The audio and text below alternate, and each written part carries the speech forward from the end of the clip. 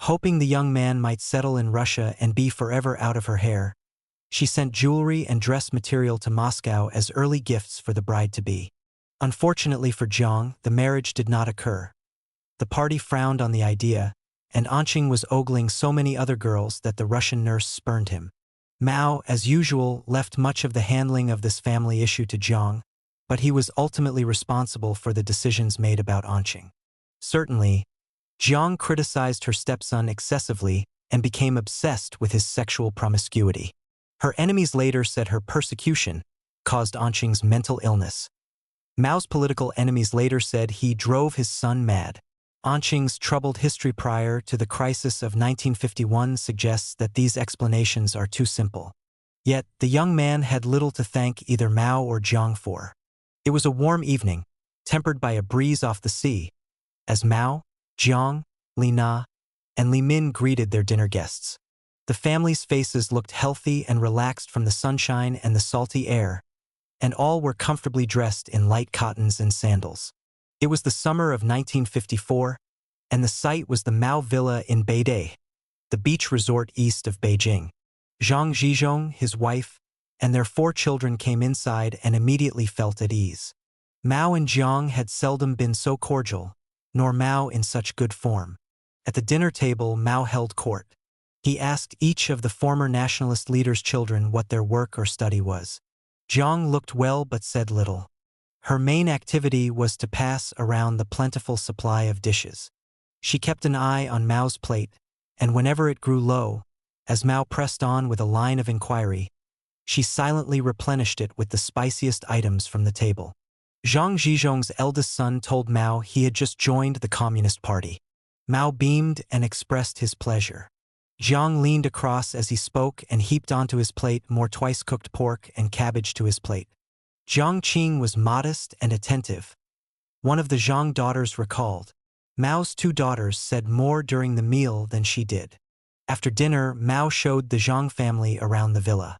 "This is my room," he announced as they came upon a large room with a wide wooden bed, one side of which was covered with papers and books. Jiang Qing had her own room down the corridor. This was a year of improved health for Jiang Qing, but within 12 months, by mid-1955, she felt very poorly again. A fever soared, and her weight plummeted. From the villa by West Lake at Hangzhou, where she was staying alone to escape the heat, she flew to Beijing and had a medical examination at Beidai. A gynecologist diagnosed cervical cancer. Jiang's mood became deeply nostalgic and pessimistic. She recalled to a woman physician, a family friend, her leading role in Tian Han's play Tragedy on a Lake when she was a drama student at Jinan, and gloomily mused that real-life tragedy was going to snuff her out. Jiang was not anxious to go back to Russia, but she needed cobalt-60 treatment not available in China. The collective decision was predictable. In July 1955, with a new 18-year-old nurse on her staff, she returned, more or less willingly, to the hands of her Moscow doctors. Once more, she was separated from her daughter, Li Na. Perhaps Jiang was really as ill as Mao and the bureaucrats felt when they decided again on Moscow. Yet, an account by a visitor to the household on June 17, just prior to her departure for Moscow, conveys no mood of crisis. Lin Jinlai, a former bodyguard of Mao's, arrived at South and Central Lakes at 3 p.m. and stayed for dinner. He and Mao went swimming, then came into the living room, where Mao introduced the young man to Jiang. She shook hands with Lin, brought in Li Na, give a salute to Uncle Na, and sat down with Mao and bodyguard Lin for a hearty dinner with a celebratory wine. In the Soviet capital, Jiang mustered the strength to exert her will again over Qing, who was in a Russian sanatorium, and over Songlin, who along with Bowen, Jiang's half-sister's son, was a student at Moscow State University. She told Songlin, who had remarried, that Qing's mental health was too fragile to permit Songlin to see him. On the other hand, apparently she gave Mao a too optimistic report on Qing's condition, an extraordinarily callous piece of deception in light of her own bitter experience of how awful it was for a Chinese to be ill and trapped against his or her will in a Russian hospital.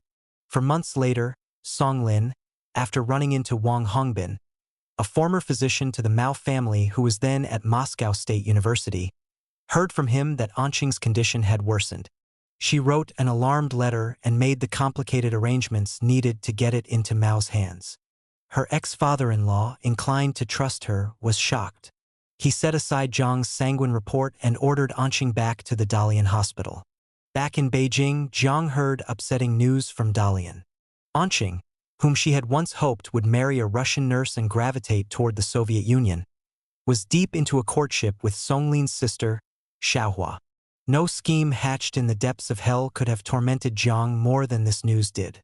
Such a fresh marriage bond would strengthen Songlin's hand and add to the Yang Kai-Hui forces at South and Central Lakes. Jiang began to monitor Anqing's letters to South and Central Lakes, delaying many, destroying some. But Mao, now too aroused to let the question of Anqing slip by him, got wind of the interference. He wrote to Anqing, "When you write to me, don't entrust your letters to others." But in the many years after the crisis at Dalian over Xiaohua, Jiang Qing never once talked to Anqing. Jiang did face a real problem with Anqing. The young man was mentally ill, and Mao tended to wash his hands of the situation, with all its complications. Jiang filed the breach but clumsily. Her opinion that Xiaohua, considerably younger than Anqing, married Mao's son partly to get a footing in the Mao household probably was correct. But, again, Jiang's passion on the issue turned suspicion and tension into open warfare. At the height of Jiang's family maneuvers, Mao wrote a letter to the collective organs of Shichengxiang, a town where there lived many relatives of Mao, the Wens from his mother's side of the family. Each year, some of the Wen cousins had been in the habit of coming to see Mao in Beijing, and he'd heard that, on their return, they would swagger and drop heavy hints that the folk of Shichengxiang had better treat them well because they were related to Chairman Mao. "Please don't give the Wen family any special consideration just because they are my relatives," Mao asked the county officials. "My attitude," his letters went on, referring to the Wens, "is that I love them because they are part of the ranks of the workers, and in addition because they are my relatives." No doubt Jiang saw the letter. She may have been the first to do so, but to her its sentiments were ultra-purist. Unlike Mao, she came from a struggling, chaotic family. It was all very well for Mao to be Olympian about his relatives, but she was so much more vulnerable. She felt that if she didn't put together some forces to counterattack those who tried to hold her down, she would never get even but just go under. She also felt that if Mao abdicated his family responsibilities, she had to do something about the issues that arose. During June 1956, Jiang and Mao spent a few quiet days at Wuhan in central China. Mao swam in the Yangtze River, while Jiang sat on the deck of a boat in midstream, a bit bored, but happy to replenish her husband with mantou between his swimming bouts. Mao would emerge dripping in the fierce heat, ask Jiang how she felt, eat a steamed bun, then dive back into the muddy torrent. They were close on this trip, and Mao wrote a poem, Swimming, which some Chinese believe contains erotic references to Jiang Qing. It was a lovely autumn evening in Shanghai, and Song Qingling's mansion was brilliantly lit for the reception. President Sukarno of Indonesia had left Shanghai's airport for Jakarta that afternoon after his state visit. Sun Yat-sen's widow, a prestigious figurehead who had to space her political dinner parties carefully, had invited the Chinese leadership to a party. Her many servants prepared the heavy old rooms for the cigarette-puffing members of China's dictatorship of the proletariat. Ku Qingshi, party chief of Shanghai, arrived. Soon thereafter, Mao strolled in, as calm as a professor entering a library, and Jiang Qing was at his side. Song Qingling greeted them simply and turned to receive Lin Shaoqi and Wang Guangmei. Song liked Wang and felt at home with her cosmopolitan ways, but she also thought well of Jiang. As the evening progressed, she chatted with her several times. Jiang, slender and neat in a Sun Yat-sen jacket, was quiet to the point of being retiring. She indulged in any conversation that was begun in her presence. She did not move about the house with Mao, but she kept an eye on him, and throughout the reception she was the dutiful wife. Jiang Qing did not feel well in Wuhan and Shanghai, and, soon after, she and Mao returned to Beijing. Her cervical cancer flared up. She was unwilling to be operated on. Yet, she declared that she could not stand the radiation implants and cobalt-60 that her doctors saw as the only alternatives. Inevitably, within a few weeks she was back in a Russian hospital. Jiang had been too unwell to join in the decision-making about arrangements for her trip, during which an advance party went to Moscow, and 3 days of telephone conferences ensued between Beijing and Moscow. She said she was unhappy with the decision others made for her. Once again, Li Na faced a period of many months without seeing her mother. Traveling with a Chinese woman gynecologist, Jiang arrived in Moscow so weak, ill, and distressed that the Soviet medical authorities, apparently fearing she might die under their care, were hesitant to treat her. They shifted her from one hospital to another, either because no one was willing to accept responsibility for her or because her mental state set up a barrier to each successive attempt at treatment. Her white blood cell count went down to 3,000, leaving her vulnerable to the slightest infection. She had to be given blood transfusions and, as the cobalt treatment assaulted her system, an oxygen mask. Was Jiang Qing the victim of medical politics? Soviet hospitals were, at times, arenas for political punishment and vendettas, and as Soviet-Chinese relations were deteriorating, one cannot exclude that Jiang's health had become a card in some game between the Kremlin and Beijing. It is extraordinary that even when she begged to be allowed to go home to China, as she says she did, Moscow or Beijing, or some combination of the two, would not hear of it. Yet, on balance, the evidence suggests that Jiang's own mental state and her inability to adapt to foreign life accounted for a good part of the desperation she felt. When Zhou Enlai, who had a soft spot for Jiang, visited her during his trip to consult with Khrushchev in January 1957, Zhou concluded, after exhaustive study of the medical reports, that what she needed most was humor, good company, and diversion. He brought her a string of visitors, joked with her, and took her out of the hospital for dinner. So engaged with her did Zhou become that he forgot to hand over a letter to her from his wife, Deng Yingqiao, and ended up taking it back to Beijing. Out of any danger to her life by the spring of 1957, Jiang ordered her staff to phone to Beijing for food more appetizing than the underprepared slabs that the Russians considered meals. A plane arrived with live fish, bananas, apples, eggplant, tomatoes, and other fresh vegetables, all chosen from the larders of South and Central Lakes by Li Yunlu. At the dacha, Jiang's eyes gleamed. Striding around the kitchen while her staff did the work, she offered her theories on slicing a carp and scolded a terrified interpreter who had dared to judge the timing of a steamed dish without using her watch. Jiang ate heartily of the resulting meal, explaining between mouthfuls the mistakes that had been made.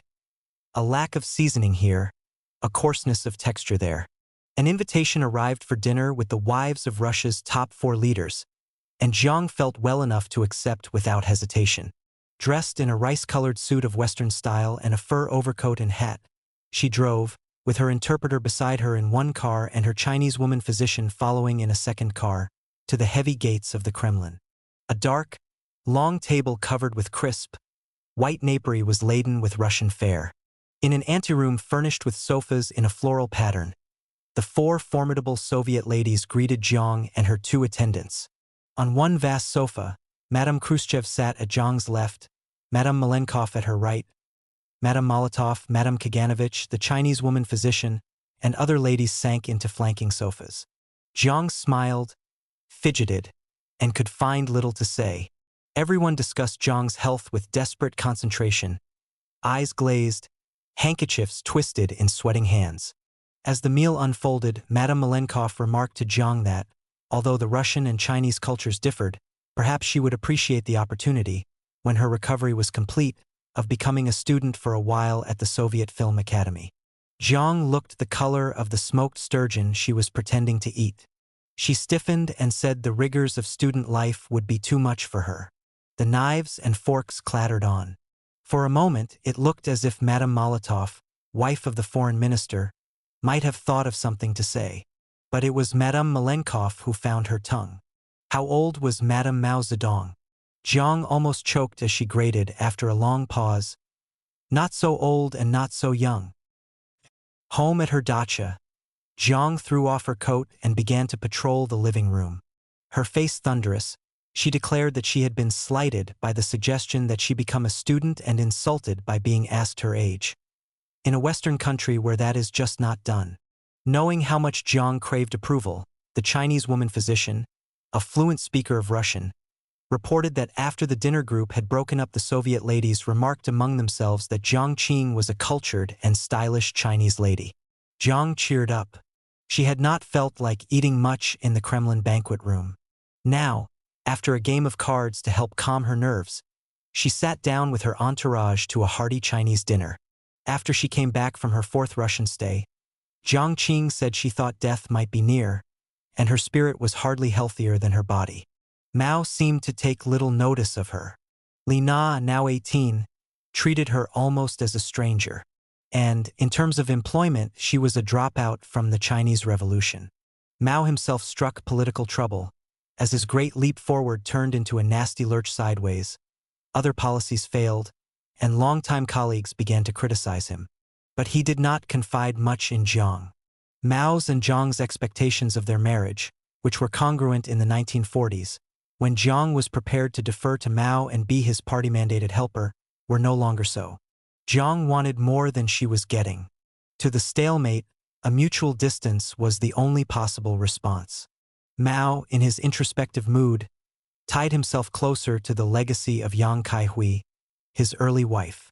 He sent Anqing, now out of the mental hospital, and his wife, Xiaohua, on missions to Changsha to keep in touch with Yang Kaihui's relatives.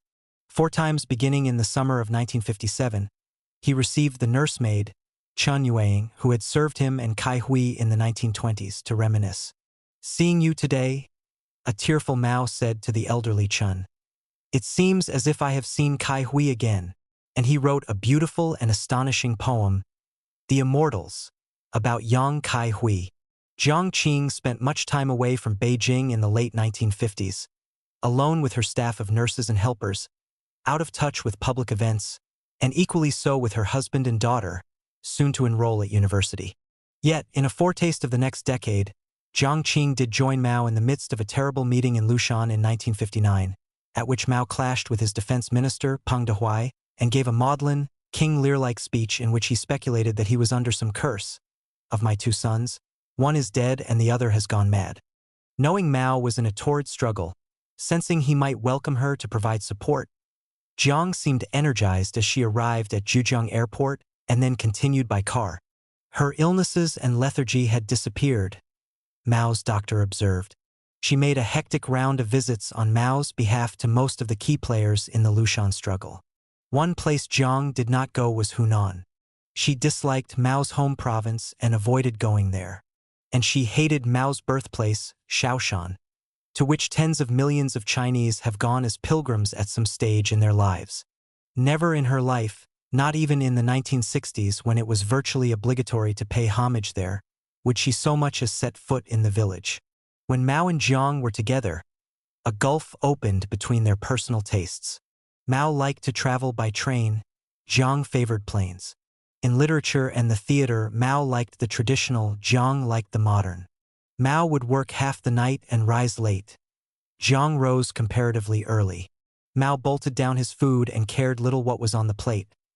Jiang liked fancy or unusual preparations, and she would hardly have started her meal when Mao would throw down his chopsticks to signal the end of his. Mao could not stand flowers, ornaments, or pets in his place. Jiang had a passion for orchids and kept pet monkeys. Mao wore the nearest garment at hand. Jiang spent many hours a week on her wardrobe. Certain colors, coffee was one, she adored.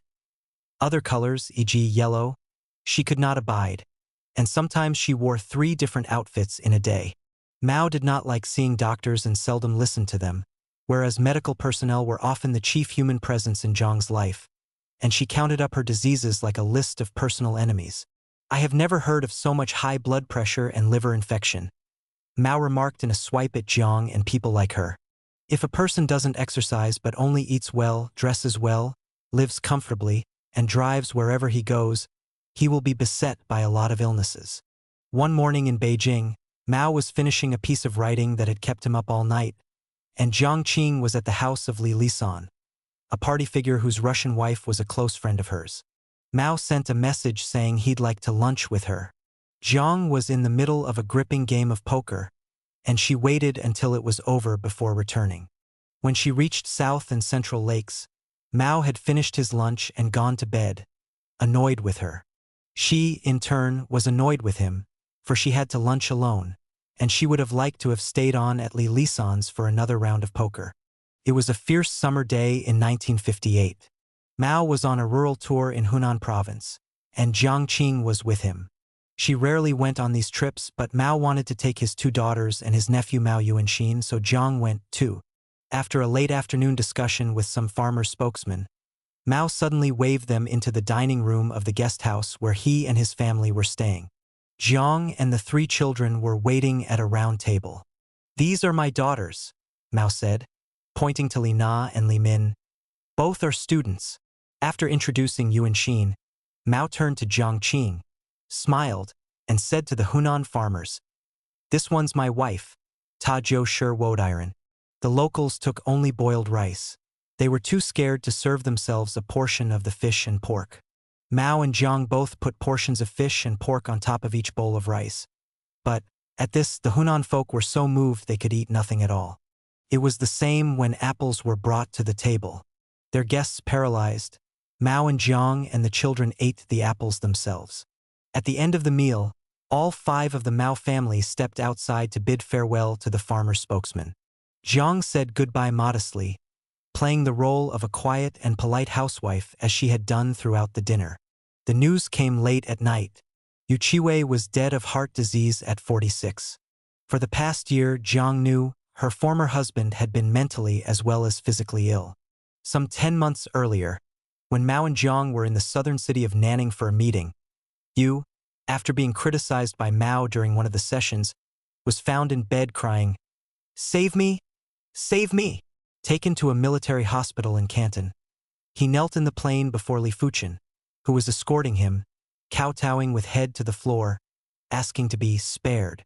In the military hospital, he jumped out of a window and broke a leg. Jiang did not attend the funeral. Mao sent a wreath in his own name alone. Later, Jiang read the obituary in the newspaper, which didn't mention her, and described Yu, by then called Huang Jing, as an outstanding revolutionary fighter. Jiang Qing had scarcely seen him since Yan'an days. He had since married the journalist Fan Jin. During her nadir, Jiang was often in Canton. She stayed in the islet guest house with her large orchids and her small monkeys. Her voice had shrunk to a whisper, and she would allow no one in the house to speak louder than she did. She changed her mind about arrangements, in the morning deciding to fly to Jinan, after lunch switching to Beidei, and then in the evening upbraiding her staff for not having divined that she really wanted to stay in Canton after all. She summoned a doctor for an urgent medical test, and, when he arrived, she postponed it indefinitely. Bored and willful, she coaxed one of her monkeys to spring at an old servant, terrifying him, amusing her. She summoned staff members at all hours of the day and night to play bridge or poker with her. When she was feeling fresh, she gave a running commentary on how each player ought to play his or her hand. When she was tired, the staff members eagerly waited for her to nod off so that they could be released. But she would snap back and cry, "I'm not asleep," just as they were smiling with pleasure at the prospect of going to bed. Her conversation turned often to life in the Shanghai theater during the 1930s. She was really red then, she stressed to her staff. In her own spirit, what she seemed to be nostalgic for was that period of being her own woman, buoyant, fluent, building her own life by the free actions of each day. Jiang the victimizer and Jiang Qing the victim were inseparable. She was, at once, the most aggrieved member of Mao's inner circle and the most tyrannical toward others. The more Mao humiliated her by taking other women to his bed, including staff members who worked in the Mao court, the more demanding, arbitrary, and bad-tempered she became with her doctors, bodyguards, and staff. Khrushchev came 2 more times to Beijing in 1958 and 1959 and asked after Jiang Qing, but she was too ill or judged too ill to see him or to meet any other foreign dignitaries. Meanwhile, Wang Guangmei, wife of Liu Shaoqi, and Zhang Dian, wife of the foreign minister, Chen Yi, were reveling in the roles of wives of the important gracing receptions, meeting interesting foreigners, traveling in Asia on diplomatic missions with their husbands. A work conference was about to begin in Shanghai with Mao presiding, and it was arranged that Jiang would join him there. The 2 of them would later go off to their lakeside villa at Hangzhou. One evening, at a dance for the party elite in the Jinjiang Hotel, formerly the French Club, Jiang arrived with a nurse in tow at 9 p.m. She chose a table far from those of the senior leaders and sat grim-faced, whether out of illness or anger. Mao came in at 10:30 p.m., but he did not join her. The military leader Zhu De walked over beaming to her table and asked if she would like to dance. She declined, saying she was too tired, only to step onto the dance floor a few moments later with a dashing young man from the Culture Ministry, the pair of them executing a fancy step that few people knew how to do.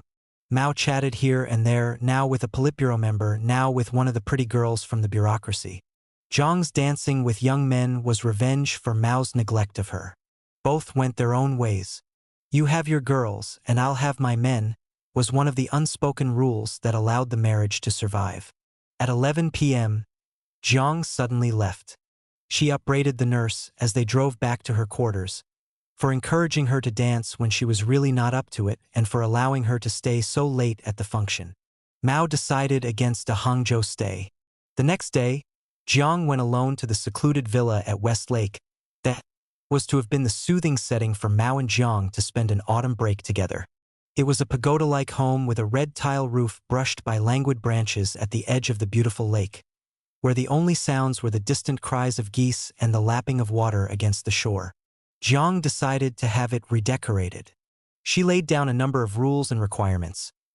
Double glass doors and windows to keep out dust, apple green paint throughout, toilets, phones, and other fittings adapted to reduce their noise, a movie screen in the living room, to be discreetly covered with an ancient silk scroll, completely self-contained quarters for Mao and herself, the two apartments to be linked by a reception room, washroom, and dining room. She was pleased with the results, and the villa became a favorite base for her for some time. "Because I lived so long in China," Pearl Buck, who knew Chinese life as well as any American has ever known it, remarked to me, "Marriage was but an incidental thing in my life. That is the Chinese way." So it was with Jiang Qing. In Shandong, she rejected a husband as one sends back a hardly worn shoe to a store. In Shanghai, she earned the reputation of one who used men. In Yan'an, during the era of love, she had married for reasons more complex than love. It was hardly surprising that, in the 1950s, the decade of machine tools and regulations in triplicate and labor camps, she would discount romance. Many others, including Mao, also did so. "Sex is engaging in the first rounds," Jiang once remarked, "but what sustains interest in the long run is power." By the late 1950s, she had neither. Mao was no longer interested in her as a companion. Being Mao's wife had opened some doors, but not always the doors she really wanted to go through. A dull, passive life amid external splendor did not seem a stable resting point for a woman who believed in nothing but her own will. On the visit to Nanning with Mao for a conference, Jiang exhibited the mood that had become all too typical of her life in the 1950s. The temperature in Nanning in January was well into the 70s. But Jiang was cold and blamed her nurses for torturing her with unbearably low temperatures. Unfortunately, the space heater in her quarters had no thermostat. Turned on it roasted her, turned off it froze her. An envoy rushed to Hong Kong to buy a more sophisticated heater, and Jiang Qing was momentarily satisfied. But the guest house on a quiet tree-covered hill lacked showers. Nurses filled basins with hot water and poured it over Jiang, but she complained that the last basins were cooler than the first basins. Were they not trying to have her catch cold? The Nanning authorities dispatched another envoy to Hong Kong to buy portable shower equipment. When it arrived, it could not be installed. Jiang was unwilling to move to a hotel for one day while the work was done. Mao's doctor, who was supervising arrangements, went to Mao in exasperation. "Jiang Qing is a paper tiger," Mao said to Dr. Li. "Try to stick it out." But when Jiang herself went to complain to Mao about her medical staff and other things, he sang a different tune. A guard heard Mao say to her of the nurses, "These people just work for pay. They have no spirit of service." On another occasion, Mao's doctor plucked up the courage to raise with Mao the inability of the medical staff to influence Jiang. "Comrade Jiang Qing does not listen to any of us," he told the chairman. "We just don't know what to do." Mao demurred. "Jiang Qing does listen to the orders of the party," he said, meaning the orders of Mao himself. But what really bothers her is that she is afraid that one day I may not want her anymore. It dawned on Dr. Li that Jiang was worried about Mao's attraction to the nurses. Indeed, Jiang took the opportunity to say to Dr. Li of her husband, "He's very loose with his love life. His physical pleasure and his mental activity are separate, and there are always women willing to be his prey.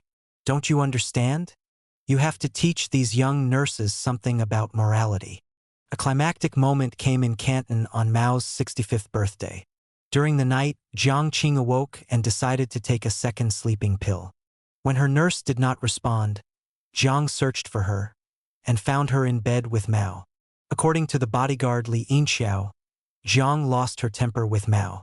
She brought a string of allegations against him.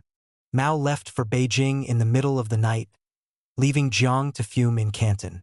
But she wrote Mao a note of apology, which quoted a line from Journey to the West. In the novel, when the Chinese monk goes to India in search of Buddhist scriptures, he leaves Monkey behind in Water Curtain Cave. Monkey is upset, but he says to the monk, "My body is in Water Curtain Cave, but my heart is following you." Jiang quoted this line and Mao was pleased. Finally, she appeared to have accepted that her husband's high calling gave him the right to a personal life exactly as he pleased. Jiang Qing seemed a trapped, becalmed woman with little purpose in her life. All one could say of her as the 1960s began was that she believed, if no one else did, in a high destiny for Jiang Qing. There was an intriguing straw in the wind. Mao had run into political trouble. Would he, like Franklin Roosevelt, who, after being afflicted by polio, turned to Eleanor for support as he had never done before, begin to take fresh notice of his frustrated wife out of a need to use her bottled-up talent?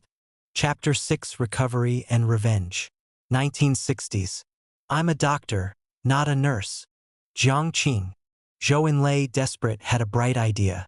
He left Jiang Qing's room at the Moscow hospital on a freezing day in 1957 and, after a round of talks with Khrushchev, came back to the ward with a famous opera singer, Chang Yanqiu, who happened to be on a cultural mission to the Soviet Union. If the physicians were at their wits' end, the Prime Minister of China, for whom any problem had a solution if one remained calm, and who once had played female roles in an amateur dramatic society in Tianjin, would bring culture to Jiang's sickroom to divert her from her diseases. As Jiang lay back in her green pajamas, the brilliant Chang did mimes and sang arias, and Zhou cracked jokes until late into the evening. Jiang's spirits rose. 2 years later, as if the gods were all united in a desire to make mischief, Jiang's doctors in Shanghai, to get her mind off her physical ailments, recommended that she go to see some shows. She did. In addition to acupuncture, Taiji Quan exercises, billiards, 20 minutes of table tennis, and 150 meters of swimming daily, all of which were meant to further her recovery from a battery of illnesses, Jiang began to monitor plays and operas and films. Jiang Qing's Cobalt-60 treatment for cancer had been a total success. But her recovery also was triggered by the altered feelings of a man in his 60s toward a wife in her 40s whom he had recently taken for granted. Jiang entered the 1960s with a cherished photograph at her bedside. It was her own shot of the fairy cave at Mount Lu, in Jiangxi province, and scrawled on the back of it was an ardent poem by Mao. She took the picture in 1959 when she flew urgently to Mao's side at Mount Lu during his fight with Defense Minister Peng Dehuai over Mao's unsuccessful Great Leap Forward. One evening in 1961, when Mao and Jiang were close again and together once more at Mount Lu, Mao took a brush and wrote a poem that was not only about Mount Lu but about Jiang Qing. Amid the growing shades of dusk stand sturdy pines. Riotous clouds sweep past. The scene is swift and tranquil. Nature has excelled herself in the fairy cave. On perilous peaks dwells beauty in her infinite variety. Mao copied this verse in his own hand on the back of Jiang's photo, inscribing it to Li Jin, a pen name she sometimes used. It hardly matters that a close inspection reveals that Jiang's photo is not of the fairy cave but of brocade-embroidered peak, with its elegant imperial tablets pavilion, taken from the fairy cave. The important thing was the resurgence of Mao's affection for Jiang. Many Chinese believe the reference to the cave is an erotic image inspired by Jiang, after more than a decade of seeming indifference. Nonetheless, during that same stay at Mount Lu, Mao saw young girls at night and also received a visit from his former wife He Zizhen. This was a sad, short reunion, for He Zizhen was mentally unwell. Mao was kind and gentle toward her. After she left, declining Mao's invitation to dine, Mao sat in silence for a long time, smoking one cigarette after another. "She is so old," he murmured at length, "and so sick." Ultimately, Jiang Qing's astonishing recovery at the start of the 1960s was a result of her own will to climb out of the pit of illness and depression. It took great determination for a woman in her late 40s to spring back from cervical cancer, liver disease, and other ailments to start a fresh career. "I'm a doctor, not a nurse," she announced to a theatrical group as she prescribed for them a regimen of harsh drugs for their artistic illnesses. This was the same Jiang Qing, the same one who, as a student in Shandong, insisted that anything men could do, women could do too, who laid down for Tang Na the improvements he must undergo to be worthy to say he had once been her lover, who wrote in Our Life that the actress was no doll but a full equal of the playwright and the director, and who in Yan'an decided that she was up to Mao's level and that she could get him or trick him, as Ding Ling put it to me. Without that spirit, that shameless belief in herself, that tough and quite unself-pitying character, Jiang never could have picked herself up after the letdown of the 1950s. In beautiful autumn weather of September 1962, the wife of President Sukarno of Indonesia came to Beijing. Her visit was part of China's attempt to draw Sukarno's Indonesia close, as a young brother of Maoist revolution. Lin Shaoqi, as a virtual co-equal of Mao at this time, was naturally to the fore, but what set tongues wagging was that his wife, the glamorous Wang Guangmei, also was prominent.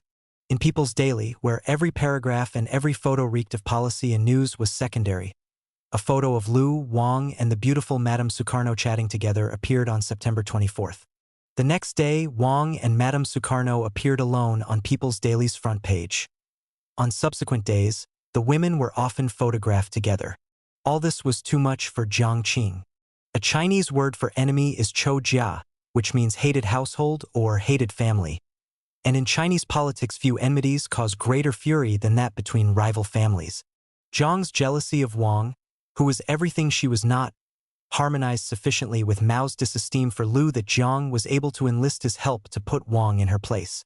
5 days later, People's Daily carried on its front page a huge photo of Mao, Jiang, and Madame Sukarno. On the second page sat a small picture of Lu, Wang, and Madame Sukarno. If Madame Sukarno wondered why she was one of the most photographed foreign women in PRC newspaper history, readers of People's Daily, merely bemused by foreign women but passionately interested in the rivalries of highly placed Chinese women, knew at once that they held an unusually significant issue of the paper in their hands. Jiang Qing's photo had never before appeared in People's Daily. For 7 years, even her name had hardly appeared in any Chinese newspaper.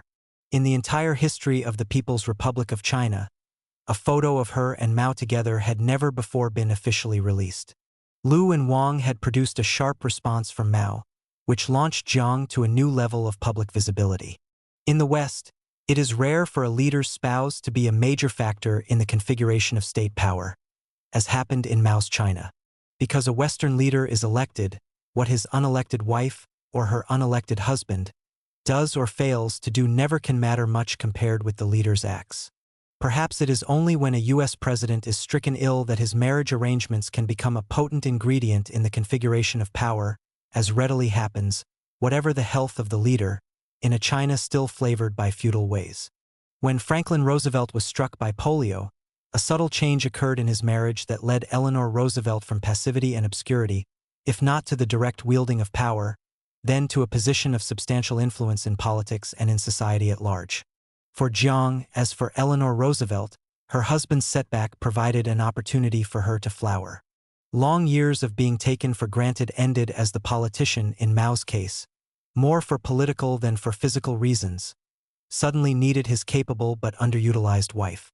Like Eleanor Roosevelt, Jiang had her share of tribulations, so a strong drive for vindication was ready to rush into any vacuum of opportunity that opened up. To be the wife of Mao in a polity where politics is 80% secret intrigue, the other 20% is propaganda, and to be newly needed by a Mao in trouble was inevitably to become a politician. Jiang, who wanted to be a hero and who loved to worship and be worshipped, soon found herself condemned to be either a hero or a villain. This is not to say that any wife of the supreme leader of China would have done what Jiang did in the 1960s. She was a woman of singular talents, possessed by her own special demons. Quiet, she was also willful. Rustic, she was also shrewd. A husband or a visitor who raised an idea with Deng Yingqiao, the wife of Zhou Enlai, may or may not have gotten a clear-cut response. With Jiang, it was guaranteed. She would embrace the idea or denounce it. Her opinion would be laid on the table, she would know. A visitor coming out of Deng's place might well murmur, "She's a good woman."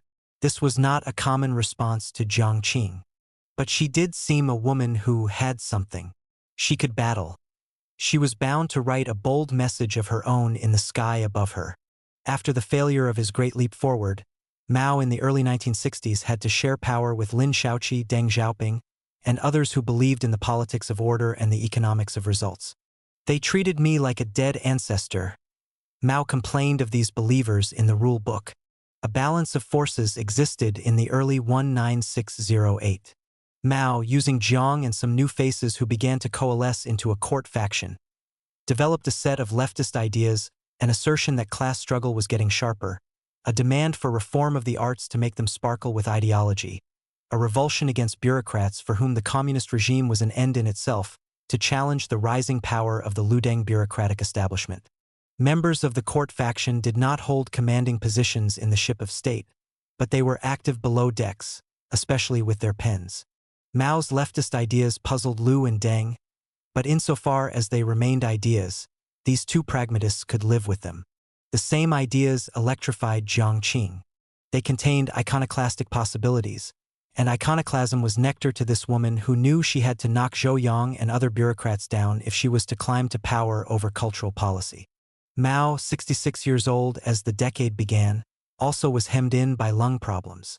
"Our doctors cannot guarantee how many more years I can live," he remarked to Algerian visitors. "Each person must be ready with successors," he said to a gathering of military officers, launching a theme that soon obsessed him. This sense of his own mortality made Mao more open than before to traditional things, including Buddhism and the feudal ruler's impulse to prompt his wife to shore up and perpetuate his sagging authority. In Romance of the Three Kingdoms, a favorite novel of Mao's, the formidable Cao Cao, half hero and half villain, cries out to his associate, "The only heroes in the world are you and I." An embattled Mao, who for 50 years had thought of life in terms of a hero's while battling against large odds, saw in his wife, whose strong will often had irritated him, almost the only available co-hero for his next campaign. Mao knew Jiang's limitations.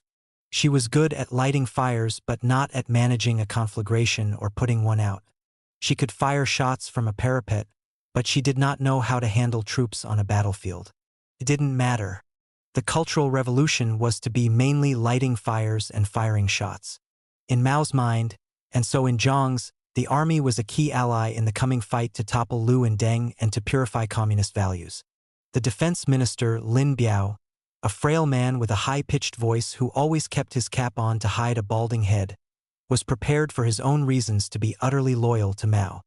He had learned the lesson of his outspoken predecessor as defense minister, Peng Dehuai. Mao began to see Lin, not Liu, as his real number two and successor. While the party and state bureaucracy treated Mao like a dead ancestor, the army treated him as its living Caesar. Lin ordered the military to become a great school of Mao Zedong's thought. Mao, in turn, launched a drive for all of China to learn from the People's Liberation Army. One summer day in 1961, Jiang made an inspection visit to a military unit in Canton that had a tradition of close service to Mao and Lin Biao. Jiang noted that the No. 1 Guards Company grew its own vegetables to save money, that its soldiers kept their beds tidy and their mosquito nets neatly folded, and cut each other's hair even though there was a barber shop 200 meters away with electric dryers. Because they follow the teachings of Chairman Mao, Jiang Qing's report published in China Youth Daily summed up, "The members of No. 1 Guards Company are real children of the people. That the soldiers' frugal ways, which, in any case, were more the result of necessity than of the inspiration of Mao's thoughts, where poles apart from her own extravagant ways did not seem to occur to Jiang. Her concern was self-expression through wielding power. Trumpeting Mao and his loyal servant Lin was the means to it. Jiang Qing's method of seizing her opportunity was threefold. She buoyed Mao, at times flattering him. As her health improved, she sifted through documents and publications for items to pass on to him, pinpointing the pro- or anti-Mao aspect of an incident or an idea. She wanted Mao to become outraged at the situation he saw around him, and she wanted his outrage to be personal, not merely philosophic. "I am fond of firing cannon shots," Jiang once remarked, no doubt with a smile. "If only I had a butcher's knife in my hand," she loved to cry, borrowing a line from an opera. It was this combative streak that issued in her second tactic.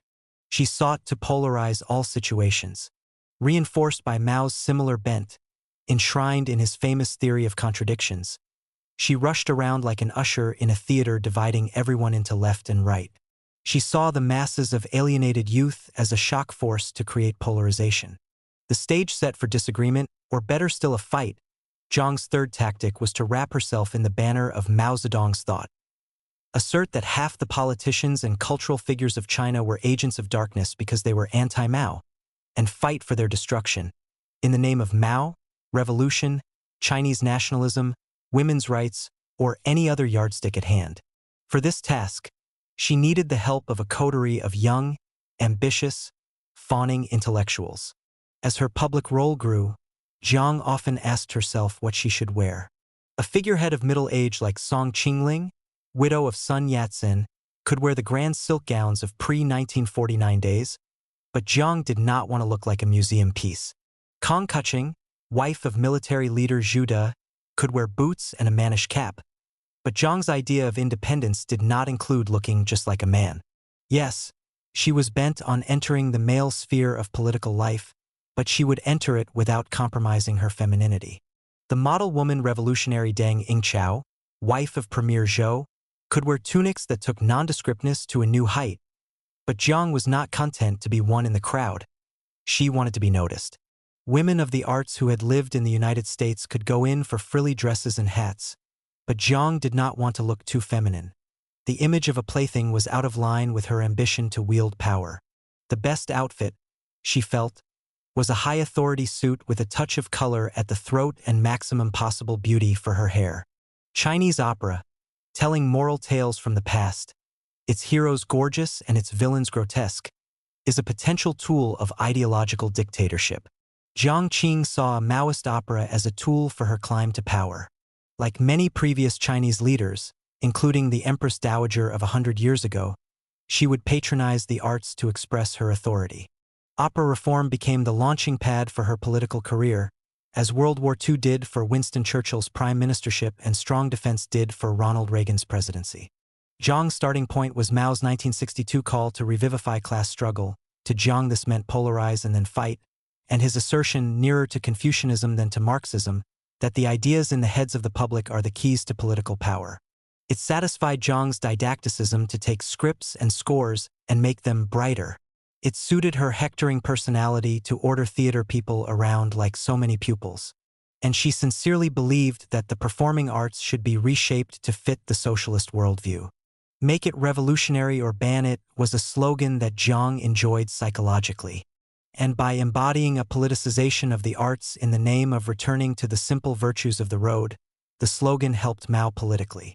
Chinese tend to think that everything that can happen has once happened and that moral conduct consists of repeating the correct performances of the past. Jiang and Mao were going to insist that, henceforth, the past on which the Chinese theater drew was to be their past, the few short heroic decades since the 1920s. The rest was kings, emperors, and nobles, of no interest to the people of New China, at least of no political value to the Mao dynasty.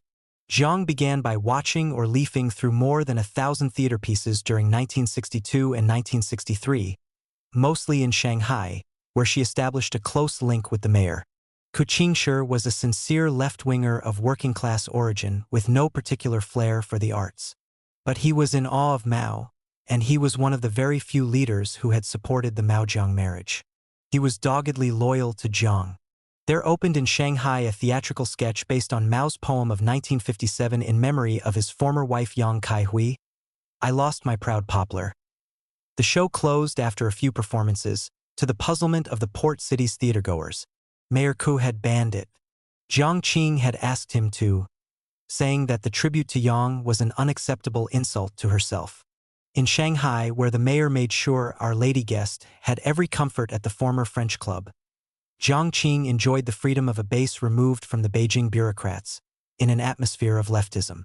This curious Shanghai leftism, a byproduct of the city's rivalry with Beijing, was, in part, a result of Shanghai's efforts in the communist era to compensate for its past as the bastion of imperialist presence in China, City of Sin, Paris of the East.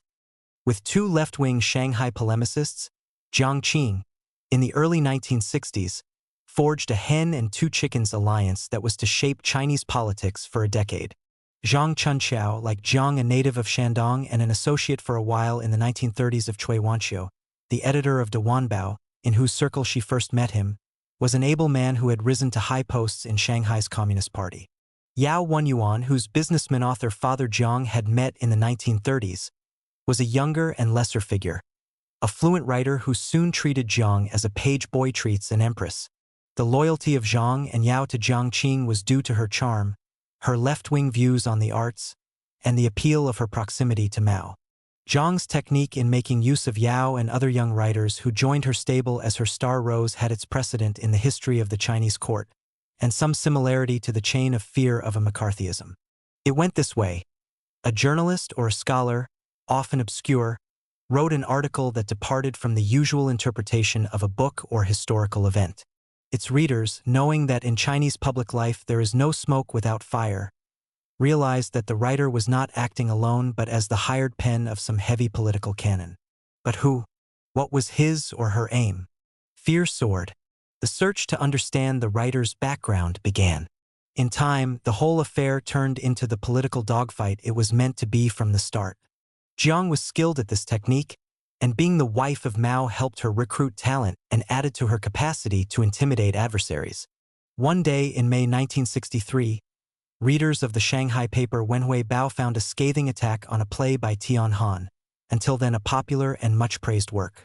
It was Jiang Qing's doing, a first shot in her campaign of revenge against the man she felt had slighted her in Shanghai 30 years earlier. The writer of the attack on Tian Han's play was an unknown. Jiang and Mayor Ku had selected him for the task. Zhang Chunqiao, as party chief and boss of Wenhui Bao, had ordered the intemperate piece's publication. In Beijing, Jiang dropped in uninvited on the #1 opera troupe to try her pressure tactics. They were devoting themselves to rubbish, she told the artists. Why not serve the future instead of rummaging in the ashes of the past? She instructed them to produce a new opera she had been working on. Spark Among the Reeds, later called Shajiabang, was about the exploits of the new Fourth Army during the war against Japan. The troupe was confused. Here was Mao's wife telling them to curse what they had adored and to pin themselves to untested experimental pieces.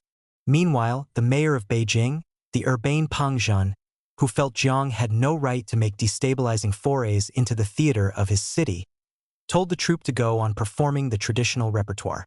If Mayor Peng heard that Jiang needed a certain auditorium for a rehearsal, he would make certain it was already booked.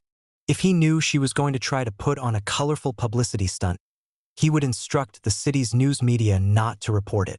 Mayor Peng did not take Jiang seriously. He saw her efforts to reform opera as the hobby of a bored wife. It's like pure boiled water, he said when Shajiabang was staged. Only when you have pure boiled water. Jiang came back, in a mindless riposte which showed how little she now cared about the theater as entertainment. Can you make tea and wine? No one can live without pure boiled water. But Jiang knew what she was doing politically, if perhaps not artistically. She arrived at the troupe studios with boxes of books. For each artist was a copy of Mao's selected works, autographed by its author. She handed them out like a gang leader giving pistols to his men. Don't think I'm here just peddling new pieces of theater, she rasped, addressing Mayor Peng as much as the artists. I am here to do battle against feudalism, capitalism, and revisionism. Mao praised Shajiabang boiled water artistically. The opera became a potent wine politically. The mayor's mistake was to think an opera was merely an opera.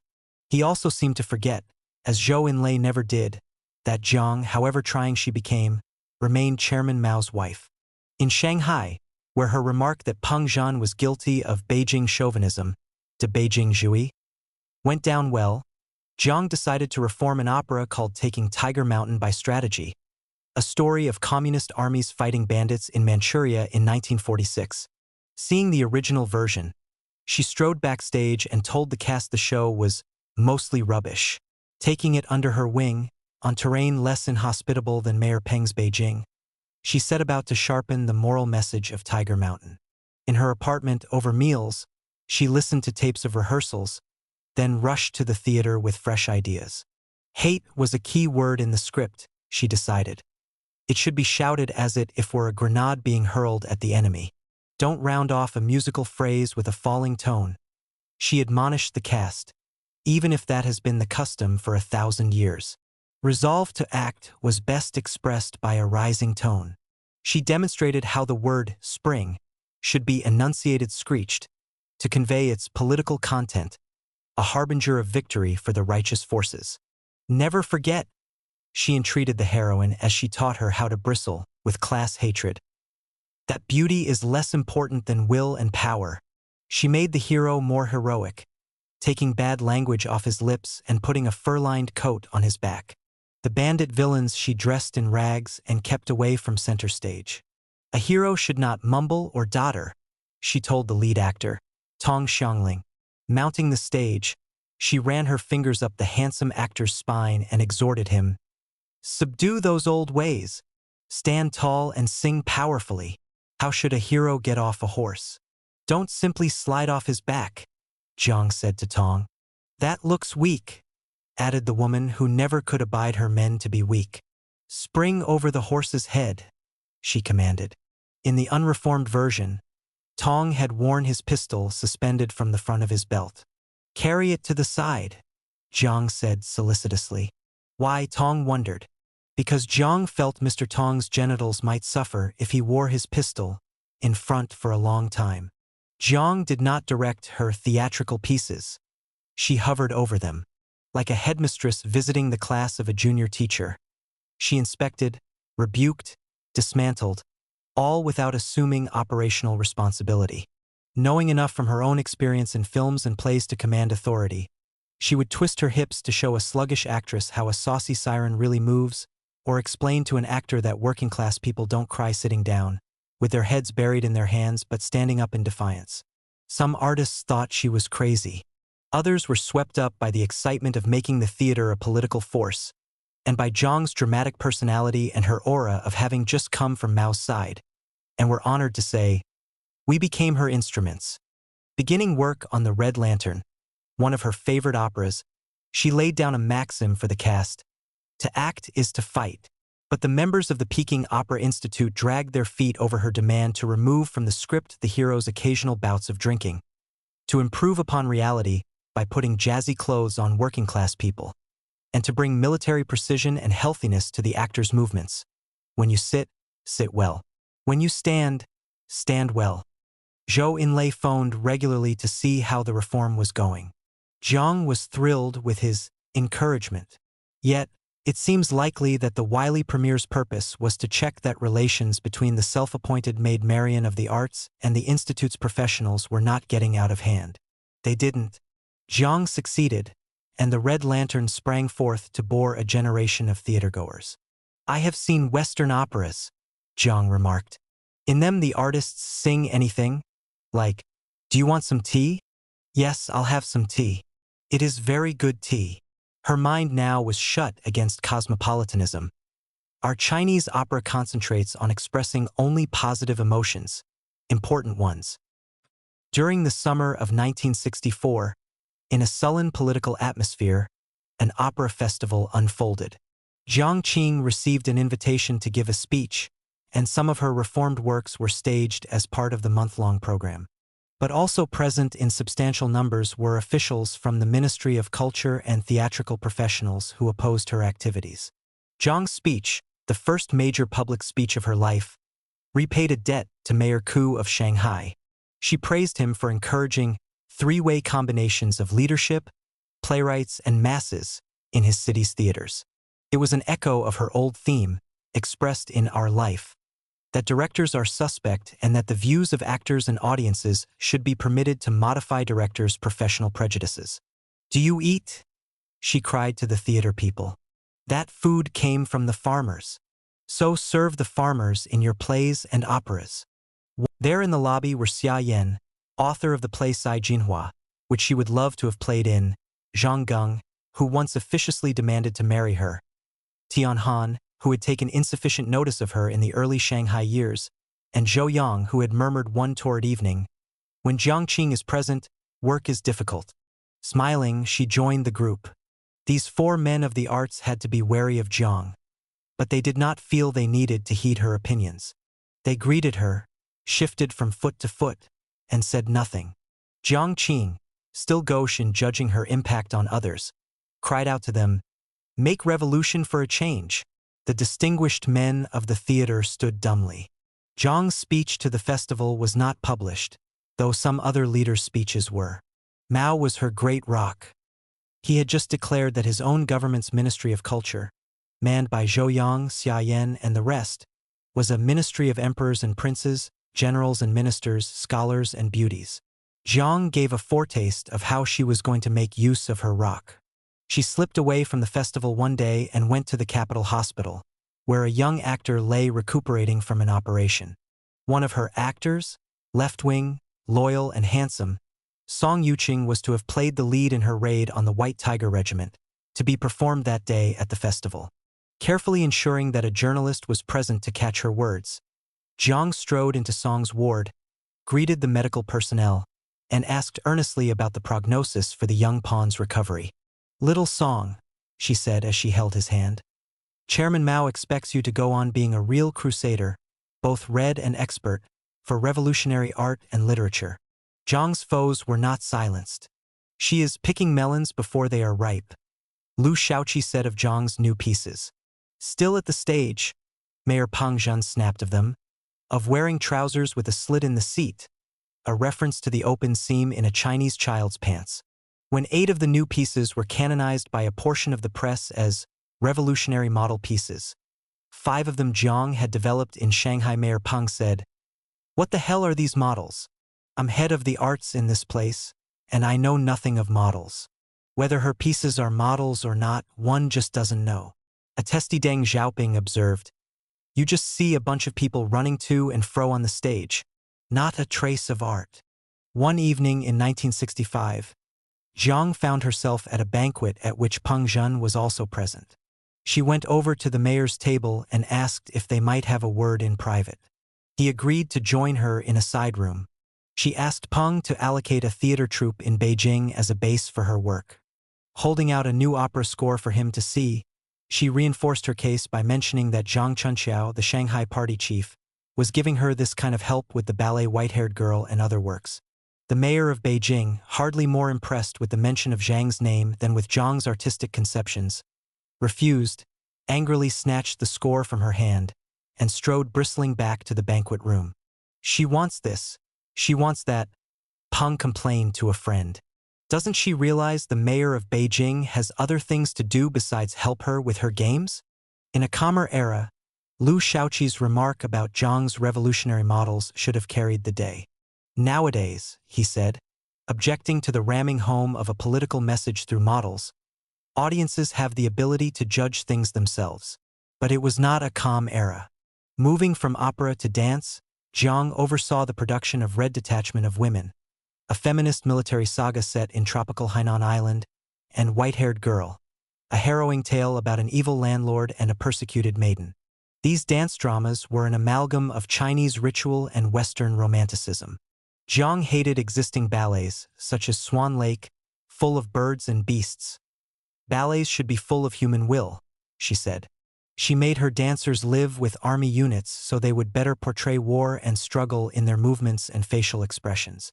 After removing scenes of childbirth and sex from the original version of Red Detachment, Jiang added a nearly religious finale, glorifying Mao, on the theme of resurrection. Red detachment inspired Deng Xiaoping's imprudent remark, "After a week's work, people want to go to the theater to relax. Instead, with this thing, you go to the theater and find yourself on a battlefield." Liu Shaoqi said it was a forced reflection of contemporary life. As for Zhou Yang, in the midst of rehearsals for Red Detachment, he ordered the artists involved in it to go to Hong Kong to perform Swan Lake. But Mao saved the day. "The orientation is right," he pronounced. "It has been successfully revolutionized, and artistically it is also good." The ballet soon joined the pantheon of models, as did White-Haired Girl, after Jiang had emptied it of sex and filled it with class hatred. One day in the winter of 1965, Jiang dropped in on the Central Philharmonic Society. "The Capitalist Symphony is dead," she announced. The musicians politely objected that she knew little about music.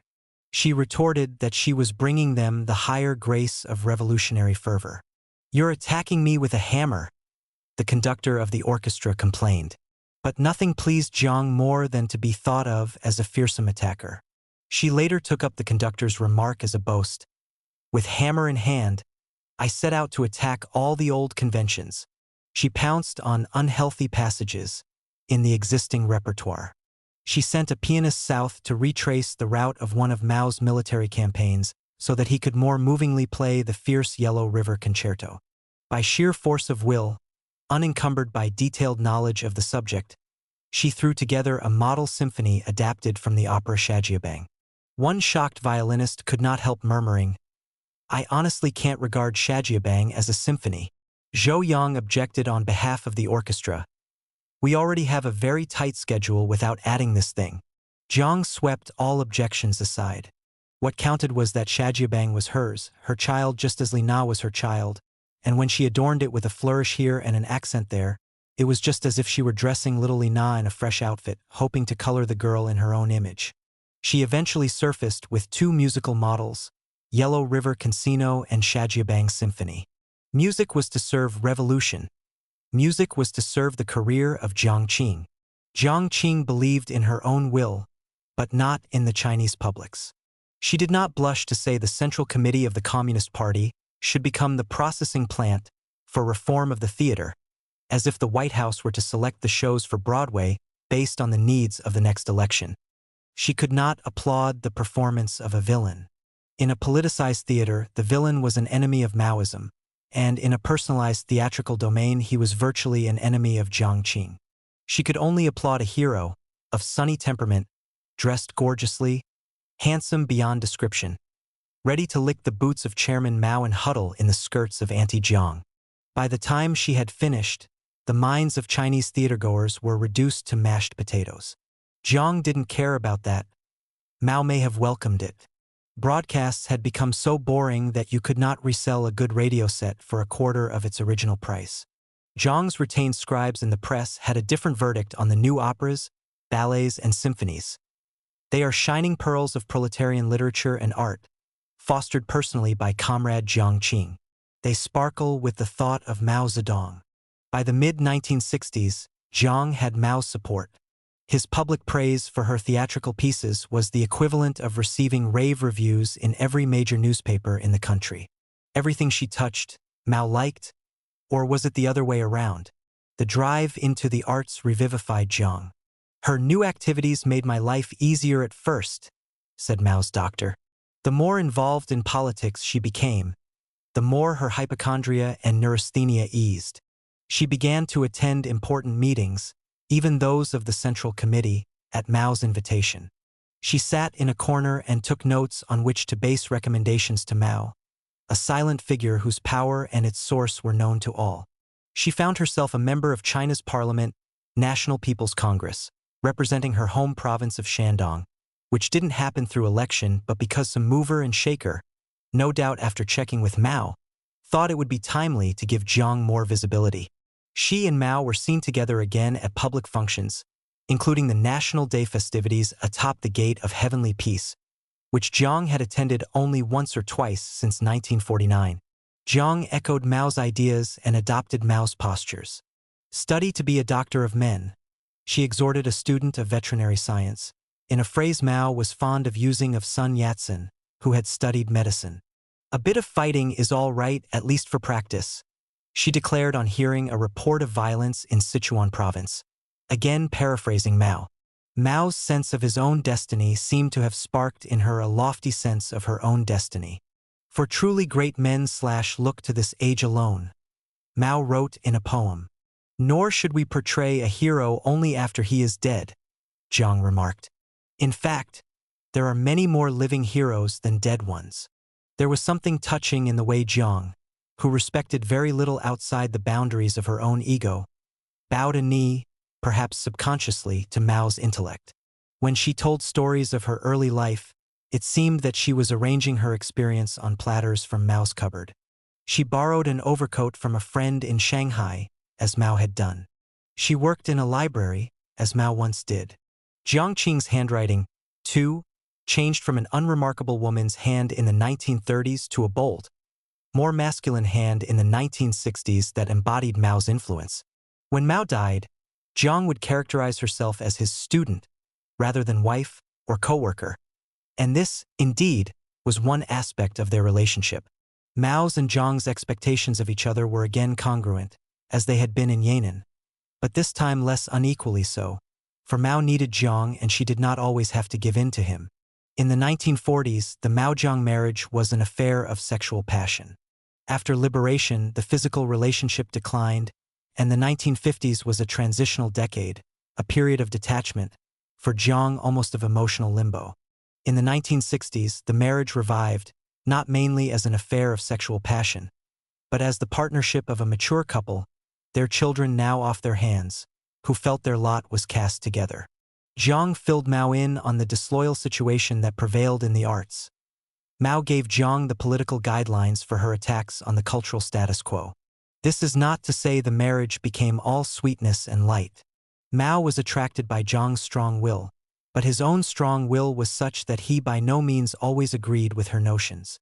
It was Zhou Enlai and Lin Biao who at least gave Jiang the impression of agreeing with her nearly all the time. When she made a proposal to Zhou or Lin, they would murmur that it was excellent. When she made one to Mao, he would often dispute it and deflate and quiz her. Yet, in the end, he would quite often endorse her proposal. Mao and Jiang left Beijing in the autumn of 1965 for a long stay in Shanghai and Hangzhou. The trip was a symbol of Jiang's growing influence upon Mao. For years she had made long trips to the provinces, but often not in the company of Mao. Shanghai, a city Mao didn't care for, had been, since 1962, an important arena for her theatrical reforms. The villa at Hangzhou, decorated according to Jiang's wishes, was a special bastion of hers, which Mao stayed at from time to time. In Shanghai, where they lived in an apartment at the former French club with a movie projection room for Jiang and a swimming pool for Mao, Jiang was a major participant in the literary, and to a lesser extent the political, planning for the Cultural Revolution. In the political and military realms, where she had no constituency and meager knowledge, Mao was preparing a nationwide deployment of his twin forces, Lin Biao's politicized military establishment and the leftist court faction. Lin was present with Mao and Jiang in Shanghai for part of that autumn. The court faction boasted several Shanghai figures, though Mayor Ku had just died. At the cultural level, the plans for the coming storm looked very much like a continuation of Jiang's drive to topple bureaucrats, sweep away old modes and themes, and produce a new, politicized culture of Boy Scout naivete under Jiang Qing's control. It was a piece of theatrical criticism, rewritten by Jiang, appearing in the Shanghai paper Wenhui Bao on November 10, that began the visible steps toward a chaos and ideological self-flagellation as devastating as any government of a major nation has ever set in motion.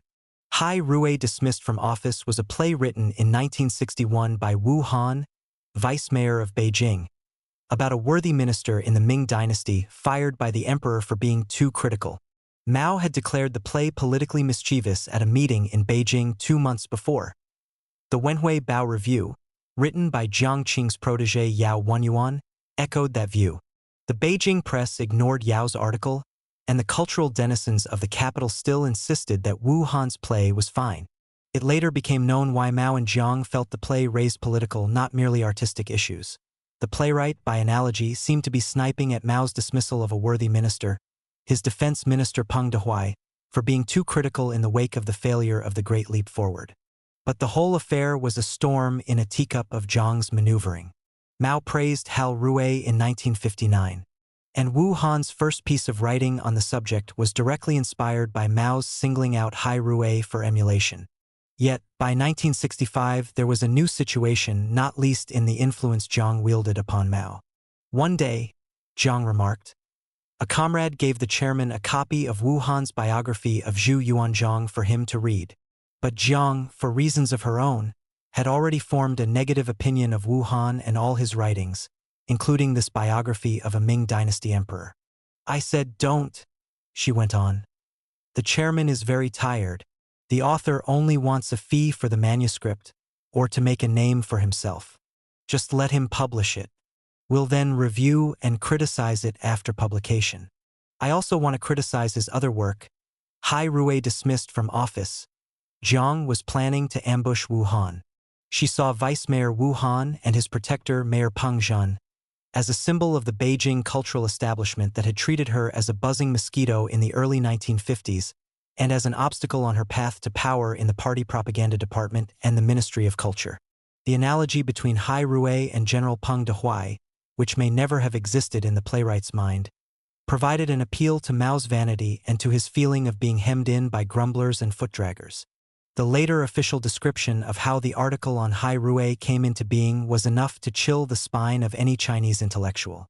Yao wrote the piece at the request of Mao, said People's Daily, under the direct guidance of Jiang Qing, with the concrete assistance of Zhang Chunqiao, Shanghai party chief and friend of Jiang.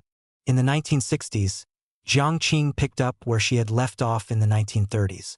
It was as if the years between were lost, because her independence had been compromised and her body had been a hostage to illness. She was back in the arts again, and, this time not as a doll, but as one of the bosses doing what the men did. She had already hated the Confucian tradition whereby women rule in the family, while men rule outside it. And now, with the single stone of power, she could knock down that philosophic bird as well as the particular crows and hawks that had pecked at her flesh in the past. In the Shanghai of the 1930s, Jiang was battling to preserve her independence. The goal was the negative one of avoiding being pushed around by others more powerful than she. Moving toward the center of power in the winter of 1965 and 1966, Jiang had passed beyond her negative goal and was poised for self-expression. In Beijing, Mayor Peng tried to limit the significance of Yao's article on Hai Rue to the realm of academic debate. But Mao and Jiang were in the mood for linkage. They tied literary, political, and foreign policy issues into one apocalyptic package. Anyone who opposed them on the merits of a play, on their newly vitriolic view of the Soviet Union, even on a matter as small as an attempt to borrow a forbidden book from a library, was given horns and a tail as a class enemy. Look, the world is being turned upside down, Mao wrote in an amazing poem in the form of a conversation between two birds, and that was what Mao and Jiang wanted. It was a military man, Luo Ruiqing, chief of the Army's General Staff, who was the first top victim of the Cultural Revolution. A foe of Defense Minister Lin Biao, who was now in constant contact with Mao and Jiang in Shanghai, General Luo was insufficiently anti-Soviet for Mao's taste. Not less important, Jiang Qing felt Luo had opposed her, and she did not like Luo's wife. After a series of sharp maneuvers, Luo lost his job. Jiang Qing was delighted.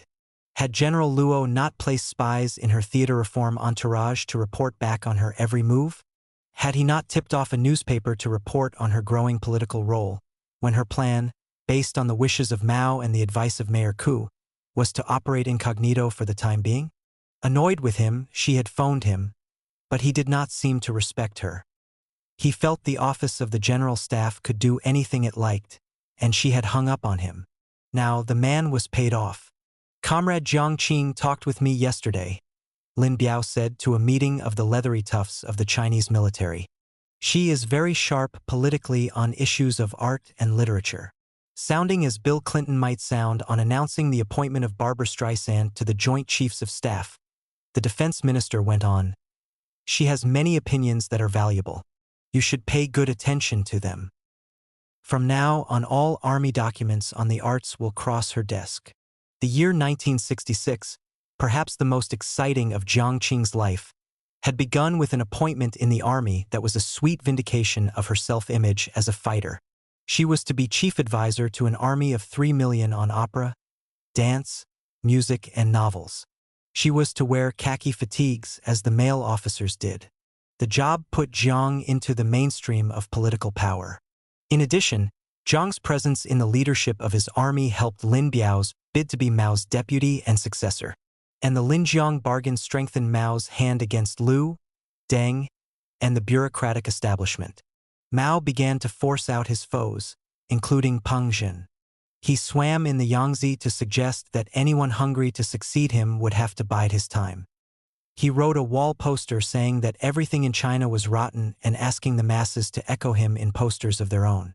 Finally, he came back to Beijing to anoint, at 10 vast rallies, 11 million Red Guards for their task of rebelling against the bureaucracy. Jiang Qing was with him each step of the way and seemingly involved in every decision. She was a force at Central Committee and other meetings during the summer, proudly introducing herself as a soldier. As Mao turned to youth, they have less learning but more truth. She helped prepare the ground by a month-long survey of trends on the leading Chinese campuses. Much less of a traditionalist than Mao, Jiang reveled in the new lust to combat old things. She fueled the drive to smash temples, ransacked the homes of intellectuals for ancient books, and, in general, to ban everything not born since Jiang Qing's phoenix-like rise from the ashes. She loved it all, the breaking down of formal procedures in favor of a personal style of operation. The idea that the pen and the gun were the two tools for making a fresh and better world. The new stress on the theater as politics, and on politics as theater, as in the dawn rallies where, standing beside Mao, she languidly raised an arm to acknowledge the applause of the millions, who were masses to Mao, an audience to her. A British resident of Beijing recalled a political rally at the airport. Jiang Qing was waving her red book to the crowd, and Red Guards were shouting and clapping.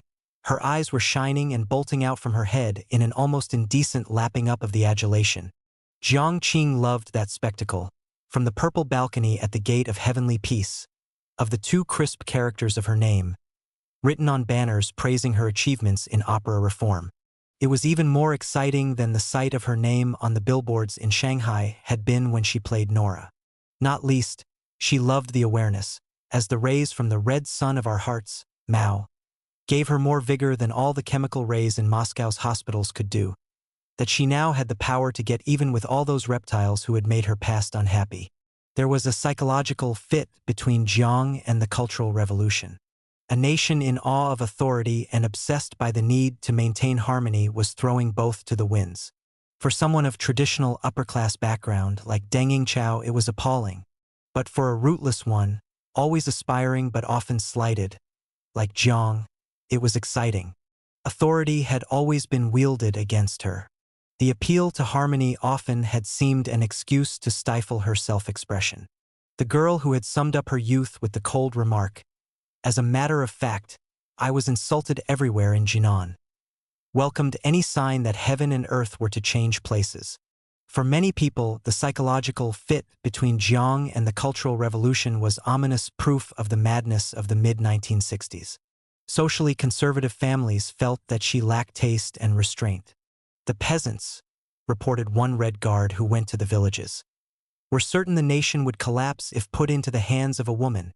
Jiang's championing of the piano was a symbol of her lack of traditionalism, a natural candidate to be condemned as bourgeois during the Cultural Revolution, along with jeans, Beethoven, sunglasses, and many other things that failed to qualify as both Chinese and dull.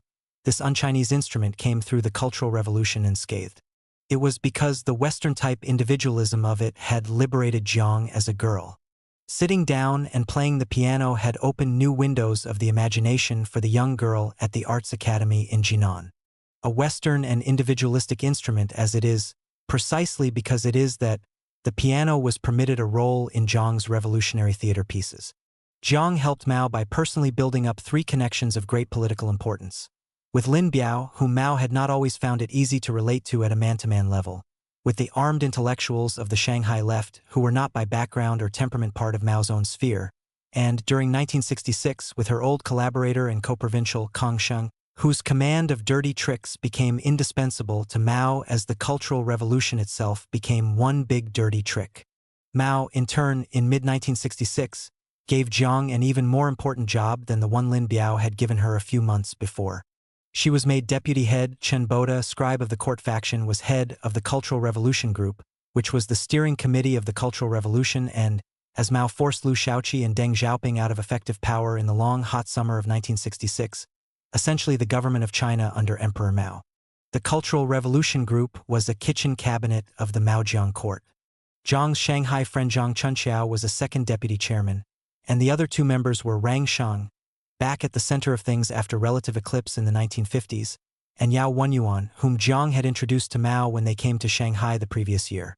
It was an amazing elevation for Jiang Qing. Not even a member of the Central Committee, she was put into a Politburo-type position, alongside other Politburo members, to help Mao run the country. The effect of Jiang Qing's political rise on her personal life was mercurial. Her old complaints had completely disappeared, Mao's doctor noted. She was no longer bothered by bright lights or noises or drafts. Her headaches were gone. There was no ringing in her ears. She no longer needed the services of a doctor. Liu and Deng tried to limit the scope of the Cultural Revolution, and belatedly they tried to save themselves. But probably there was nothing they could have done that would have satisfied Mao's and Jiang's demands upon them. "My mistake is that I'm the president," Liu exclaimed in mixed exasperation and bewilderment at Jiang's catalogue of charges against him, and he was correct to think that her concern was simply to get rid of him. Mao wanted to establish more deeply the values of his revolution, to solve the problem of bureaucracy, and to get rid of people who consistently disagreed with him. But, to a degree, he was fighting two phantoms: socialism's failure to achieve what he thought it would and his own mortality. These problems could have no answer, no political answer. If so much that Mao had grown in his socialist garden turned out to be weeds, perhaps the soil simply could not produce the gorgeous blooms Marx had promised. If Mao was wrestling with the affront of his own mortality, no colleague who reached the number 2 position could ever meet with his approval. So it was that the Cultural Revolution had no political program, nor did it produce a new type of rule, only a new set of assistants for the ruler, chief among them the most unlikely candidate, the one from outside politics, with no merit in the revolution but only a readiness to be ferociously loyal his own wife. The real issue was Mao's evolution from optimistic Marxist to quizzical Monkey King as he faced his declining years and tried to fly from a recent past, the post-Great Leap Forward consolidation that he did not like. Because Mao's personal predicament and vision were the keys to the upheaval that began at the end of 1965. Jiang Qing's role as his newly needed wife was second in importance only to Mao's. "I was a circulating sentry," Jiang said of herself. The key to her effectiveness was that everyone knew whose sentry she was. Throughout the 1960s, the fluctuations in Jiang's fortunes, and in her formal ranking within the leadership, corresponded to the ebb and flow of Mao's own colossal power. When Air Force Chief Wu Faxian knelt by her chair to take dictation, and when Zhou Enlai shouted, 10,000 years to Jiang Qing, Jiang knew that in flattering her, these colleagues had an eye on their standing with Mao. She knew it, and, at times, she resented it.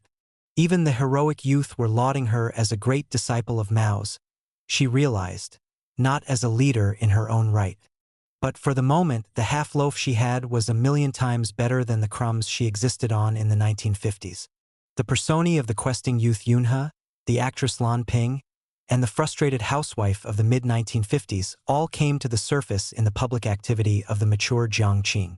The reformer of dance, who instructed ballerinas to perform men's steps, breaking down the long-standing division in Chinese dance between steps men did and steps women did, and who arrived for a rehearsal wearing military fatigues, was the young Yunhe who felt that men's work was a non-existent category. The speechmaker, fixing her hair as she prepared to face a rally of 5,000 Red Guards, was Lan Ping putting on her makeup before striding out to move an audience in the Golden City Theater. The Cultural Revolution politician who insisted that when an official was purged his wife also be struck down was the housewife who, at South and Central Lakes during the 1950s, quarreled with the wives of Mao's 2 sons by Yang Kaihui. The didactic mistress of the arts was the Yunhe who told the Fei household how to run its affairs, the Lan Ping who catalogued for Tang Na his weaknesses of character and the ways to overcome them, and the Jiang of the 1950s who told her nurse what color dresses to wear and her interpreter how to slice a carp. But the didacticist was now instructing not a few servants but hundreds of millions of citizens, and banning films and books and plays as a janitor turns out lights. The specialist in family feuds was now throwing pots and pans in the inner chambers of the highest organs of the Chinese state, bringing not just tears to the eyes of relatives, but ruined careers to thousands of officials and performing artists all over the nation. The stylish performer was now not merely the object of applause from a theater full of admirers, but a model whose styles became law because they were backed by the authority of a police state. Zhang Xiaomei, a high official of the Ministry of Petroleum, remarked at a meeting held to discuss Jiang's latest bright idea. Jiang Qing is a female comrade and she loves self-adulation. He was purged for saying out loud what scores of male political leaders were whispering behind closed doors. Jiang Qing saw the Red Guards as hers. In Yan'an, the Chinese Revolution had been Mao's, but in the Cultural Revolution period, Jiang began to see it as hers as much as Mao's. Her revolutionary idealism had always been an aspect of her drive for self-expression. Paradoxically, since joining the revolution in Yan'an, she had felt little sense of self-expression, but rather a nagging feeling of suppression. Part of the passion that she once put into her physical relationship with Mao, and into her hopes for the young Li Na she now poured into Mao's and her Cultural Revolution. At her mansion in Shanghai, Song Qingling awaited Jiang Qing's arrival. Some militants wanted to storm Sun Yat-sen's widow's house, cut off her long hair, and take away her books. Zhou Enlai intervened to prevent this, and, as a result of the incident, Mao asked Jiang to visit Song and personally explain to her the meaning of the Cultural Revolution. Jiang strode in like a commander-in-chief. She was unrecognizable as the modest young wife whom Song Qingling had entertained during the 1950s. The non-communist Song sat like a sphinx as Jiang discoursed on how evil Mao's enemies were and how she loved the youth who were unencumbered by past traditions. But there should be more control, Song objected. Harming innocent people is wrong. Jiang froze up. It was as if a mask had been placed over her features, as she stared in silent hostility at this gentlewoman of the older generation. Jiang Qing was personally affronted, said an aide of Song who was present. The Red Guards mattered tremendously to her ego. She simply could not imagine that anyone could see the whole movement as mistaken. Song, who had liked Jiang in the 1950s, found her manifest drive to power distasteful. Song Qingling, like many other people, liked Jiang Qing only when she was on the sidelines of politics, the aide commented. When she saw Jiang's love of power, she detested her.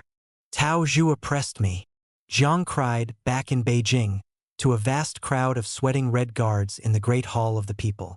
And also our Cultural Revolution group, she added as an afterthought. Speaking slowly in her sensual voice, she explained to the young zealots how she had gone the second mile in an effort to save Tao, a Politburo member from South China. I was patient with him, how much I tried to help him, but he simply wouldn't change. She sounded like Lan Ping ticking off Tang Na. But Mao became angry at Jiang's attack on Tao Zhu. Your will is strong, your talent is feeble, he said to her. Your eyes are aloft. Your hands are at work down low. You can think of only one thing, knocking down Tao Zhu. At this time, Chun Boda began to despair of working with Jiang Qing. He told Wang Li he planned to kill himself over the matter. He'd been reading a book which said Lenin acknowledged that a communist could be permitted to commit suicide. A woman with the look of an intellectual was pushed onto the stage of the workers' stadium, eyes staring defiantly, hair disheveled, arms twisted high by a soldier. Jiang Qing watched the scene with an impassive expression. A number of her foes were to get their due on this frigid evening in December 1966, but no case was more important to her than that of the struggling woman with her arms held back at a grotesque angle. Her name was Fan Jin. She was editor of Beijing Evening News, and along with Wu Han, the playwright, one of Peng Zhen's deputy mayors. One of Fan's crimes was to have published, during the un-Maoist season of the early 1960s, satirical essays by Deng Tuo that hinted Mao was a megalomaniac and to have sponsored a poem of Deng's that, in a complicated reference to clouds and rain, which can mean sexual intercourse in Chinese literature, implied that Jiang was a semi-prostitute trying to spring to power from Mao's bed. Fan Jin's other crime, known to fewer but unforgettable and unforgivable for Jiang, was that she had succeeded Jiang as the lover of Yu Qiwei, living with him as his legal wife until his death in 1958. Following the trial at the Workers' Stadium, Jiang closed in on Fan Jin with a long list of charges and a furtive campaign within the Air Force, organized by Wu Faxian, its chief, to have Fan's current husband, an Air Force officer named Zhao Yutong, divorce her. Fan Jin confessed to little, but her career and marriage were ended. She was arrested in the spring of 1968 and died not long afterward, not before Li Min wrote on June 24, 1968. A wall poster attack on Marshal Nierongzhen, a former associate of Yu Qiwei, for trying to protect Fan by covering up some of her allegedly unsavory deeds within the bureaucracy. Successful in revenge relating to her previous husband, Jiang was unable to curb the personal life of her current husband.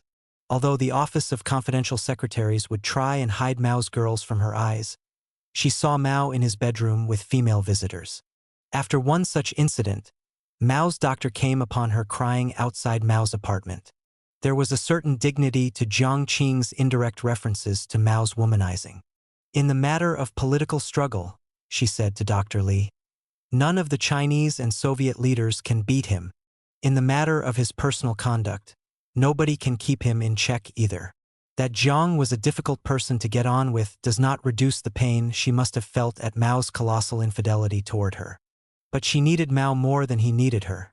She feared he might cast her aside, even dispatch her to a mental asylum as he had done with He Zizhen. During the forced remembrances of past oppression by Liu and Deng, which were a specialty of the Cultural Revolution, Jiang coined a unique slogan. We must take into account not only the 50 days and the 17 years, she said in reference to an anti-Maoist period in 1966 and the entire stretch of bureaucratic rule since 1949, but also the 1930s. Jiang wanted to drag the wrong line on art and literature of the 1930s into the firing line of the Cultural Revolution. Why? Because such a framework allowed her to get even with those who had taken a wrong line on Lanping in Shanghai during the 1930s. During the 1950s, Jiang had been quite relaxed about her theatrical past. True, because she was Mao's wife, she was never identified as an actress, and there was a ban on screening Old Bachelor Wong, Blood on Wolf Mountain, and her other movies. Yet, Jiang talked nostalgically to her own staff about her stage and screen days. In Beijing as late as 1962, there were private screenings of Old Bachelor Wong. And in Shanghai, she sometimes asked actor-directors, such as Zhang Juanli and Zhao Dan, to a quiet party at the former French club. But, in the 1960s, a fire that seemed to have been out turned into a roaring conflagration. Jiang became obsessed with the evils of 1930s culture and with the still-living perpetrators of those evils. Each molehill of a setback she had ever experienced in the 1930s was now blown up into a mountain of revenge. During the Cultural Revolution, Jiang was able to pick up some of the themes she had dealt with in her article Our Life in 1937. The social role of art, anti-imperialism, the importance of will. In the tough world of pre-war Shanghai, these themes meant something to her as an actress and as a struggling young woman. Now, she crudely dressed them up with a larger political meaning. The husk was politics, the kernel was a personal drive. In Shanghai, Zhang Geng had tried to pressure her to a marriage bed. Tian Han had taken insufficient notice of her. Xia Yan had given the lead in Sat Jinhua not to her but to Wang Ying, and Zhou Yang had failed to help her. In the 1960s, Jiang's method of turning the tables was to declare that the Communist Party in Shanghai during the 1930s had been dominated by a wrong political line, only recently revealed. All four men were now, at Jiang's instigation, hounded into the streets, arrayed in dunce caps, by crowds of young zealots who had not even been born in the 1930s. They lost their jobs, their families suffered terribly, and the nation was told they were ghosts, monsters, and clumsy cows. Jiang remarked gaily to an audience of workers that Xia Yan has nothing to do but he around in bed all day. With Zhou Yang, she had an exchange that showed how keenly she resented the allegation that in Shanghai her interests had drifted away from communist politics. Did you know, she said to Zhou, that I was in Shanghai then, the mid-1930s, and what I sought? Zhou Yang, who realized he was already bested, replied, I knew. Jiang rammed home the point that was now important to her career prospects. I was trying to make contact with the Communist Party. Zhou Yang lowered his head in silence. It was as if Jiang had kept a list over the years of all those who had opposed her, and she now pulled it out and tracked down each one of them. Yang Shankin, the former head of the General Office of the Party Central Committee, who, in 1952, had helped persuade Mao to send Jiang away to Russia when she did not want to go, was grabbed from his home and marched off, bent and gasping, a huge wooden placard around his neck, his name inscribed on it, with X's slashed across each of the 3 characters, a sign that he had been cancelled as an item in Chinese history. At the Workers' Stadium, 10,000 Red Guards, who knew nothing of capitalism, denounced Yang as a capitalist, while a soldier twisted his arm to keep him in a bowing position, and Jiang smiled tautly from a balcony above the stage of retribution. Forgetting her own principle that a woman should be granted her autonomy, she acquiesced in the denunciation of Jiang Qing, wife of the Red Army hero Zhu De, and Jiang Qing, wife of the Foreign Minister Chen Yi, following their husbands' exposure as capitalist roaders. She amended a document calling for struggle against Tao Zhu and Deng Xiaoping to include both men's wives as well.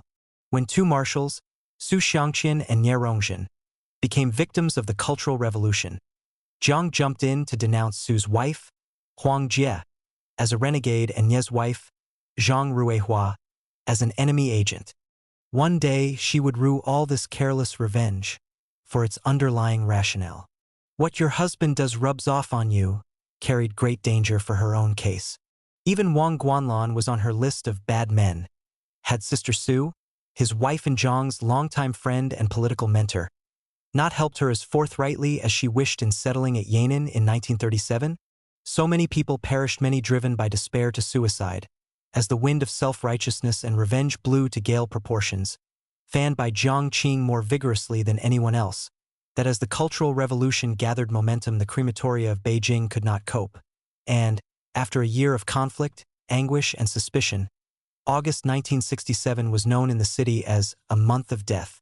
Jiang did not undertake these purges single-handedly. Some of them would have occurred without her, but she pushed hard for many of them. She shaped the crusade to her own ends, and she spiced it with passion and drama. From Hong Kong, the football player of the 1930s who had slept with Lan Ping in a room of the Huizhong Hotel, after the young pair had watched the romantic movie A Beau's Heart, followed in wonder the rise of Jiang's political career. "The vigor and valor of mind that you liked have gone," he wrote in an open letter. "But I am not unmoved by you even 35 years later and still have some feeling toward you." The ex-football star who had found Lan a risk-taker now observed from afar the same personality, still taking risks on a broad new stage.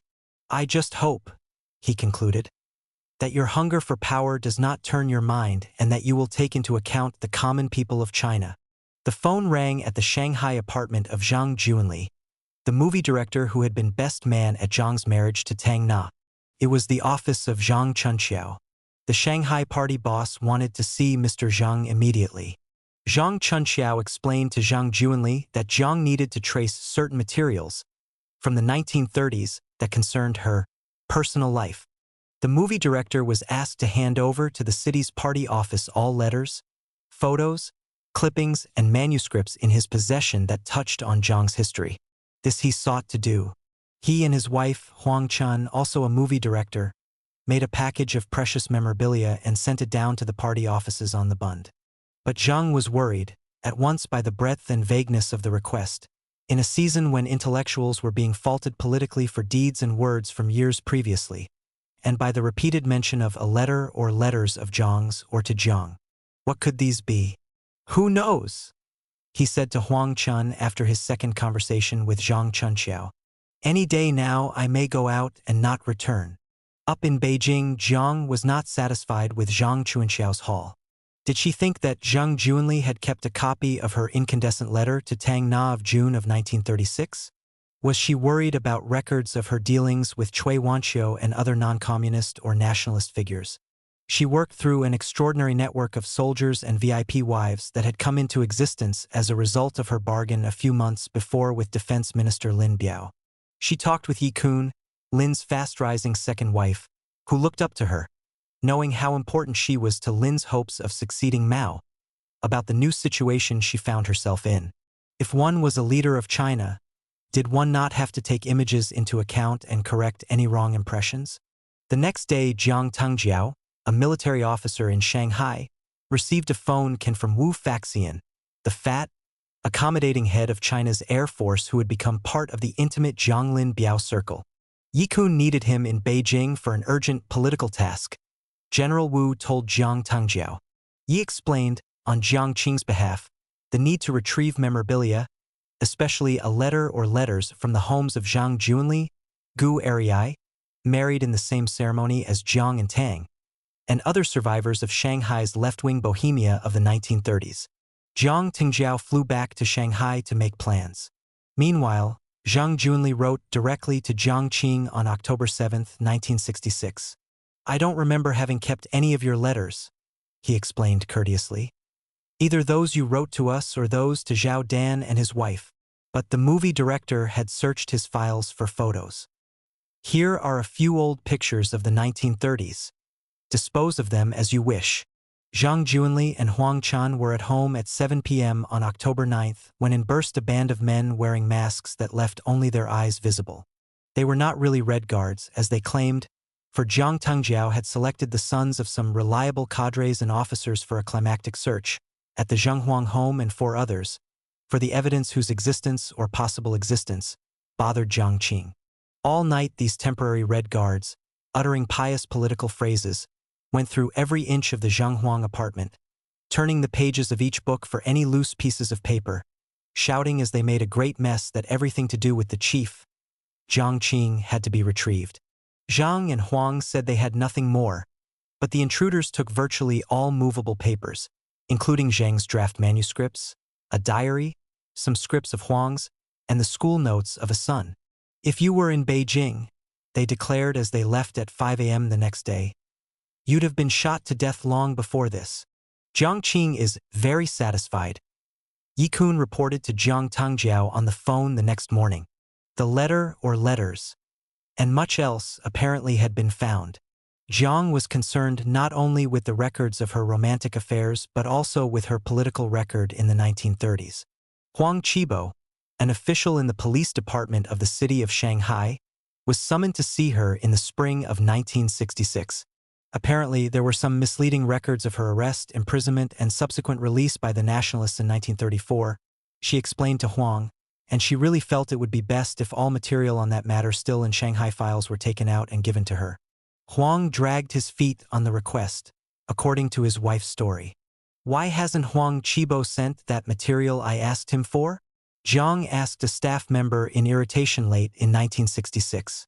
She escalated the pressure for the recovery of documents, which may not have existed in Shanghai. The nationalists took many files with them to Taiwan, using Wu Faxian, who was pliable and able to supply a plane at the drop of a chopstick. General Wu, perhaps assisted by Kang Shang, arrested key members of the Shanghai city government and police department. More than 20 officials, including the unfortunate Huang Qibo, were flown to Beijing and imprisoned. The same night, a new search was made for documents about Jiang Qing's brush with the nationalist government in 1934. But the results were not fully satisfactory. It was as difficult to ascertain that there were no papers as it was to retrieve papers and photos that did exist. On a cold winter evening in January 1967, Jiang, Ye Kun, and the police minister, Xie Fuji, who was almost as obsequious toward Jiang as Wu Faxian was, dined together at Fishing Terrace Guesthouse to discuss what to do with the material that had gathered. Solve the problem forever in one act was the decision that emerged. Ye Kun phoned Air Force headquarters, where she virtually ruled the roost, being Wu Faxian's intimate and the wife of the head of China's military, Mao's deputy in air, and ordered the precious boxes to be sent at once to Maojiawan, the Lin Biao residence. The 3 leaders drove in a black red flag sedan to Maojiawan.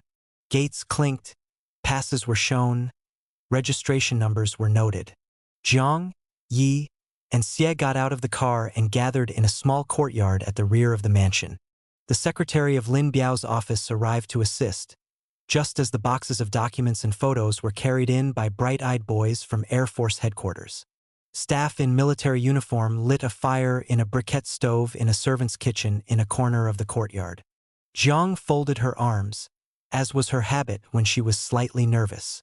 The flames rose high and lit up the faces. Ye's tight and mousy, Jiang's expressionless, Xie's showing great pleasure. The police minister turned to the boxes, unsealed them, and began feeding the pieces into the stove. He moved across to help him.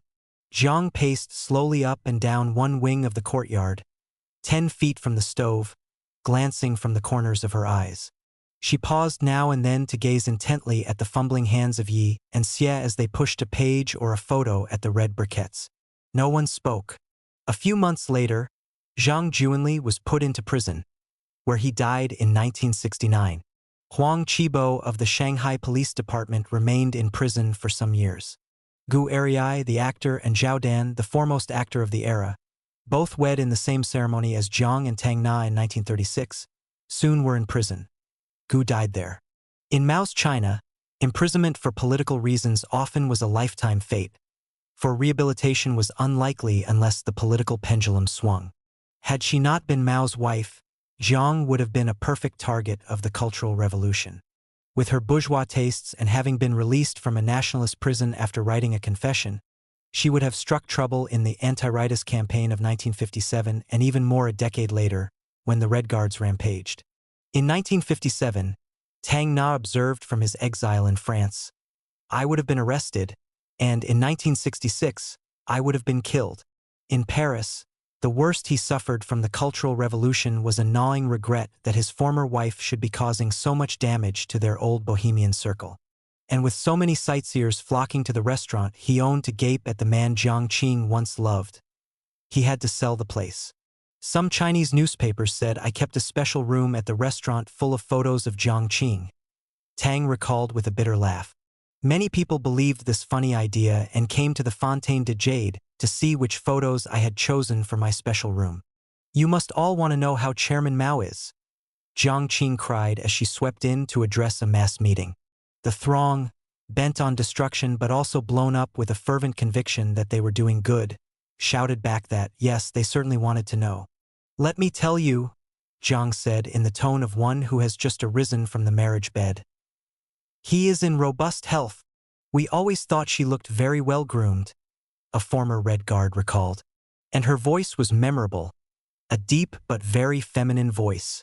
Another Red Guard, who eventually suffered from Jiang's fury, could not help but admire her performances. What she must have been like when she was still young and beautiful. Jiang loved the cry, "Auntie Jiang, we love you," that often went up, from men and women alike. A rip-roaring fight pleased her almost as much, as long as she could shine at its epicenter. It did not seem to matter that she often spoke nonsense. Capitalism has produced only rotten culture, which does not appeal to the people. At a university she came upon hostile students who shouted, "We'll hang you," and "We'll fry you." More excited by the drama than afraid of the danger, she showed rare humor in her reply. "I am terribly busy," she declared, "but I'll invite you to come and hang me and fry me just as soon as I find the time. I am an ordinary Communist Party member." She began a speech to a meeting of military people. "For a long period, all I did was act as the chairman's secretary. It was a way of sounding modest and important at the same time, disarming the officers by saying she was sure they knew more of Mao's ways than she did. I have enormous respect for you Red Army veterans." She then talked intimately of Mao, greatly impressing an audience that held him in awe. He loved Ali news, which Jiang did not, and he liked his children to talk back to him. She was just a pupil, she said, yet, in the next breath, she claimed she had educated Mao on art and literature. "You know, maybe I'm too self-confident," she purred, confessing that she simply could not bear to see evil triumph, and had to fight back. "If only you all knew the story," she said in discussing how Peng Zhen had frustrated her theatrical reforms. "How angry you would be. Should there not be more portrayal on China's stage and screen of military heroes? Of course there should. But there were people who stood in the way who wouldn't listen to the chairman, nor would they listen to me." After a long speech about cultural matters that the military men knew little of, she ended by telling them to be sure to set her right on points where she might have gone astray. In this revealing speech, Jiang said something of herself that, though ridiculed in China in later years, was true. She had many weaknesses, she said sighing, and, although she tried to study, her studies had not been systematic. Yet, she came back, her head tilted to one side in the way she employed for emphasis.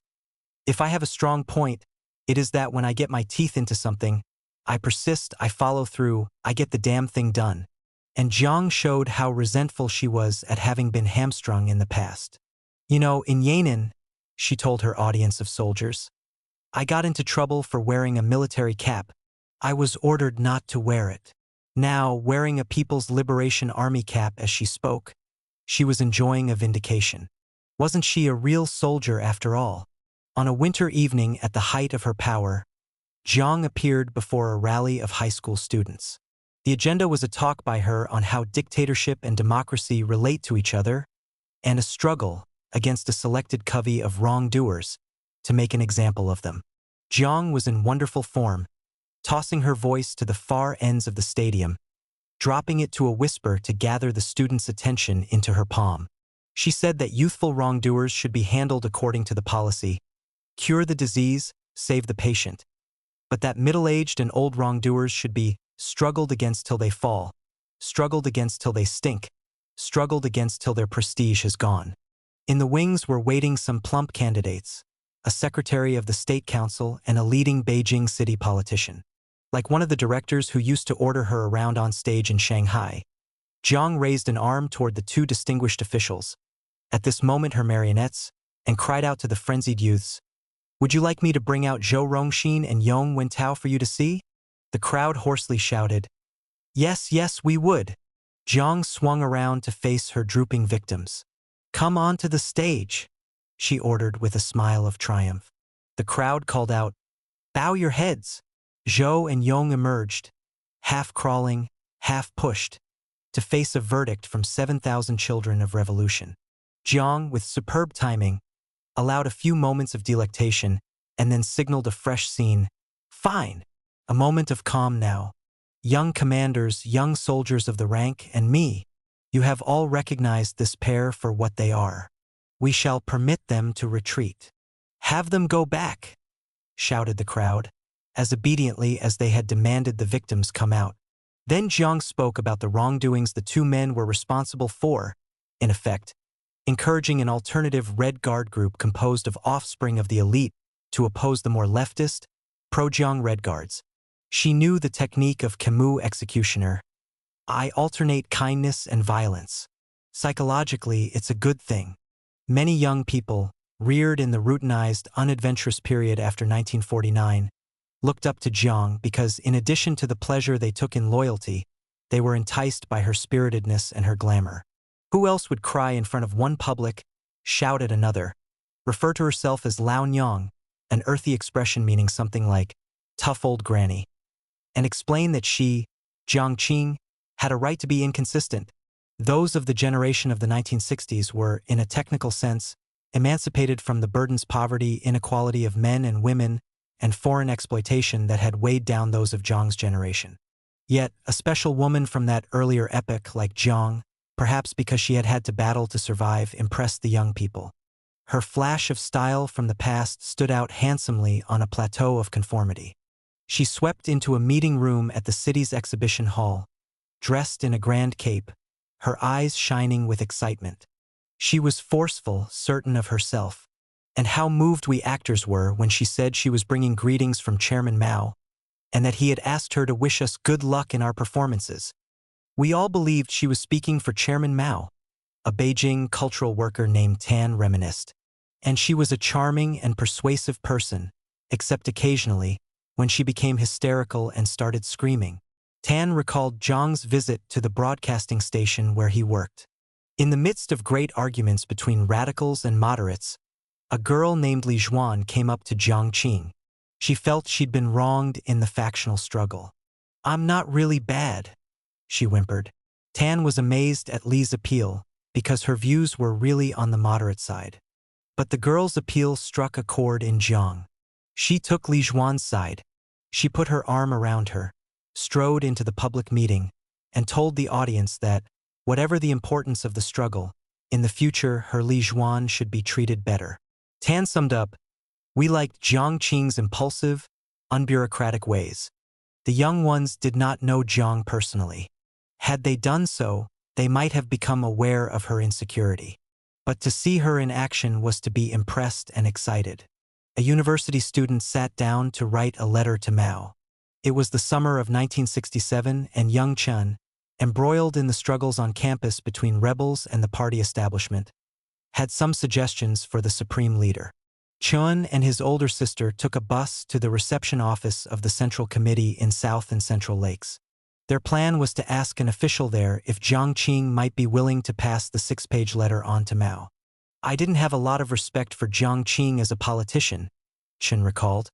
"But she was tremendously prominent and famous then. It seemed the best route to Mao." Just the day before at a university, Jiang had said to a small group of which Chen was a part, "Look, if you have something to say to the chairman or to me, let me know, I'll arrange it." At the reception office, Chen's sister asked to see a minor official who was a neighbor of herself and her husband. Soon, Qi Binyu, a very senior aide to Jiang Qing, came out to greet the young pair. "Comrade Jiang Qing would like to see you. We are driving out to Fishing Terrace." Jiang strode out from her private office, her face tired but excited. Qi Binyu made a move to take Chen's sister, the senior of the two visitors, in to talk with Jiang Qing. Chen took a risk and said to Qi, "Comrade Jiang Qing is here. She can decide if I can join or not." "Both come in," said Jiang grandly as she took Chen's arm and led him to the front of the group. Jiang read the first few pages of Chen's letter and gave a grim smile. Chen squirmed in his wicker chair. He had written to Mao that Jiang Qing was throwing her weight around too much at the university. "I hadn't asked to see Jiang Qing," he explained later. "I just wanted my letter to reach Mao's hands." Jiang seemed to be responding to Chen as an eager student more than she was responding to the written appeal to Mao that soon lay neglected in her lap. 3 hours later, Jiang Qing ended the conversation. She had discussed family, psychology, health, and, in a peck-and-swallow way, the situation at the university. The formidable Qi had sat silent throughout, a page in the presence of his queen. Chen's sister had been largely neglected by Jiang. "Come again," Jiang said to the amazed Chen. "I'll see that you get to see the chairman. You know, I can see that you are braver and more intelligent than your sister." "Only Jiang Qing would have received us on the spur of the moment like that," said Chen. "Zhou Enlai or Kang Shang never would have done it. I still think she was unreliable and misguided as a politician. But she was really inspiring and energetic. She loved to reach down and embrace a young person from the ranks. She had a tendency to go against the tide. Qi Binyu thought only my sister should enter the private office." Jiang overturned him. Chen went on, "When a person said to Jiang Qing, 'I want to be your follower,' she just couldn't resist that. If anyone said to her, 'Auntie Jiang, could we have a picture taken of you beside me?' she would be not angry but happy, and she'd scurry around and get a photographer right away." It was a sultry July evening on the campus of Peking University.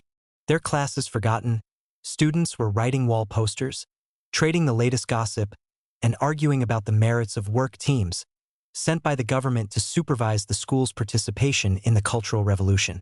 Adding to the excitement was the presence of Jiang Qing, striding from one center of activity to the next, smiling, frowning, waving a finger, tossing out greetings from Mao. It was a high point of the Cultural Revolution. Jiang had been back in Beijing only 8 days and Mao 10 days, following their long stay in Shanghai and Hangzhou. There was an apocalyptic sense of expectancy in the capital city. The supreme leader and his exciting wife seemed to be promising a new world. Jiang climbed to a dais set amid Ming-style pavilions at the eastern side of the campus. A row of lights hung in the graceful trees catching her radiant face. With her were Chen Boda, her senior colleague in the Cultural Revolution Group, and Kang Shang, the old fox from Shandong, who was evolving from Jiang's patron into her courtier. "Chairman Mao sends you his regards," she cried. After some political remarks, she announced, her face growing taut, that this actually was to be an argument meeting, Bianluan Hui. The students could hardly believe their ears when they learned the topic. "She has never been a true daughter-in-law," The very trees shook with amazement. Jiang had come to this bastion of higher learning to argue against Zhang Xiaohua, the young wife of Anqing, second son of Mao and Yang Kaihui, one of the hated beasts in her domestic jungle. Her mother is a political swindler. Putting bits of political icing on the cake of her personal grudge, she coupled Xiaohua with capitalism, the black line in art and literature, and the anti-China forces of the world. Again she screamed, "I have never acknowledged her as Chairman Mao's daughter-in-law, nor has Chairman Mao himself." The one thin reed that linked Xiaohua to the occasion was that she had been a student in the school's literature department. Jiang's speech seemed to go on forever. Xiaohua took advantage of Mao Anqing's mental illness to have sex with him, and so snare him into marriage. Chun Boda rose from his chair on the dais and approached Jiang from behind. He leaned close to her, but she swept on. There were barbs against Lu Songlin, Xiaohua's sister, the former wife of Mao Anying, who had died in Korea, as Jiang tied family politics and Cultural Revolution politics together into a riotous bundle. Chun touched Jiang's shoulder. She interrupted her flow of venom. Those near the front heard Chun whisper, "I think you should stop now." Jiang gave him a wild, stunned stare. 10,000 people sat on the ground as far as the eye could see. "It's true, I am upset." She tossed her head up as if she were about to number even the faithful Chun Boda among her enemies. "For 10 years I have suffered from this woman and her family. That is why I am upset." Her voice was getting loud enough for the microphone to pick up. "Thanks to her, my heart problem has flared up again." Most of the students were silent. A few murmured against her. "You are not taking a revolutionary position." One girl, daughter of a cadre under attack, said loudly. Mao took no action to stop Jiang's exhibiting of family feuds at political forums. Perhaps no one dared tell him what Jiang said that night at Peking University. Jiang was waging battles on other domestic fronts. She argued to Mao that Lu Songlin, who had married again, should no longer be allowed to come and go as she pleased at South and Central Lakes. And, in a telephone campaign directed at the family of Mao's former wife in Changsha, she brought about disgrace and the loss of their jobs for the brother of Yang Kaihui and his wife, after she discovered that this couple was trying to make use of the disorder of the Cultural Revolution to mount a revival of Yang Kaihui's memory and reputation. When Li Min, the daughter of Mao and He Zizhen, took a husband, Jiang argued, as she had in the case of Songlin, that when a daughter marries it's a case of water poured away, and that Li Min now should make her own living and financial arrangements. "She gets one quilt," Jiang said to her personal staff when the question of wedding gifts for Li Min came up, causing a furor, since they anticipated, and Li expected, a set of 2 quilts, 2 pillows, and 1 queen-sized cover. Jiang drew much closer to Mao Yuanxin, Mao's nephew, who had graduated from Harbin Military Engineering Institute and was becoming a young politician to reckon with in the Northeast. Jiang's relationship with Li Na was insecure, but she pushed her daughter forward.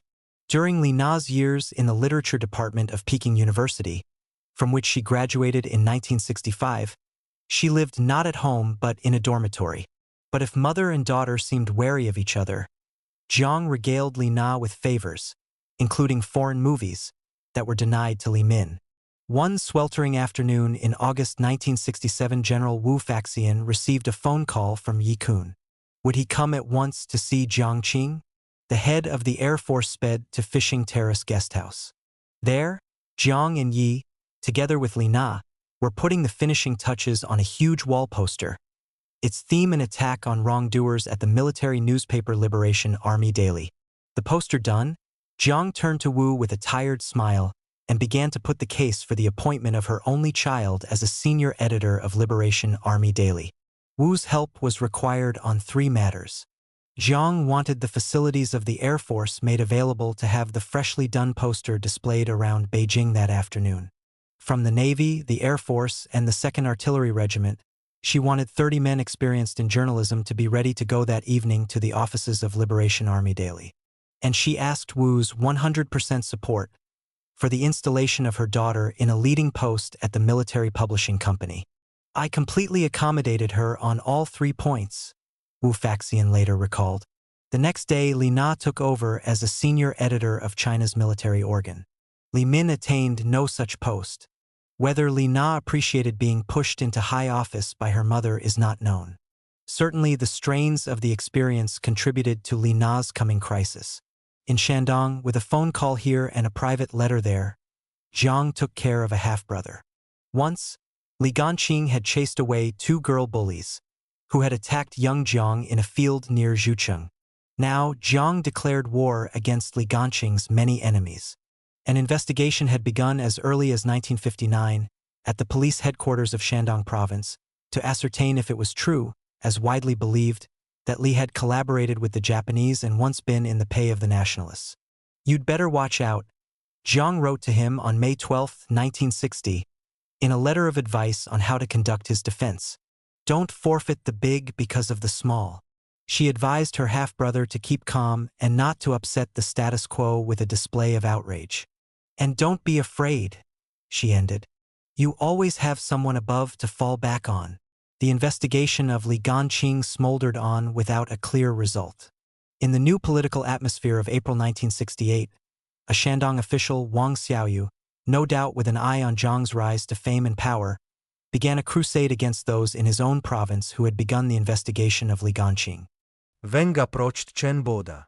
Soon, 6 Shandong officials, who had dared to question the background of Jiang's half-brother, found themselves in prison.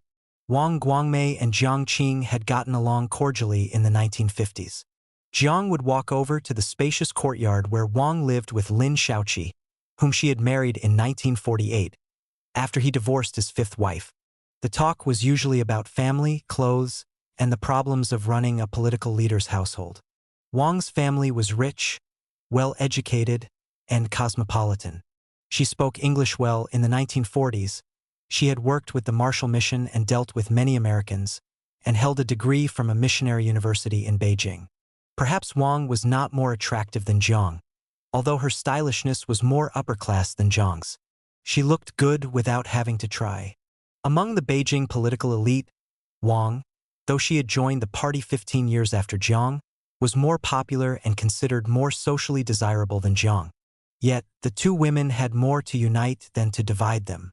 Apart from her outburst to her staff about Wang's poor choice of dress material while she was ill in Russia, Jiang kept any negative feelings she may have had about Wang to herself. The atmosphere changed in the 1960s as both women felt the mid-40s itch to do fresh and bigger things. Their husbands marched toward a split, and Chinese politics became dirtier. In Jiang's crusade against Wang, which began with the battle of the photographs during Madame Sukarno's visit, she showed what she would do with political power. One day in 1963, when relations between Wang and Jiang were less cozy than before but still fully civil, Wang phoned to ask Jiang's advice on clothes. She and Lin were going off on a Southeast Asian trip, and she wondered about dresses and jewelry. She knew Jiang, who loved reading novels and remembered in detail everything she ever read about clothes, would have some good ideas. Jiang suggested that a simple black velvet dress, like that worn by the heroine in Anna Karenina, would look both elegant and beyond the ordinary. Since Jiang had never visited Southeast Asia, perhaps she did not realize that Wang would stifle in velvet. "On the whole, I'd avoid jewelry," Jiang added. Wang weighed Jiang's views, but the state trip with Lin was a long and exciting one, and she ended up wearing a variety of outfits. In Rangoon, Burmese President Ne Win presented her with a pearl necklace, and one evening in Jakarta, Wang wore it at a gala dinner offered by President and Madame Sukarno. The atmosphere was full of Chinese-Indonesian friendship, and there was a certain amount of hilarity and high jinks. A TV film of the occasion showed Wang leaning forward to light Sukarno's cigarette and walking arm-in-arm with him from the banquet hall to another room to hear musical numbers. In Beijing, Jiang saw the newsreel and noted that Wang Guangmei was wearing a necklace. Jiang and Wang found themselves seeing less of each other, and their relationship soon turned to ice, as during the winter of 1963 and 1964. Wang made a spectacular entry into the realm new for her of agricultural policy.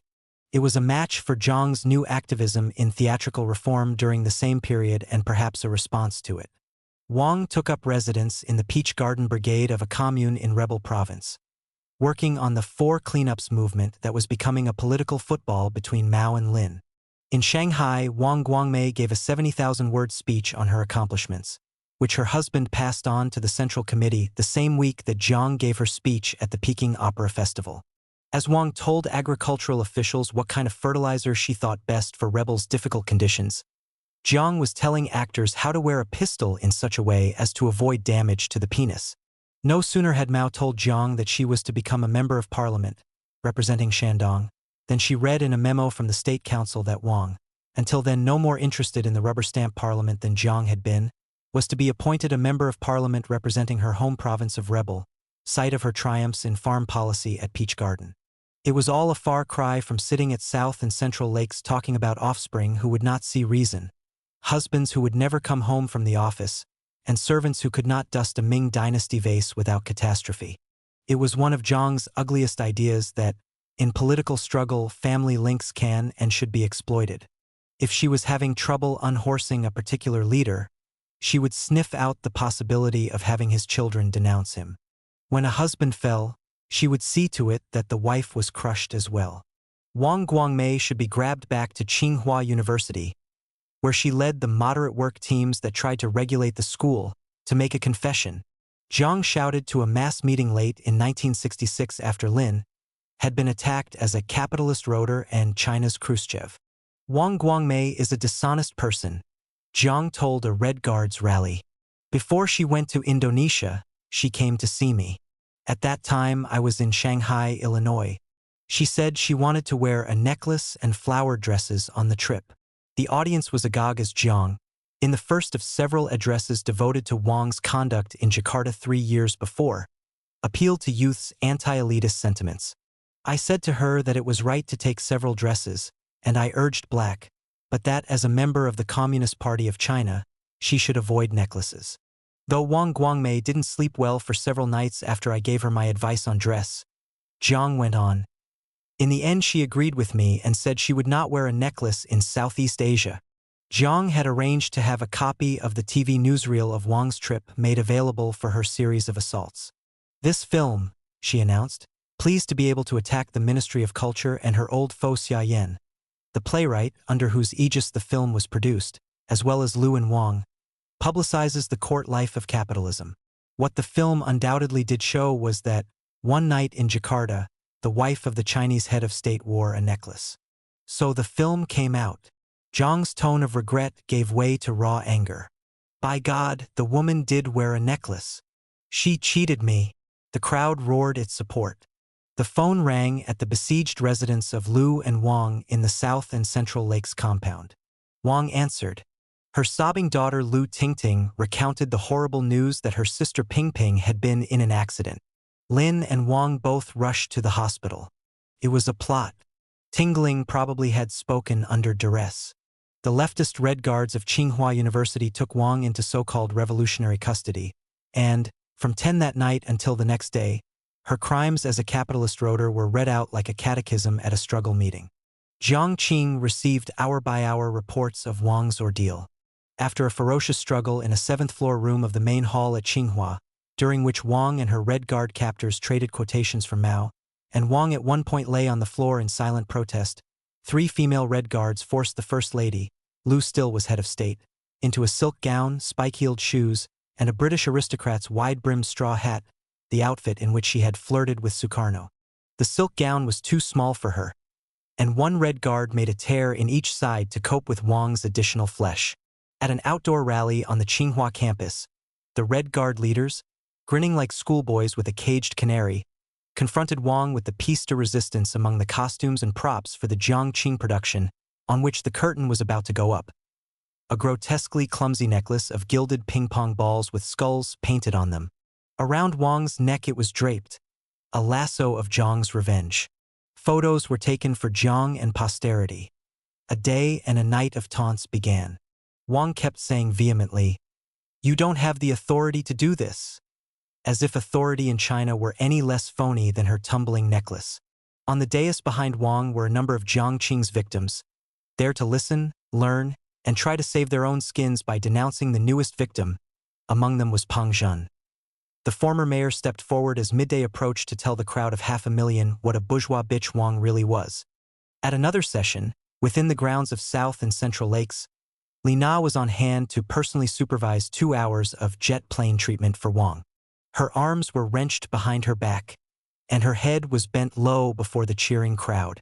It seemed a clue to Jiang's priorities that Lu, who also was present and the prime target of the meeting, was given a mere 20 minutes of the terribly painful torment. Jiang was positioned at one of the compound's 5 gates, encouraging more and more people to attend her daughter's show, and, at another gate, Zhou Enlai, constantly on the telephone, was trying to limit the scope and damage of the meeting.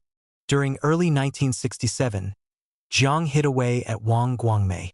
Her father was involved with the nationalists, Jiang remarked during a political discussion when the topic of the Lu family came up. And she herself is a big capitalist. Jiang began to work on Wang's stepdaughter, Lin Tao, whose mother, Wang Qian, Lu had divorced in 1947. I am of the opinion, Lu Tao declared at a public meeting after fantastic inducements had been offered to her, that my father really is the #1 party person walking on the capitalist road. Jiang felt Lu Tao's speech against her father was too soft. Revenge gnawing at her vitals, she arranged a meeting between Lu Tao and Wang Qian, whose hatred of the man who had divorced her was exceeded only by her hatred of Wang Guangmei. A second version of Lu Tao's denunciation of her father was more to Jiang's liking. It added spice to the hair-raising portrait of Wang Guangmei that was fast becoming the talk of 100 million Chinese households. In conformist China, where real news was scarce, 1 ounce of truth or falsehood was packaged, repeated, and embroidered until it became 1,000 tons of truth or falsehood. Wall posters and cartoons of Wang Guangmei covered the land. She had been a spy for America almost from the cradle. In Peach Garden, she had lived like an empress. She had failed to care for her 4 children, and she had persecuted her 4 stepchildren. The drawings of her cuddling up to Sukarno, with lips that suggested fellatio, clad in dresses that turned her breasts into Gillan mountains, wearing necklaces of gaudy beads the size of balloons, and shoes with heels a foot high, put her into the one mold that Chinese culture reserves for the woman in public life who falls foul of today's authority, the prostitute. One evening in September 1967, as Jiang dined with Kang Shang at Fishing Terrace Guest House, the talk turned to Wang. Jiang wondered if it wasn't time to secure the case against her with the finality of a key turned in a prison door. Rang reached for the phone and ordered the presence of Xiao Meng, executive secretary of the Lu Shaoqi-Wang Guangmei Special Project Group, a commission set up under Jiang and Kang in May 1967 to draw up formal charges against the couple. Tonight you must have the arrest warrant for Wang Guangmei finalized, Jiang said sharply to Xiao Meng as she rose from a couch. I want it early tomorrow morning. Kang, the boss of all police matters, looked heavily at Xiao Meng and said with an attempt at casualness, the question of Wang Guangmei's spying is really now established. Xiao Meng came back to Jiang next morning with a document that declared, fundamentally, it can be stated that Wang Guangmei has been a spy for the American OSS. Jiang scribbled at the top, badly done. Send back to the Special Project Group. She knew all too well that in the lexicon of Chinese communist theory, the term fundamentally is a time-tested escape hatch. Xiao Meng went to see Kang Shang, who, reading Jiang's notation, told the executive secretary he would write the arrest warrant himself. In Kang's draft were no qualifications, and Wang Guangmei had become a spy for Japan and a nationalist spy, as well as a spy for the United States. Jiang signed the indictment.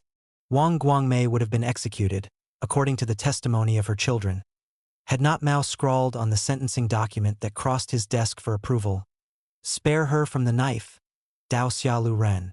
Wang remained in prison for 12 years. Xiao Meng got 5 years. Why did Mao allow Jiang to hound Wang Guangmei so, intervening only to save Wang's life? Because it served his own political purpose of getting rid of and discrediting Lu Shaoqi, and because Mao, unlike Zhou Enlai, thought a period of political turmoil was good for China. A car drew up at the back door of the Lu Wang apartment, and 2 police officers working under the Special Project Group stepped out. Most of the house's staff had left, but Hao Miao, in his white cap and apron, still was there. An hour later, he was under arrest. I'm only a cook, he said as the agents quizzed him on details of Wang Guangmei's spying for the United States. Tell us what you remember of her activities before liberation. Hao Miao mumbled that he was in school at that time and remembered nothing. Hao Miao got 6 years. He was one of 64 people in Beijing alone who were arrested for association with Liu and Wang as a result of the work of the Special Project Group. On a November evening, 2 Red Guard factions were arguing with each other. The issues were arcane, but people spoke passionately, as if the future of China depended on whether the September 15th group or the September 16th group was right. Jiang Qing was there. Her military fatigues were rumpled, but her face shone with the excitement of battle. She listened to the arguments. Silent as she was, her presence lit up the meeting as tangibly as a spotlight. She arose to deliver her judgment. Both of you are revolutionary organizations, she declared grandly, and you really should be uniting against the common enemy. Nevertheless, both organizations are harboring some bad elements.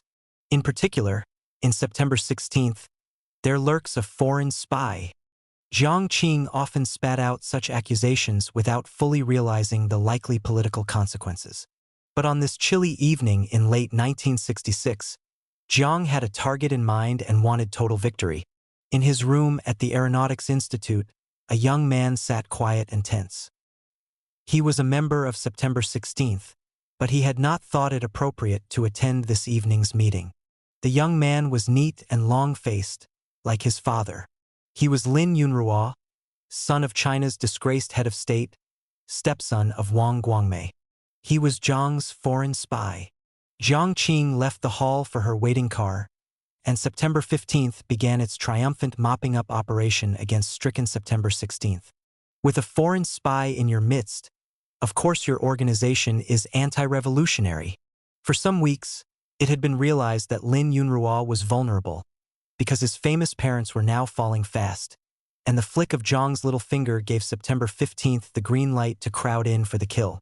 Jiang did have a shred of evidence for her accusation, and, in a country as xenophobic as China, a shred was enough.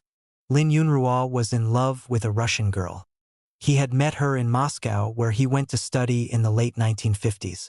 Unfortunately for Yunhua, his parents were opposed to his marrying the Russian girl, and, in 1960, they summoned him home to China for a holiday, splitting the young pair up. Crazily in love, Yunhua begged Lin Shaoqi and Wang Guangmei to relent. Relations between China and Russia are going to get bad, Lin confided to his son. It is not wise to marry a Russian. Yunhua begged his parents to accept that the Russian girl wasn't interested in politics, that the two of them would live a quiet private life devoted to science and literature. I'm a political leader, replied the ever-correct Lin Shaoqi. Once she enters my house, she has entered politics. Yunhua and his girlfriend could only correspond. For his birthday in 1961, the girl sent Yunhua a wristwatch and a box of candies. In each candy, she had put a piece of paper, the pieces together making up a love letter. For his part, Yunhua, a Communist Party member and as exact in observing party discipline as his father, sent each of his many letters to the Russian girl to the party secretary of his unit to be cleared. Lin Shaoqi and Wang Guangmei conferred with officials of the Ministry of Aviation, the supervising organization of Yunhua's unit, about the problem of their son. Yunhua soon found himself surrounded with gorgeous secretaries from the ministry and film stars who turned up by chance at the Lin residence. While the family was watching the movie Five Golden Flowers, Wang heard Yunhua murmur of the heroine. She's beautiful, Mai. She is beautiful. The next morning, Wang flew to Kunming, went to the home of the female lead in Five Golden Flowers, who belonged to a non-Han minority, and announced that an important interview awaited the young woman in Beijing. The actress and Yunhua subsequently found themselves at dinner together in the Lin home. But the meeting was awkward, not only because the girl spoke little Chinese. She was as much in love with another boy as Yunhua was with his Russian girl. In the years until 1966, Lin and Wang were unable to tempt Yunhua with a substitute, and his affair with his Russian love went on by letter. With the letters, Jiang Qing felled Yunhua. His very exactness in clearing his letters with the party, and his parents' care in keeping the Central Committee of the party abreast of the whole affair, had provided Jiang with a record of Yunhua's illicit relations with a foreign country. In the witch-hunting atmosphere of 1966, with Jiang as the oracle of the hour, who could question her pronouncement that Yunruo was a foreign spy? Lin Shaoqi's caution had been proved right, but only because the oracle of the hour had none of the Liu's procedural rectitude. Naively, Yunruo moved out of the Liu home in South and Central Lakes the night after Jiang's accusation and went to the public security office to clear his name. But no one dared to investigate the matter because Jiang had pronounced upon it. He was silly to move out of South and Central Lakes, a friend recalled. If he'd stayed there, he might have been safe, at least for a while. Shamefacedly, the public security officials shuffled off Yunruo to a place of protection, a nice phrase for a prison in which one is held without charges having been made. Yunruo was like a man transfixed, the only prisoner in his block who didn't complain.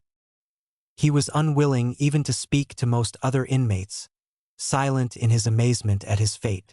No one interrogated him, because it was beyond an ordinary public security official's power to touch a Liu Shaoqi case. When he was released 8 years later, in 1974, Yunruo was mentally ill. He learned that his father was dead and that his stepmother had been in prison for years. In 1977, he died of lung disease at the age of 44, still unmarried. He would have gotten into political trouble eventually, his friend said, but what sealed his fate was Jiang Qing's statement that he was a foreign spy. During 1967, an agent of Jiang Qing's flew to Kunming to seek out the actress who played the lead in Five Golden Flowers. The girl was summoned before a pack of Red Guards. But I tell you, I refused their request to marry Liu Yunruo. Her plea was in vain. Why did the Lius turn to you? The Red Guard interrogator snapped. There must have been some reason why you were suitable for the capitalist rotors. The actress was beaten, and she remained paralyzed from the blows into the 1980s. During 1968, Jiang still was peppering her speeches with angry remarks about Wang, who now was in one of China's most unpleasant prisons. When Lin's name came up at a meeting in March 1968, Jiang observed, "That monstrous wife of his, Wang Guangmei, is a U.S. enemy agent." During the same month, in an amazing conversation among a small group of China's remaining leaders, she revealed just how long-standing and personal her feelings against Wang and Liu were. "When Liu Shaoqi was opposed to me in Yan'an," she said as Zhou Enlai and Kang Shang sat beside her, supposedly in a discussion of the parlous situation in Sichuan province. "He was actually pointing his spearhead at Chairman Mao. Old Ku, the former mayor of Shanghai, told us about it before he died."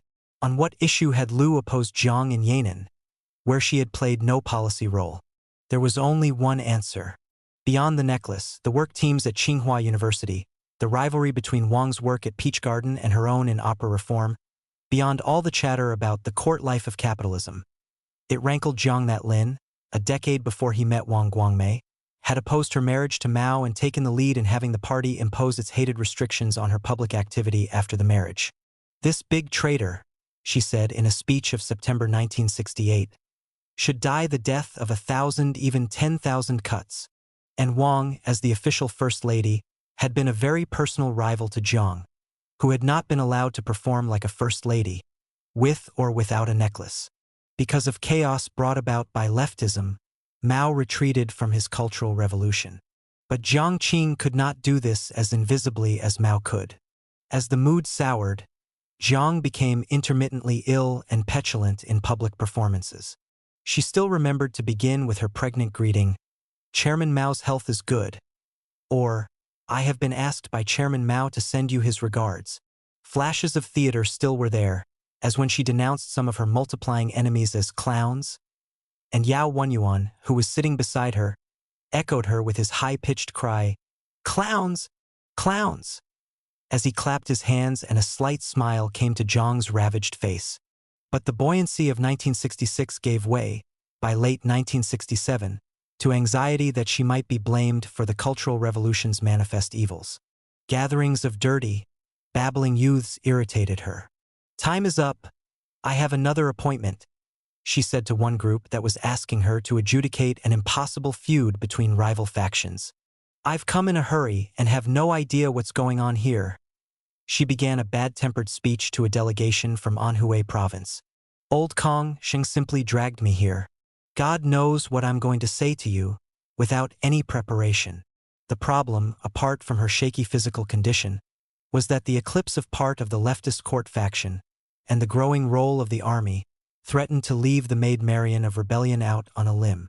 At a huge mass meeting, the issue was whether guns should ever be used in a political fight, and Jiang dropped her guard for a moment.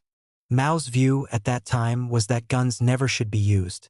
But Jiang, like the Lan Ping for whom her own persona would eclipse the role she was meant to be playing, strayed from her script during this torrid evening. I'd certainly fight back if someone seized my gun. Pausing, she seemed aware that she was going against the new policy. Of course, shooting is not good. Then she was off again. But I've got my own ideas about it anyway. When the strain was on, Jiang Qing's will still mattered more than external arrangements decided by others, whether directors, playwrights, capitalists, or her changeable husband. Her nerves were frayed from the deceit that had become a way of life among warring factions. Tape recorders were found secreted in sofas and potted plants. Was this why Mao came to hate plants?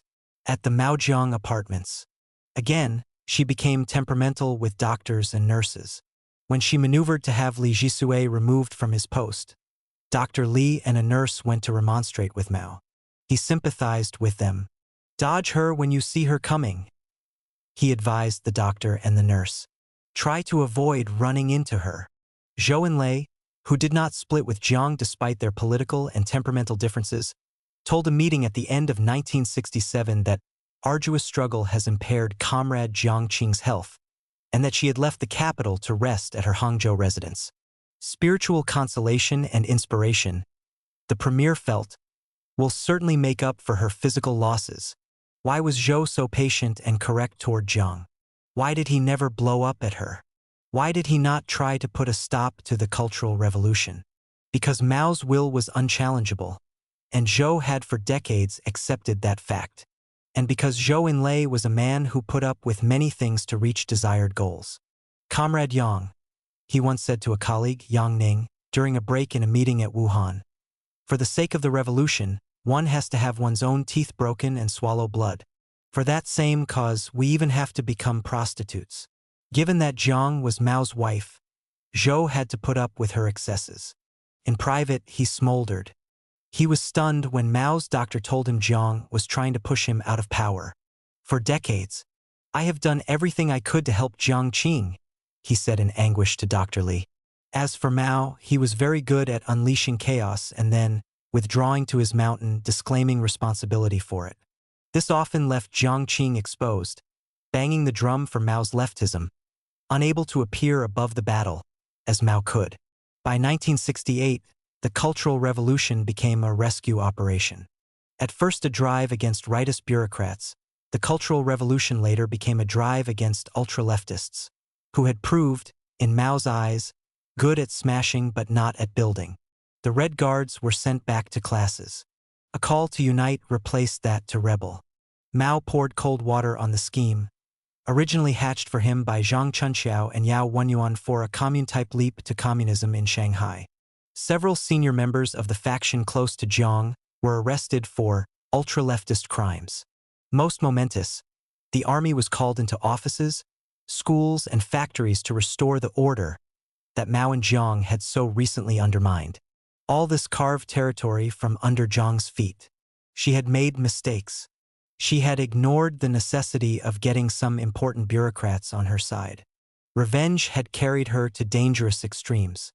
She had been indiscriminate in embracing Red Guard groups, many of which were now unpopular. Even her very prominence, in a society that still widely believed in the old saw, "When the hen crows at dawn, the nation is in peril," began to work against her. Jiang had not been content to stay home and knit. Ipso facto, her activism outside the household had to be put down to a shrew's machinations. She now felt the icy wind of the anti-woman tradition, reinforced by communist self-righteousness and by the need to protect the infallibility of Mao at all costs. That Mao's and Jiang's Cultural Revolution had turned into a mess was Jiang's biggest problem, though not separable from her own mistakes or from the bias against her as a prominent woman. Even at its peak, her power in the 1960s was only that of a co-pilot. She handed out Mao's selected works. No one handed out her selected works. Remember, they had always harped at her. What you do reflects on the chairman. She was starting to find out that what the chairman did reflected on her. It was past midnight. At South and Central Lakes, in a reception room attached to their own apartments, Mao and Jiang met for an urgent strategy session on the bleak political situation with two groups, two generations, two segments of the Cultural Revolution leadership. The key Red Guard leaders were there, tired, puzzled, subdued compared with before, and yet still arrogant. So was the knot of leftists and loyalists to the chairman, who, in midsummer 1968, helped Mao and Jiang rule China.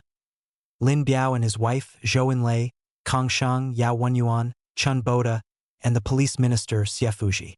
Until dawn they talked in tones of nostalgia, gloom, and recrimination about the situation of chaos, violence, and dissension brought on by the Cultural Revolution. It was a night for Jiang to try to nail her colors to the pillars of law and order. It was also a night that suggested that Jiang's views, however tailored to new realities, might not be the keys to her future, for Mao went out of his way to express irritation with her. Fighting with guns and spears is a disgrace to the family, Jiang remarked. Mao perversely chipped in to put his wife down. I'm not afraid of fighting. I'm glad as soon as I hear about fighting. A few moments later, Jiang again condemned the armed struggles on the campuses, and Mao again chose, against the grain of his own presentation that evening, to break in and discourse on the advantages of armed struggle. It was true that Mao was a little ill-tempered with everyone, but Jiang received more than her share of his barbs. She tried to back up Mao when he assured the Red Guards that he saw nothing wrong with youthful leadership. We took part in the revolution when we were only teenagers. Mao cut in rather superfluously. Don't feel elated. To fill your body with elation is just like one of your diseases. As Mao discoursed on the futility of schools and colleges, he mentioned that Gorky had only 2 years of formal education. Even less than Jiang Qing. We do not know Kang's expression at that moment. Lin Biao's wife broke the silence. Well, Jiang Qing studied very diligently on her own. Mao stopped Yi Kun in her tracks. Don't brag for her, he said, and swept on with an account of his own youth as an illustration of universal truths. At this meeting, Jiang never could please Mao, who often interrupted her. Even when she quoted a maxim of his that she thought suitable for the situation, he snapped, "Don't mention that." As dawn drew near and the old and young elites of China slumped lower in their chairs, fanning themselves against the heat, Jiang several times criticized a young Red Guard leader whom she disliked. Han Aiqing, I've pointed out your mistakes several times. What have you got to say to this? Mao sprang to the defense of Han. Don't criticize him, he said in a rebuke that was extremely rude for such a public occasion. You're always blaming others. You never blame yourself. Just before the meeting broke up, Jiang again criticized young Han. He thinks only about the distant future, never about the passing moment, she complained. It is good to think far ahead, Mao broke in. He is good. He is good. Mao suggested that the Red Guards must be all very sleepy and that they should go off to Han's room for the rest of a difficult night. There was nothing more for Jiang to say. The Cultural Revolution had more than one cause. And what happened was not the same as what the original architects, Mao and Jiang, intended. It went on far longer than planned. Its later stages were desperate responses to unforeseen events rather than part of the original vision. Still, without Jiang Qing, there may not have been a cultural revolution, and probably Mao would not have called it a cultural revolution. It came about when Mao, in a slump, turned to her as a co-worker and was mentally influenced by her as never before. Its content, taking ideas and the arts as the keys to China's problems, reflected her special interest. The theatricality of its modes bore her touch. The sickening cult of personality, which turned Mao from a politician into a near-god, was due, in heavy part, to Jiang's pushing Mao to be a King George. The higher Mao was elevated, she felt, the more glory would rub off on her. The Cultural Revolution's theme of condemning and dismantling much of the Communist Party itself cannot be separated from Jiang's burning desire to get even for the marriage agreement at Yan'an. No one understood the Cultural Revolution, perhaps because there was nothing to understand, nothing rational beneath the vanity, frustration, and thirst for revenge that triggered it. At the same time, many people did sincerely care about the causes they espoused. But Jiang, who may not have seen deep meaning in the Cultural Revolution, cared little about the issues, the theater apart, that were fed like manna to the people. Her undoubted political ignorance was not the point. What counted were her connections, Guanxi. Especially that with Mao, the pent-up demons within her personality, and her natural political skills charm, a sense of drama, boundless energy when inspired, and an instinct for the balance of forces.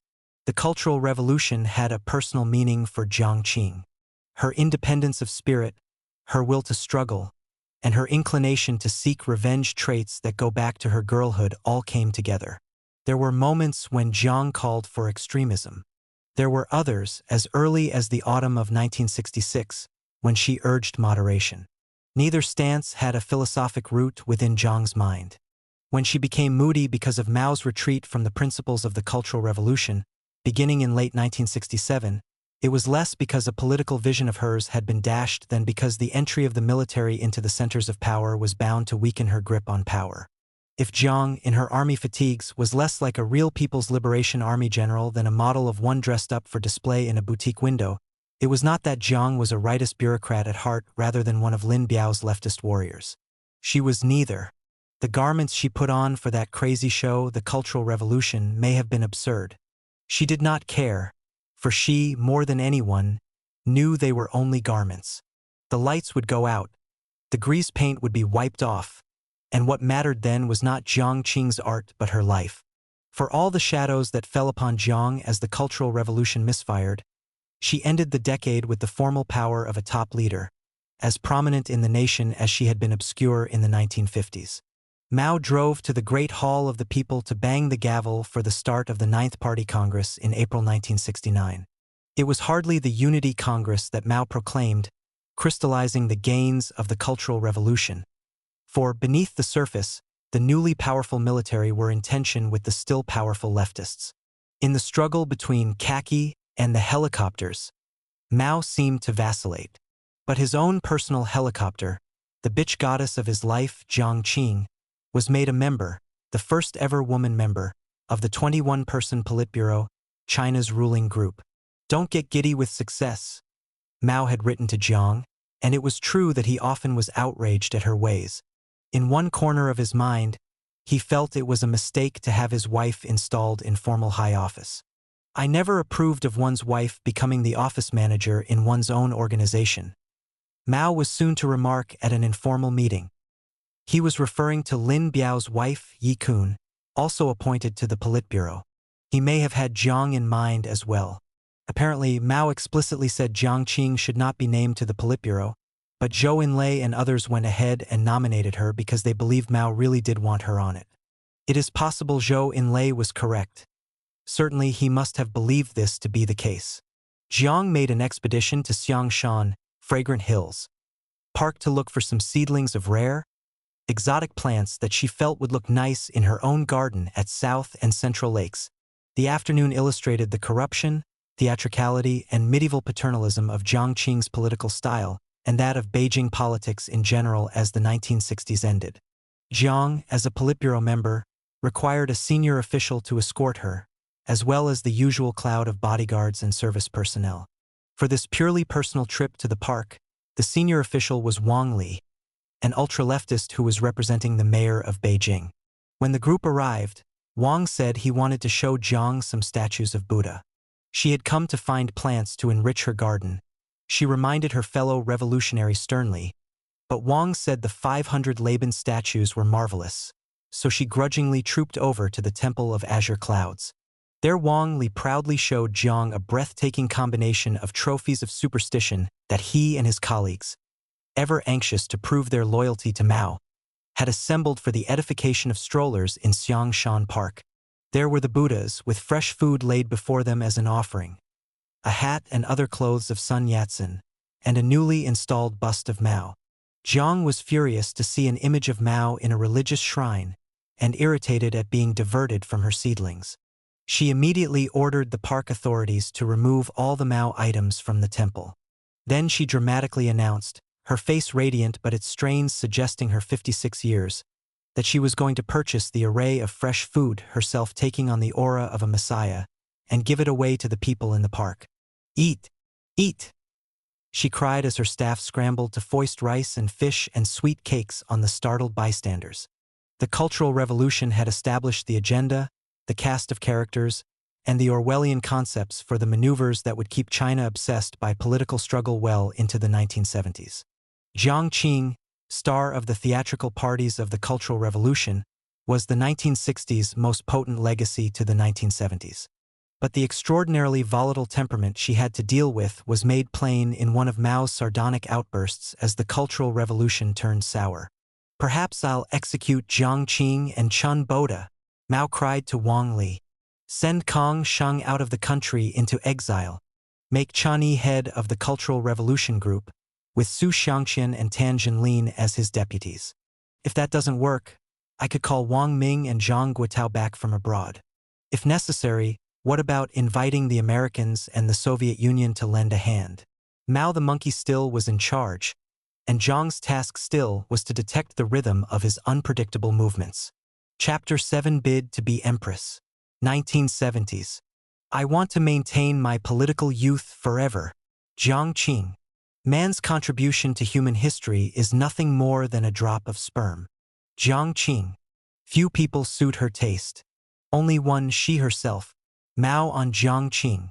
One evening early in 1971, Jiang Qing dined with a few trusted followers at the Pavilion for Listening to the Orioles, a theater restaurant at the Summer Palace much favored by the Empress Dowager a century earlier. Jiang loved the historical associations, the musty old dining chamber, its heavy tables laid with golden cloths facing the open-air platform where Peking opera was performed for Ci, and the specialties of fragrant chicken and a small frog-like fish from the lake that the chefs prepared for her. After dinner, strolling along a path that curled upward from the smoky blue expanse of Kunming Lake, she suddenly stopped before an inscription on the wall of the Hall of Dispelling the Clouds. Pai Yun Dian. Read Chairman Mao's book. Listen to his instructions. Fan the 6-foot-high characters. It seemed harmless, quite usual at this time, the red and white ideological rash that lay all over the body of China. But Jiang was rooted to the spot in angry surprise, because although the words were those of Lei Feng, a famous young martyr, the calligraphy was Lin Biao's.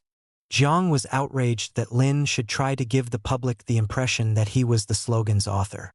The bounder was using the cult of Mao, as Mao had several times tried to convince her Lin was seeking to do, to hoist himself up to fame. "The chairman's power is literary," she muttered to her entourage, apparently implying that for Lin to flaunt his calligraphy was an act of political rebellion. Jiang Qing returned to her car in an evil mood. She began to realize why Lin was obsessively substituting Mao Zedong thought for the simple Mao Zedong when bowing a knee to the fount of truth. The bastard was suggesting to the Chinese people. She thought darkly as her limousine tooted everyone off the road leading back to South and Central Lakes, that Mao's magic could outlive him and be mediated by a fresh hand. Lin's hand. By the time she reached her apartment, Jiang had appalling visions of the entire population of China gazing spellbound at billboards of Mao's sayings written in the calligraphy of her sly rival. What was wrong with her calligraphy? For God's sake! During Mao's last years, Jiang Qing, feared, fawned upon, and hated in proportions she found hard to assess, lived in the shadow of two alternative futures: to replace Mao as China's supreme leader and so win a final victory in her lifelong battle to avoid being a man's possession and to express herself free of trammels, or to be hurled down as an upstart who had risen unjustifiably high by riding on her husband's back. Some of Mao's colleagues feared he might live forever. Others feared that he might die too soon. Lin Biao was in the first category. Jiang Qing was in the second. Lin's and Zhang's differing interests on the timing of Mao's death did nothing to modify their rivalry in bidding to be Mao's most faithful interpreter. Although he was commander of the world's largest army, Lin was a shy, boyish figure, his face doleful and mousy except when he flashed a winsome smile. Brilliant as a military strategist, he was narrow in other realms, and his approach to politics was cloak and dagger, common in traditional China. Jiang and Lin, so different from each other, nevertheless were locked together by association with the Cultural Revolution. There were two key aspects to their relationship. Every hour of the day was filled with a consciousness of the coming end of the Mao era. Everything Jiang and Lin did after the Ninth Party Congress in 1969 was done out of a hope to succeed Mao. And Jiang and Lin used each other. At first, they did this smoothly and with great success under the aegis of a Mao at the height of his power. But at the start of the 1970s, their use of each other was jerky and unsure as Mao entered a King Lear phase. Chinese politics became a cesspool of distrust, and authority in Beijing began to fragment. Jiang Qing enjoyed one advantage over Lin. Mao was quietly giving much support to her activities in exchange for her accepting his continuing philandering. People like de Gaulle and myself, Mao remarked to French writer André Malraux, we have no successors. This Olympian stance of Mao's imperiled anyone who became his deputy. In 1970, it was Lin who discovered that being number 2 meant living in a cell for the condemned, just as Liu Shaoqi had done in the early 1960s. As for Jiang Qing, she saw that she could benefit from the old man's doubts. Perhaps Mao's remark to Malraux portended that one day, having knocked down all possible successors, he would hand the baton to his wife as a way of avoiding a successor and opting instead for an extension of life through a surrogate. Mao's doubts about Lin's views, character, and ability to be China's leader arose just as Jiang was cementing her alliance with Lin. I was quite uneasy about some of his thinking, Mao remarked after a meeting in the spring of 1966, during which Lin appeared to flatter Mao, hoping to propel him above politics to the impotence of sainthood. The previous January, Jiang Qing and Lin's wife, Yi Kun, a tough woman who possessed neither Jiang's flair nor Wang Guangmei's dignity, conversed in the resort town of Suzhou. Yi Kun told Jiang of Lin's frustration that his poor health had prevented his making a greater contribution to the revolution. Perhaps only Jiang, a victim of illness herself, really could understand how he felt. She knew all too well, Jiang responded, but she considered that Lin's contributions had been enormous nonetheless. And she pointed out with heavy emphasis that Lin, at 59 years of age, was still rather young. Jiang followed this hint at Lin's good prospects for succeeding Mao with a waterfall of compliments on how valuable Lin was to Mao and how profoundly he understood Mao's thinking. It was just a few weeks after this conversation that Lin made Jiang cultural advisor to the military. Jiang and Lin began to stroke each other's political back, and Yi Kun became a shameless booster of her newfound friend. "Protect Jiang Qing," she cried 17 times during a single speech of Jiang's. Jiang and Lin worked together against Liu Shaoqi. Jiang's crusade against capitalists within the military helped Lin purge his enemies. "If there's anyone you hate," Jiang said to Yi Kun, "just let me know. I'll help you nab them." In return, Lin would give his dry little smile and tell Jiang Qing she was our party's outstanding woman comrade. He ordered the promotion of Jiang from a cadre rank of 9 to rank 5, a very high level. Mao was alone at 1, Lin was alone at 2. In the past, Lin explained in a secret memo that spelled out more perhaps than Mao would have chosen to spell out. Because Jiang Qing's health was not good, everybody failed to understand her. Now, in this period of the Cultural Revolution, we see the great role she can play, we see her great creativity. On a string of documents from Jiang's office designed to redress this or initiate that, Lin's handwritten "agree completely" was to be found. And Yi Kun became a bridge between Jiang and the Air Force Chief, Wu Faxian, who laid on planes and guns and men for Jiang's exercise of power. She behaved like a lapdog toward Jiang. She gave her furs brought from the far northeast by military courier and a supply of Army, Navy, and Air Force uniforms for Jiang to wear at heroic moments. For Jiang Qing, said an observer of the relationship, Yi Kun would roll on the ground eating horseshit and call it a gorgeous cream cake. In his candid way, Lin Biao once told a colleague, Huang Yongsheng, exactly what he was up to. Since 1965 I have followed B-52 Lin's epithet in code for Mao and established links with Jiang Qing, in order to wrest power once enjoyed by Luo Ruiqing, a military leader who was the first top-level victim of the Cultural Revolution as handed to him by Liu Shaoqi and Deng Xiaoping. Lin was growing restive as Mao's heir, foolishly not willing to bide his time until the great man died. Mao felt Lin was trying to throw the military's weight around, maneuvering crudely to become head of state, resisting his plan to open the door to Richard Nixon and in general bringing Mao irritating daily reminders of his own mortality. Jiang's closeness to Lin was reduced but not terminated as the Mao-Lin relationship went from uneasy to disastrous in 1970 and the first half of 1971. She could not yet turn against Lin. They had helped each other enormously and still were cooperating against the threat of capitalists, returning from the ashes of the Cultural Revolution to avenge their rout. Moreover, if Lin did succeed Mao, Jiang, unlike Mao, would have to work under him. Yet, the rivalry between Jiang and Lin was palpable. The Cultural Revolution became nothing more than a struggle for power between Jiang and Lin. A shrewd Chinese intellectual remarked privately at the time, Jiang was under no illusion that if Mao and Lin did have a showdown that she would have to denounce Lin. For mixed reasons, she began to share the doubts of many in China that Lin was of the mettle to succeed Mao. By the spring of 1971, Mao and Lin were irreversibly headed for a showdown. Zhou Enlai, the stage manager always there to keep the show on track, became Mao's crucial ally in the difficult task of combating Lin's military weight. His credentials as a leader of the Cultural Revolution, and his position, written into the PRC's constitution, as Mao's choice to be the next leader of China. Still, Jiang did not abandon her link with Lin and his scheming entourage. She did not really want him to succeed Mao, but the insincere game in which the two of them used each other was not quite finished. Each time there is a difficult turning point, Yikun said to Jiang on April 29, when Mao and Lin had long since ceased to be on speaking terms. You, comrade Jiang Qing, give help. I'm extremely grateful for this. Jiang was keeping a line out to Mao's formal deputy. It's a while since I've met with Vice Chairman Lin, she said on the phone to Yikun on May 2nd. If he has time, I'd like to come and see him. Perhaps Jiang did not share Mao's conviction that Lin was finished. Jiang went so far as to have Lin pose for a personal photo.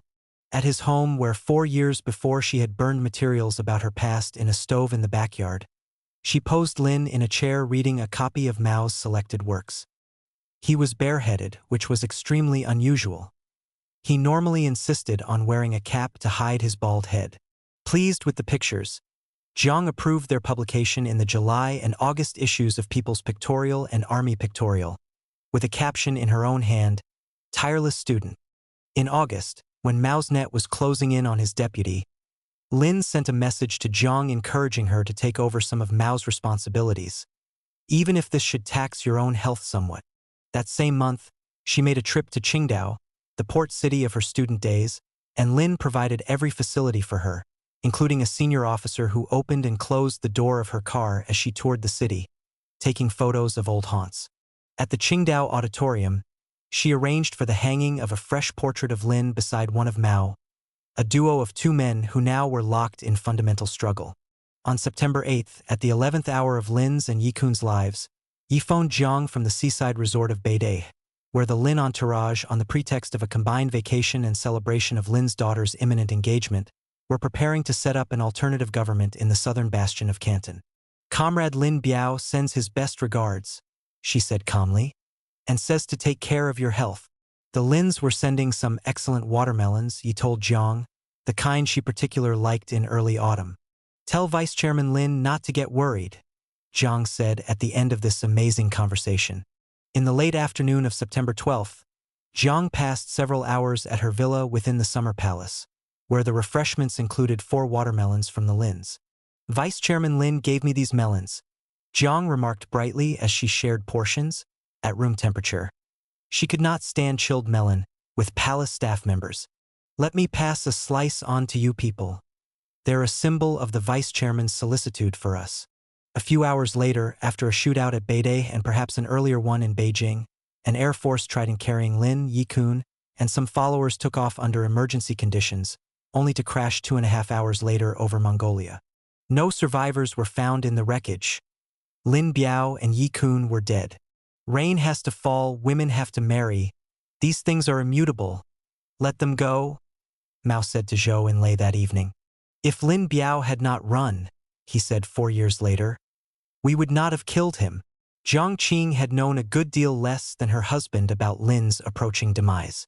In China, the demands of truth are as nothing compared with the demands of appearance, and, a few months later, Jiang was portraying Lin as her virtual lifelong enemy. It was a December evening at the guest house in Canton, where she often retreated in winter to satisfy her constant urge for a change of environment. Drink in the lively atmosphere of the southern city. Films from Hong Kong were easier to get there, and enjoy mild nights strolling in her orchid garden. Her entourage included not only personal and medical staff but, as befitted a major national leader, a portion of her political coterie, many of whom were young, leftist, and bohemian. After a dinner that included chicken broth and steamed fish, which she judged essential for her health, and pigeon, which Southern friends had recommended for sustaining the sex drive, she began to talk about the overreacher. Lin not only wanted to become emperor, but he also went out of his way to prosecute her. Did they know that he put poison in her food? That he instructed a film laboratory to ruin her amateur movies by developing them in a strange reddish hue? That she and Mao were so bedeviled by his saboteurs in the spring of 1971 that they had to move out of their apartments at South and Central Lakes and live in a hotel? Jiang stooped to massage her ankle, as she remarked that the strain of Lin's plotting had devastated her body as well as her spirit. The sleepless nights had put an added strain upon her heart, which was already weak. She added almost inaudibly, her eyes gazing into a far distance. Of all those who had plotted against Chairman Mao, she ventured, Lin Biao really was the most devious and boorish. It was a vintage performance, a nice blend of the professionalism of an actress and the hypochondriac's pathos. Yes, Jiang faked the truth about Lin as did everyone else. If the truth changed, what never changed was the source of truth. The party power center. The race to grab that power was all the more shameless, because so much power would become available when Mao went. Jiang did not yet fully realize it, but for her the weightiest consequence of Lin's fall was that Zhou Enlai, without whom Mao could hardly have bested his deputy, would now rise to the pinnacle of his prestige. The stage manager would move in line to become director, another boulder in her path. In Chinese tradition, the only person who had any business asserting his individuality was the exceptional man, virtually never a woman, with a mission to uplift society.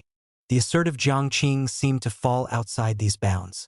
Most people who didn't like her saw her still as the troublemaking wife. Only a few realized that she had in her own mind placed herself within the Confucian tradition. Her self-expression was justified because she was in training to become the ruler of China. She had begun to see herself, with the perspective of China's 4,000-year history, as a woman in whom personal self-fulfillment and beneficent rule over the Chinese race were fused as one goal.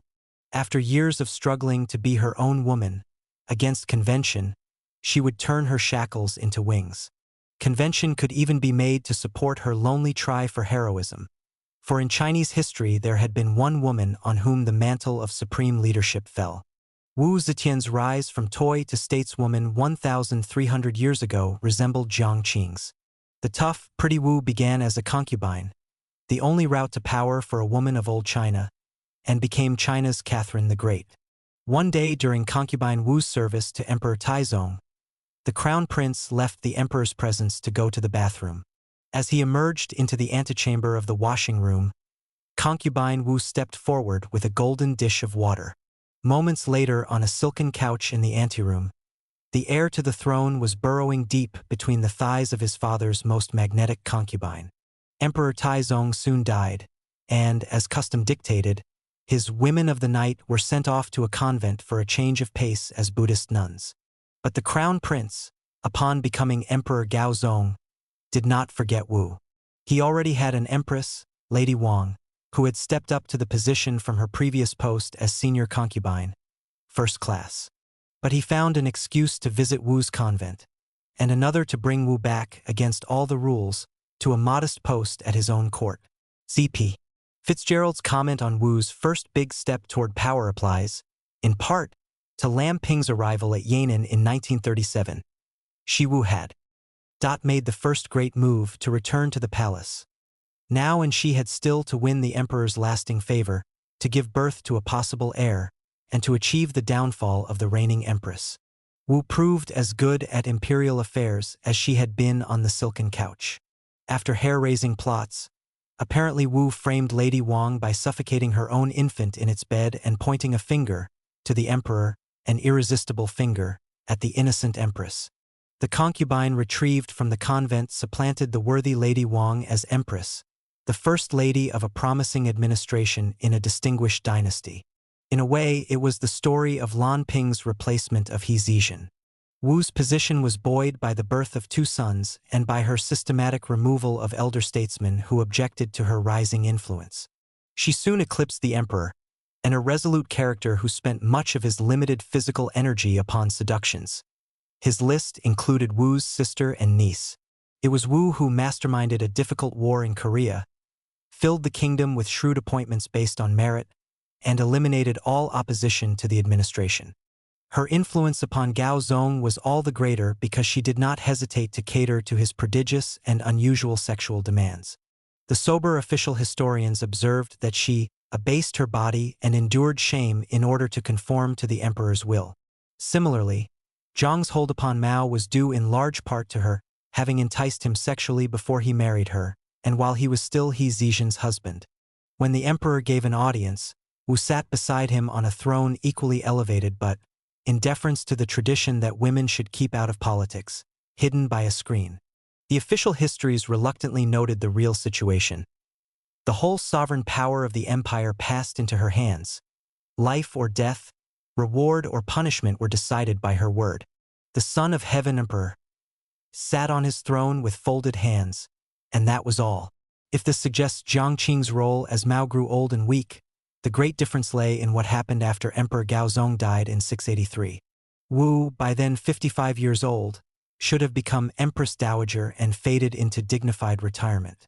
But as a result of a quiet, fierce struggle, during which Wu coolly disposed of two crown princes, her own sons, and others who threatened her bid to be number one in name as well as in fact, she made herself in 690 Emperor-Empress of China the true son, daughter of heaven, the first woman ever to be such.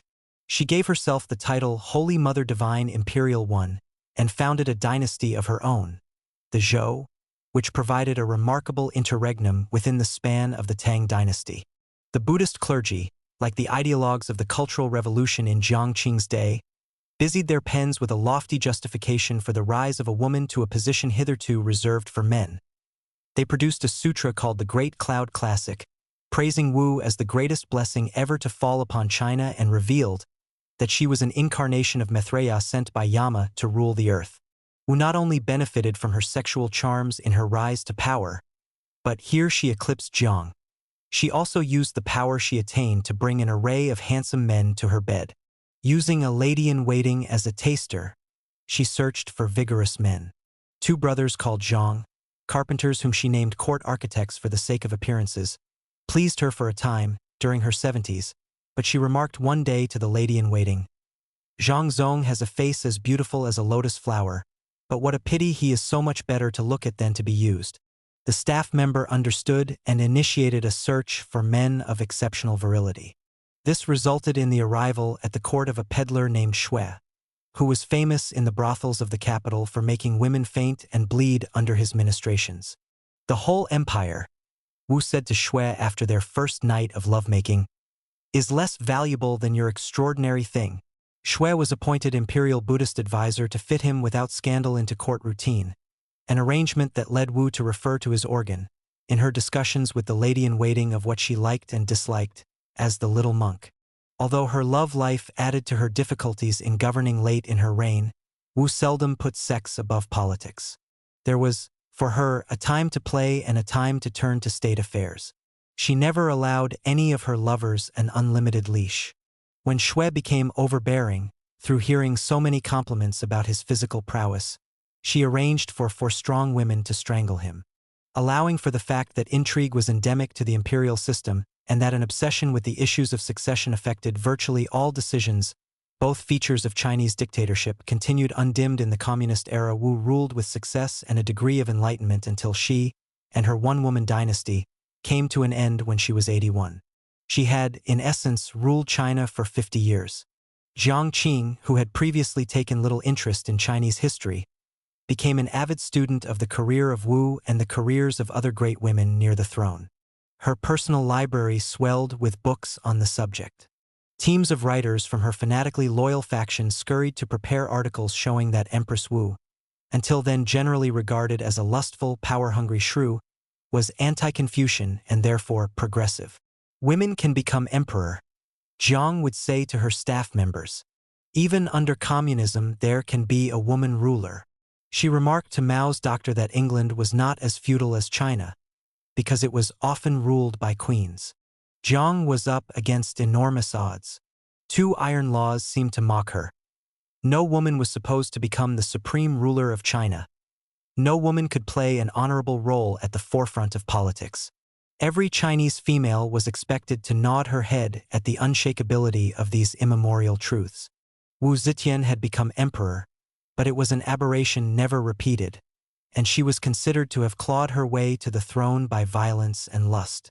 In Chinese history books, the model emperors' wives always were those who refrained from becoming politicians in their own right, and those empresses who did wield power in one way or another were judged evil or disastrous. When Beijing intellectuals, in private conversation, began to refer to Jiang as Wu Zetian, this was meant to blacken Jiang. Under the dynasties, the palace was a self-contained world of its own, the size of a small city, with only one resident man, the emperor. Eunuchs did not count. Women could be terribly important, the loins of the emperor and his line of male heirs knew it well, but only in their relation to the emperor and his heirs. Scores of empresses were praised for supporting their husbands and thousands of concubines for their own kind of selfless assistance toward an emperor's career and China's presumed welfare. Women are the true revolutionaries, writes Empress Wu's modern biographer, in that, forced by weakness to recognize the limits of physical strength, they repudiate, in their hearts, all the mental barriers men have built to restrain the use of open violence. Yet, Chinese political women, however much they knew in their hearts that the laws and moral conventions were men's instruments, time and again pretended that these were eternal verities and went along with them.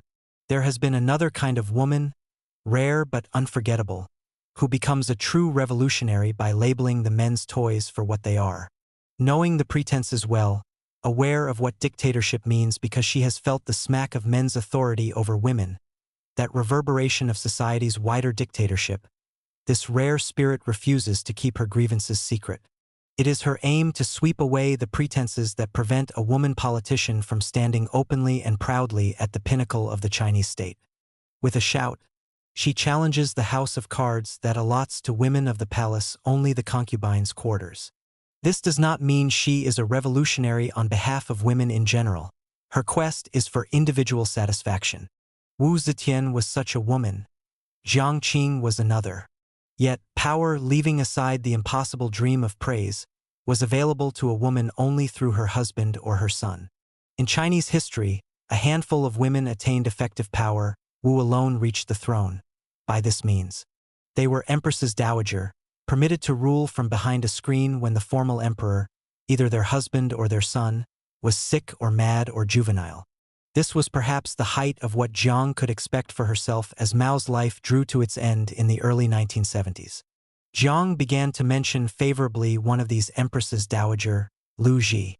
Upon the death of her husband, Liu Bang, who founded the Han dynasty in 206 BC, Empress Liu locked up the proposed heir, had his mother's hands and feet cut off, and propped up in his place her own young and malleable son, Zhao Di. She ran the kingdom not terribly well for 16 years. When Zhao Di grew to adulthood, Liu murdered him. To replace him on the throne, she reached into the ranks of palace children for another young boy. In his gorgeous robes, he was a puppet. She was the ventriloquist. As soon as Empress Liu died, the bureaucrats and generals killed her entire family and restored orderly, acceptable male leadership. Liu's political use of her relatives was like Jiang Qing's use of Li Na and Mao Yuanxin in the 1960s. Liu's extreme nervousness about 2 of her husband's concubines was like Jiang's defensiveness about He Zizhen and her daughter Li Min and the family of Yang Kaihui. Empress Liu is a villain in the stylized morality play that sometimes passes for history in China. But Jiang Qing quietly spread the word that Lu's career should be reassessed. In Jiang's mind, not well stocked when it came to history, Lu's ruthlessness could be counterbalanced by three factors, all beautifully pertinent to her own requirements in the communist China of the 1970s. Lu was able and courageous enough to hold the Chinese ship of state on a steady course after the death of her emperor husband in 195 BC. Lu was not a licentious woman. The Chinese love to read about licentious women, but they also like to keep reassuring themselves that such women are rotten.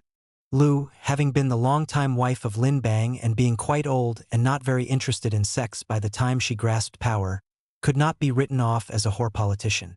Third, Empress Lu had proved her mettle by sharing wartime hardships at the side of her husband as the Han dynasty was struggling into existence. Among other empresses dowager, the great recent example, personally remembered by some Chinese of Jiang Qing's era, was the formidable Shi, 1835 to 1908, an emperor's concubine. She rose to be empress because she happened to be the mother of this emperor's only son. Her emperor husband's death in 1861 led to nearly 50 years of rule by Shi, based upon scheming, murder, and a good sense of the balance of forces. Using her brother-in-law, she confounded the elder statesman's opposition to her willful rule. It was similar to Zhang's use of her nephew Mao Yuanxin to encircle the old cadres who felt Mao's wife should take a back seat. She put her own son on the throne under strict control as Emperor Tongji. When he died an early death in 1874, she selected her nephew to replace him as Emperor Guangxu, only to jail this interesting young man after he began to sympathize with an anti-Shi reform faction. She ruled despotically but tolerably well, choosing some brilliant advisors. Her attention did not stray from state affairs to love affairs as Empress Wu's did. Without her, dynastic China might have come to an end well before it did in 1911. Jiang Qing was deeply interested in the ideas and methods of Empress Dowager Shi. But it was impossible for her to praise Shi publicly because, ultimately, Empress Dowager Shi failed to keep the West at bay and because she was too vivid a part of the Ancien regime that the Communist Party had gloriously buried. One cannot choose a model from the ranks of last night's enemy. If it was almost impossible for a woman to gain supreme political power in old China, it was totally impossible for a woman to gain favor for any political role she might play. When things went well for an empress who was calling the shots herself, she was said to have attained success by sordid methods. And when things went badly for an emperor plus woman team, invariably the female was blamed.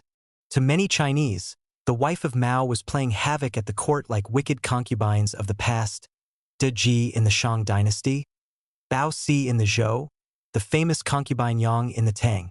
Unlike Empress Wu and Empress Lu, such favorites were not career politicians but meddling amateurs. They were linchpins of the court's emotions, but they were not part of the court's political structure.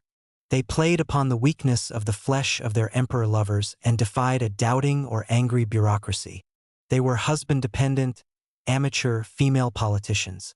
They brought disaster to the Chinese state as well as to themselves. In a culture where it is thought that everything capable of happening has already happened before, Jiang Qing was seen to be following in the footsteps of De Ji, Bao Si, and concubine Yang, as surely as Mao was following in the footsteps of the great founding emperors, tirelessly dealing with affairs of state with one hand as he tried to swat off his wife's quixotic imprecations with the other. The shoe did not really fit. Jiang was more than a meddling amateur. Hedonism did not govern her. She had a theatrical career behind her. She was in the midst of a spectacular political career, and her ambition was to be China's ruler, chairman of the Communist Party. She was more than a silk-clad playgirl, bored with life in the palace, cooking up fantastic schemes to get her husband's attention, stretching out a milky leg to lasso him from the office to the bedroom. Then was Jiang like Empress Lu, a sun-dependent professional politician? No. For all the power and influence Jiang had built up since 1966, she lacked the one thing needful in a communist court that increasingly functioned like a Confucian court. She had no son to be a stalking horse for her advance to power. Yang Kaihui had sons by Mao, but Jiang did not. Fan Jin had a son by Yu Qiwei, but Jiang did not. By 1971, when I saw her again, said an acquaintance of Jiang Qing's who had last seen her in 1969, Something had happened to her voice. Previously, it had been a beautiful, commanding voice, which she used slowly and confidently. Now, something tight and desperate lived in it. The political trials of the late L96OS had taken a toll of Jiang's equanimity. In came Jiang Qing like a small whirlwind, buzzing in a suit. The same visitor recalled. Her voice was loud and imperious. She sat down and stood up, sat down again, wiped her face, wiped her arms to the elbows, wiped her neck to the armpits with the hot towels handed to her, as if she had just come from the fields. You ask her about the theater, she tells you about her illnesses. This visitor found. You ask about the concept of continuing the revolution, and she speaks of how badly this or that person has treated her. Like Lyndon Johnson, Jiang was elemental enough to exhibit parts of her body as visual accompaniment to a conversation. But she exceeded LBJ, for whom a scar on the stomach was just that, in making her body the pivot of philosophic truths. She would pull open her big mouth to show a broken tooth. A man had done that. Was the suffering of the female half of mankind not appalling? She would hoist up her frock and push a finger against a tiny scar. A dog had done that. Were the enemies of the revolution not omnipresent? Jiang had become a politician in her own right, and she was a most unusual one. In China, politics is economics plus geography plus guns. But Jiang had few interest groups as her natural backers and little, except for Shanghai, in the way of a regional base. Her power was personal. She dealt in the coin not of political majorities, military divisions, and industrial output, but of personalities. She had no constituency. She had followers. No good at keeping track of who had historical associations with whom, or anticipating what the next fight over economic policy was likely to be. She was a genius at spotting a young man with ambition, or sensing which important marriage was nearing the rocks. Of Empress Wu during the period of the decline of her emperor husband, it was written, the court was already beginning to understand that Wu Zetian as empress in the conduct of business was not merely a convenient channel for influencing the emperor, but an exacting mistress with a clear head. Jiang, too, had gone beyond the role of a channel for influencing Mao and was the exacting mistress of a burgeoning political operation. She was no longer to be seen handing out signed copies of Mao's selected works, like a combination of loyal wife and amateur publicity agent. Like Empress Wu, Jiang counterbalanced her hostility toward senior officials with an open heart toward junior officials. This was the accidentally revolutionary nature of both women's rise to high place. The audacity of their bids for power, every fiber of Chinese culture seemed to cut against the idea, required the summoning of a new world to redress the imbalance of the old. To find an undiscovered cadre of the best and brightest was their only hope. For years, Jiang bore, as Eleanor Roosevelt did, the consequences of being the wife of an imperious power holder. In the 1970s, Jiang was in a position to even the score a little, as Mrs. Roosevelt was in the 1940s. The terrible food served in FDR's White House was one of Eleanor Roosevelt's quiet revenges with a moral excuse. It has been recorded. If her husband did not like eating badly, why there were passages in their joint past she had not liked either. Jiang Qing's quiet revenges took two forms. She made use of Mao's authority to beat down officials not well disposed toward her and to elevate those loyal to her. Half the top victims of the Cultural Revolution were Jiang's personal enemies. Half the new ultra-leftists were her personal protégés. And Jiang began to exercise her right to equal freedom within the marriage. It was not her style to throw herself to the wall over Mao's peccadillos, just as it was not Eleanor Roosevelt's style to storm out over FDR's affair with Lucy Mercer. He Zixian had done that when Lily Wu came on the scene in 1937, but Jiang was a broader, shrewder woman than Mao's earlier wife. It was a political marriage that Jiang now had with Mao. Nevertheless, in the 1970s, Jiang Qing practiced a bit of quiet revenge in the realm of sex. By now the main female in Mao's personal life was Zhang Yufeng, an innocent-looking Hunanese with large eyes.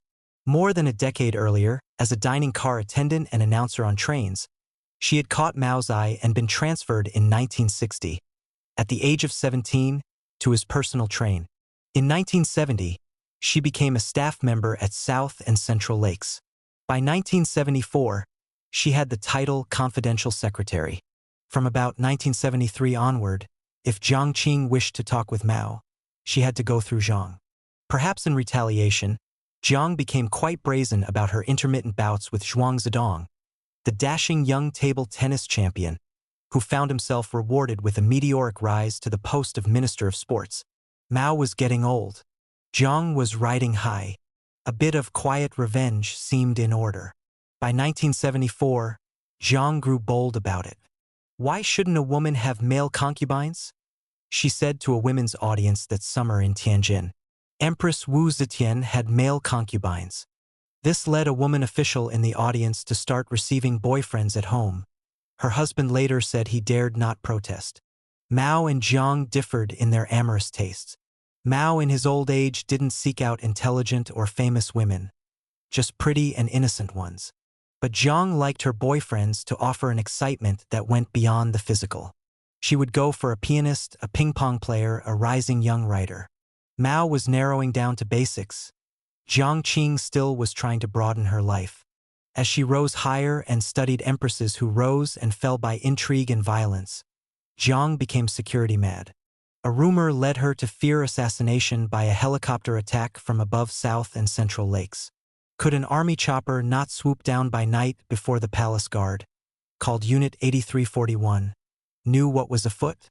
A bomb might be tossed into her chamber, or the helicopter crew might reach down, haul her aboard, and carry her off to a torture room as bad as any devised by Empress Wu. Jiang felt that special equipment could be erected on the roof of the Spring Lotus chamber to resist a hostile helicopter. Too defensive to broach openly with her staff the vulnerability she felt, she summoned her chief bodyguard, a man supplied to her by Kang Shang and well-versed in Kang's ways, and hinted at the danger she foresaw. Pointing to the sky, then plunging a finger toward her own breast, she could have been directing an opera, but her bodyguard, who had probably heard the rumor that an anti-empress dowager group in the army had taken an oath to kill Jiang Qing in her own bed, got the message. The elegant tile roofs were surveyed, guns on swivel bases were discreetly acquired, and money was transferred from a fund for the restoration of Buddhist temples to pay the colossal bills. No helicopter attack occurred, but a machine gun section was added to Unit 8341, dismantled only years later, after Jiang's fall. During a period of ill health when she became dependent on an array of medications, Jiang Qing became convinced that her medical personnel, in the long tradition of court intrigue, were giving her the wrong pills to kill her on behalf of a highly placed enemy. A nurse called Zhao Isi, melodious thought Zhao, one evening brought in Jiang Qing's usual sleeping pill, which Jiang took in silence. Half an hour later, Jiang rang the bell for Nurse Zhao. Where on earth was her sleeping pill? Zhao pointed out that she'd taken it, but Jiang said she hadn't and insisted on downing a second. The next morning, she felt so poorly she could hardly move her limbs. To other staff members, she conveyed her conviction that Nurse Zhao was a secret agent sent by Lin Biao's remnants to kill her with an overdose of pills. When an assistant nurse scoffed at the idea, Jiang lunged at her with a pair of scissors. Jiang ordered a long investigation of Nurse Zhao in Villa 17 at Fishing Terrace Guesthouse, and the woman lost her nurse's badge and certificate. Absolute power is a magnifying glass for personality. The absolute monarch, writes a biographer of Empress Wu, is like an actor posturing before a gigantic distorting mirror, which projects his every movement to colossal dimensions.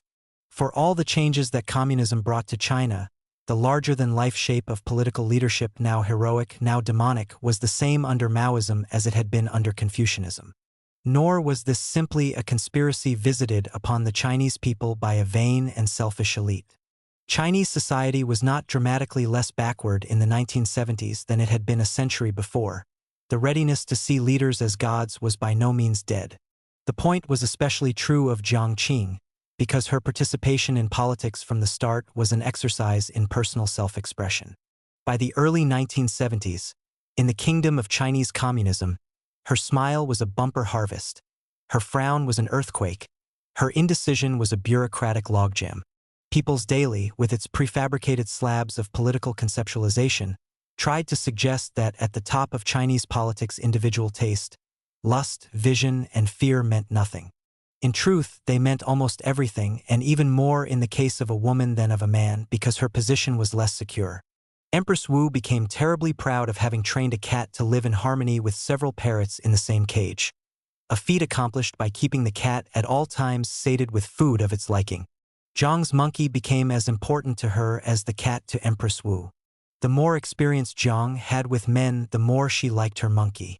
She dressed it in silk, fed it only the finest fare, and trained it to jump out unexpectedly and frighten people as they walked along the paths of her orchid garden in Canton. By the mid-1970s, it was a litmus test of staff members' loyalty to Jiang to fawn upon her monkey. It was a necessary sign of political rectitude to accept in good grace its sudden, terrifying descent upon one's shoulder during an evening stroll in the orchid garden. Power that is not accountable to an electorate not only corrupts, it also makes a spoiled child of the absolute power holder in allowing an individual personality to become a universe of its own without reference beyond itself, not subject to the sting of criticism, not restrained by the habit of compromise. Jiang Qing in power talked of the world, her colleagues, and policies as if all had been cut down to the level of life in a township of which she was a leading light. The Soviets were nasty neighbors who polluted the air and couldn't be trusted not to steal chickens from her side of the fence. Zhou Enlai was a reliable uncle who always knew what to do at the right time.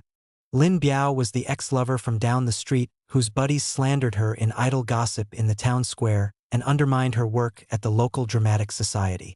Yao Wenyuan was an obedient valet who never raised difficult tissues. Mao was the father she looked to for protection, though she didn't always understand him, and sometimes he said no to her pet projects. The masses in the neighboring hovels were but stage props for her performance as First Lady of the township. However much the system of Chinese despotism, and her own upward struggle as a woman, forced Jiang into a pattern of personalized arbitrary politics, the result was appalling. A revolution was betrayed. A great people were taken for granted like a herd of tame sheep. A nation was diverted from economic development to the vain rituals of court politics. One day, Zhou Enlai arrived at Mao's quarters to try to persuade him to accept medical treatment his doctors were vainly seeking for his lung and heart problems. Zhou insisted on going in the company of Jiang Qing as a joint appeal to Mao was urgent. Mao sat on a sofa, head back, eyes closed, breathing with difficulty. Zhou knew Mao was very ill, but Jiang Qing either did not realize it or did not want to. Zhou asked Dr. Li Jisue, the fourth person in the room, to explain again what was needed to deal with Mao's ailments. But Mao began to grumble about Dr. Li's various drugs. Jiang, seeing an opportunity, said Li had been trying to poison Mao with his medications. Mao appeared to concur. Jiang was emboldened to say to Li, "Step out of the room. You won't be playing your tricks around here anymore." Dr. Li walked toward the door. Suddenly, Mao said, "Don't leave." He criticized Jiang for wanting to attack Li behind his back. "Stop all medications," he boomed, referring to Jiang's proposed traditional Chinese herbs as well as Li's drugs. "Whoever wants me to take medicine, leave the room." The three others were silent. Then the chairman dropped a bombshell. "My health is too poor," he said to Zhou. "I don't think I can make it. Everything depends on you now." Zhou remonstrated that the chairman would recover and continue to lead. "I cannot make it," Mao said bleakly to Zhou as Jiang Qing listened with mounting horror. "You take care of everything after my death. Let's say this is my will." A frozen Zhou drew his legs toward his chair and put his hands on his knees. "You can all go," Mao said. In her fury, Jiang Qing demanded and got a meeting of the Politburo. At it, she pushed a strong anti-Zhou line. "The chairman is in good health," she blazed at Zhou. "Why are you forcing him to transfer power to you?" Even Mao does not divulge the details of his personal life to other people. Huang Hua said to his visitor in irritation as he talked about an extraordinary piece of self-revelation by Jiang Qing during 1972. Roxanne Witka, a brilliant and determined scholar of Chinese history, spent days with Jiang in Beijing and Canton, hearing her views on life, the Chinese Revolution, and herself. "Let me dissect myself before you," Jiang purred to the American scholar, taking an approach poles apart from Chinese tradition and communist practice alike. Huang Hua was not correct about Mao. He did speak at length of his personal life to Edgar Snow in the 1930s and somewhat less publicly on many later occasions. But the former foreign ministers, even Mao, was heavy with meaning. In this delicate territory, Mao was alone. Only Mao may divulge the details of his personal life to other people, would have been a more candid way to put the matter. Yet Jiang did unveil herself. Once more she crossed the boundary of the permissible. This was the new Jiang Qing, bent on carving out a persona that defied her enemies, Chinese political conventions, and, sadly, the truth about her own past. She did not ask Mao's permission to meet with Roxanne Witka. Kong must have known he would not have approved. But now she was reaching beyond Mao, presenting herself not as his wife but as his accomplished follower. She did not talk much to Witka about Mao. Jiang talked of herself as a different, lesser, but also parallel revolutionary figure, one who had learned much at Mao's side and was equipped to take the kingdom from his trembling hand.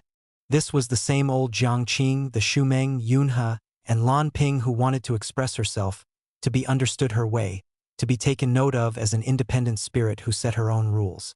Having in the Cultural Revolution removed, she hoped, the traces of her contacts with Chiang Kai-shek circles, Jiang Qing could, in 1972, paint a picture of a communist fighter who even as a teenager despised the bourgeoisie. Having torn out from the pages of history, she supposed, the evidence that Yu Chiwei gave her a start as a young political activist and that her charm and her ego drove Tang Na to several suicide attempts, she was free to thrust upon Witka the image of a one-man woman, Mao's supporter, available to carry on his work. If Jiang was filling up for Witka the blank page she thought she had created by destroying many records of her Shanghai years, she did not fill it with the story of her real heart and mind. Not only were her second and third husbands, leaving aside her first, the young Mr. Fei, never mentioned in the interview, but neither did Jiang once utter the names of Empress Wu, Empress Lu, or Empress Dowager Ci Shi. The men in her life and the women in her dreams were omitted, like the steak from a steak dinner. Of course, Mao would not have liked Jiang to speak to a foreigner of Tang Na or Empress Wu, but he did not like the whole idea of the interview. He cursed her for having given it emptied as it was of her private passions, because he felt that the act of giving it was a bid to be empress. That she divulged state secrets was not clear. In China, a phone book could be a state secret. This accusation was a fig leaf to cover the real rock of offense. She had divulged the unmentionable secret of a woman's unbecoming desire to grab supreme power. Never mind that Jiang told Witka about Civil War battles. Leave aside her remark that Mao had no taste in food and simply would eat the dish nearest him on the table. Her real crime was to use a red pen to sign the photos she gave to Witka. In old China, red ink was the sign of the emperor's writing. Were there highly placed officials in Beijing who were delighted to see Jiang commit this act of self-revelation, so risky in Chinese culture, and who felt she had walked into a trap? Jiang, at any rate, felt no qualms at the time. She did consult Premier Zhou in advance of meeting Witka. A conversation of about an hour is good enough, Zhou wrote in reply to her query. She disregarded this advice. It was hardly an instruction. But as the Jiang-Witka meetings continued, the premier intervened to urge Jiang to talk about art and literature only, not other issues.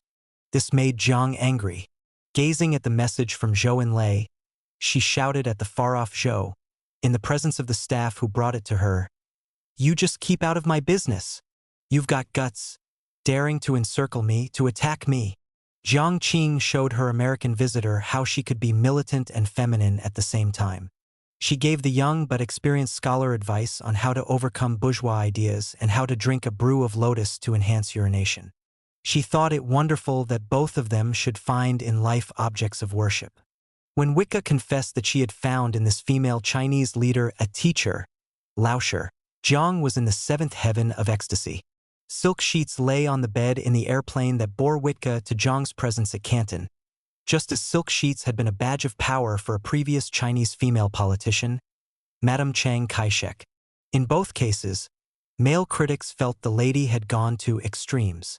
One night at the dinner table, Jiang reached for a box and presented Witka with a skirt. "I like skirts," Jiang declared, "and they're comfortable in summer." How was it possible for Jiang Qing to be at once a communist and a self-indulgent empress? a vicious woman who helped dispose of many people but still a charming companion, gossiping, snapping photos, talking about clothes? Because, cushioned by the environment within a cocoon of power, she had made a series of identifications between her own personality and the communist cause. Her rebelliousness, born when she saw her father attack her mother, she aligned with the class revolt of the dispossessed against capitalists and landlords. Her quest for vindication as a woman she now saw as requiring the gathering into her hands of supreme power within the Communist Party of China.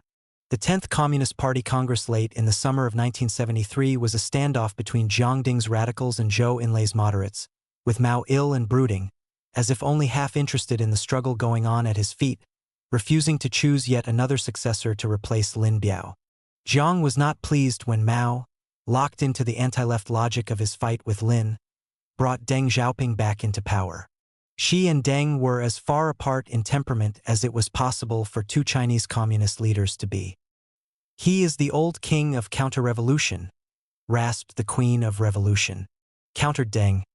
"Jiang Qing is a very vicious woman, too vicious to be described in words.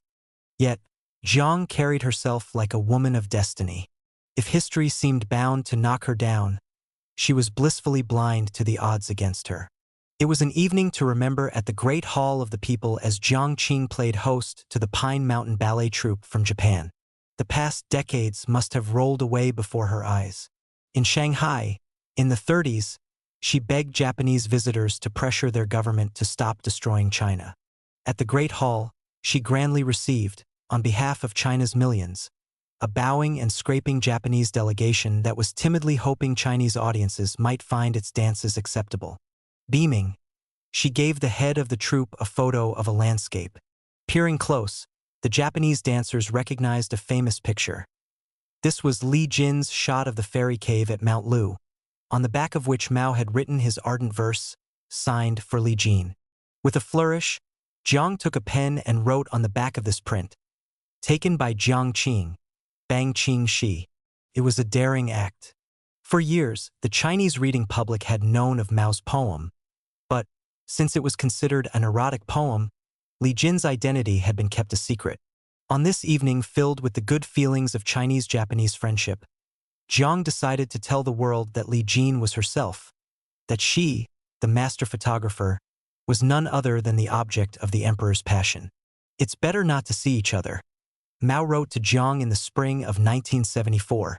"You haven't carried out many of the things I talked to you about over the years. What's the use of more meetings with you?" The marriage had reached yet another stage. During 1973, Jiang indefinitely moved out of the Spring Lotus Chamber to the Fishing Terrace guesthouse. Mao, in a moment of anger at Jiang's growing willfulness, decreed that she must write him a note if she wanted to come to see him. "You're one of those people," Mao's 1974 letter went on, "who never discusses big matters but sends daily information on trivial matters." Jiang's meetings with Witka had damaged her in Mao's eyes. Still, this marriage, whose state probably was the single most important factor in Chinese politics, was by no means over. For both partners, it still carried personal and political weight. In the 1960s, the marriage had soared because the pair's expectations were congruent. Mao needed Jiang, and Jiang had everything to gain by seizing the political opportunity Mao's need gave her. In the 1970s, they were no longer working together as a political team. Mao reigned, but he no longer ruled. "My body is riddled with disease," he lamented to Australian Prime Minister Gough Whitlam. "I have an appointment with God." In a loosened-up situation, Jiang Qing became an independent force. She did, indeed, fail to carry out some of his advice to her. With her eyes on the post-Mao era, she was no longer the loyal wife expending her own life for her husband's career. Yet, Mao and Jiang were locked together, structurally and even emotionally. Mao did not always agree with Jiang and the leftists, he did not always agree with himself, but he probably disliked the rightists more.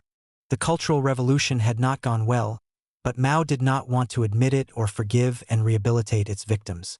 The claim made in China in the 1980s that Mao, by 1970, had seen through Jiang and her leftist associates and realized that they and Lin Biao's group were in collusion is unconvincing. After 1970, Mao had a great deal to do with Jiang and her leftist associates. If he had wanted to get rid of them and hand the future to Zhou, Deng, and their type, the period immediately after Lin's fall was ideal. But he did not do so. His reliance on Zhou then seemed grudging, and Deng was left to pass the time in rural exile. Jiang's new independent power irritated Mao, but it did not mortally offend him. "She's poking her nose into everything," he snapped during the summer as she rode high in Beijing, while he received foreign leaders at a southern resort, whose name the bureaucracy kept secret. "She lectures people wherever she goes. Anyway, she represents only herself." By the end of the year, he was telling associates, "Jiang Qing has wild ambitions." Yet, this was hardly a fresh discovery, and Mao was still merely slapping her wrist.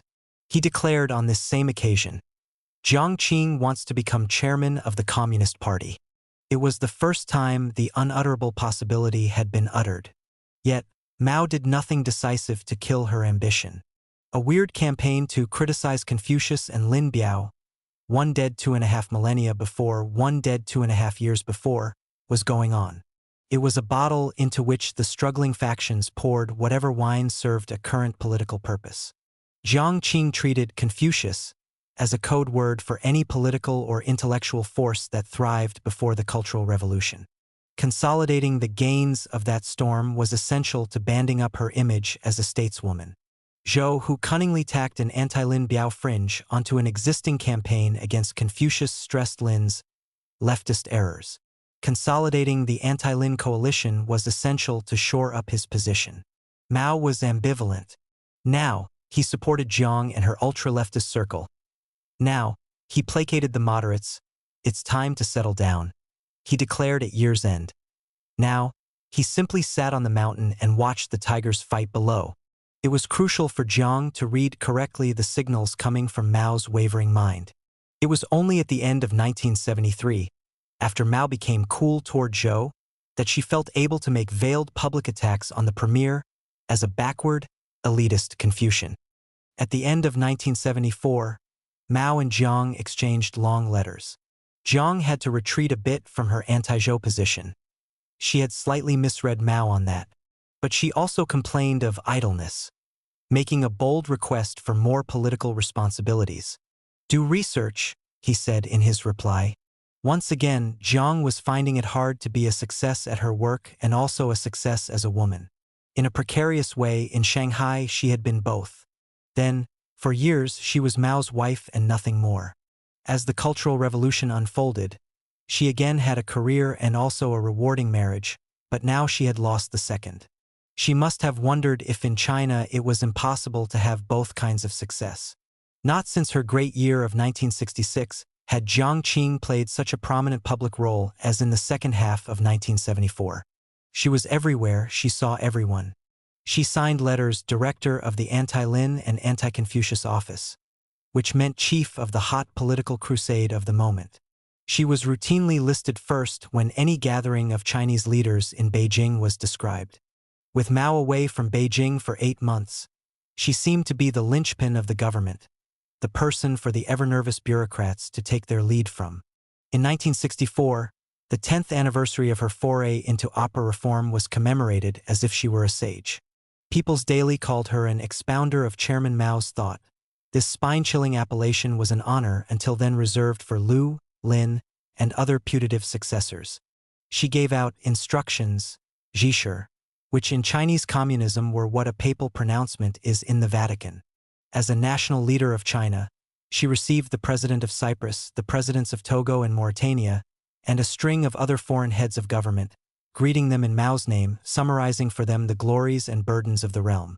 Turn on the television, and there was her face, smiling as she looked upon light, stern as she beheld darkness. Open the newspaper, and there was news of her activities, troubleshooting here, exhorting there, inspecting somewhere else, with photos of her in a professional-looking Sun Yat-sen jacket and trousers. "Don't appear in public too often," Mao urged her from his mountain in South China. "Don't write pronouncements on documents all the time, or act as a string puller for a kitchen cabinet." Content to be out of the fray, the sinking emperor nevertheless was closely observing the situation. "You have offended too many people. Meanwhile, the various branches of the rooted tree that is China's official press burst out with articles in praise of Empress Lu. Firm of purpose, she won glory by taking over upon the death of her husband, Liu Bang, first emperor of the Han dynasty, and carrying on his policies. What was said of Jiang's other woman ruler hero, Wu Zetian, when she reached the top, could now virtually be said of Jiang herself. Life or death, reward or punishment, were decided by her word. The son of heaven emperor sat on his throne with folded hands, and that was all. Court and country called them the two holy ones. That summer, a Beijing resident recalled, we saw film and TV footage of Jiang Qing greeting foreign guests, and her hair was penned. Until then, it was a crime for any Chinese woman to have a permanent wave. After that, it was permitted, and many women tried this style. Just after Mao left Beijing, when Jiang was riding high as the apparent number 2 in the regime, she pulled out an audacious poem she had written in 1961, matched it with one of her photos, and gave the package to the editor of China Photo. The poem was about a mountain, and the photo was of a soaring peak. But this lofty, beautiful, modest, underrated mountain was none other than Jiang Qing. The poem would win no literary prize. Overlooking the river, a soaring peak, its face obscured in mists. Mostly it is not beheld. Just occasionally its majesty is revealed. The word for river is her own name Jiang, and the entire quatrain is an echo of the Tang dynasty couplet that had inspired the choice of her name, replacing Lan Ping in Yan'an. Both words of her name are in the second line of the Tang couplet. Jiang Shang Shu Feng Qing. Overlooking the river rise a number of green peaks. Whether or not Jiang had Mao in mind when she wrote of mists, as her critics later said, the poem conveyed Jiang's feeling that she had not yet attained the acclaim that was her due. Jiang led Witka to believe that Mao had written this poem of praise to her. The poem and photo, Jiang told the editor of China Photo, were to appear under a pseudonym, the name of a famous ancient monument in her home county of Zhucheng. She wanted informed people to know who the author was, after groping their way through mysterious clouds. But she did not want to make an overt announcement of vanity and ambition by signing her own name. Jiang wanted to locate her sense of herself within China's great literary and political tradition. Indeed, in the illustrious Tang dynasty that Empress Wu did much to shape.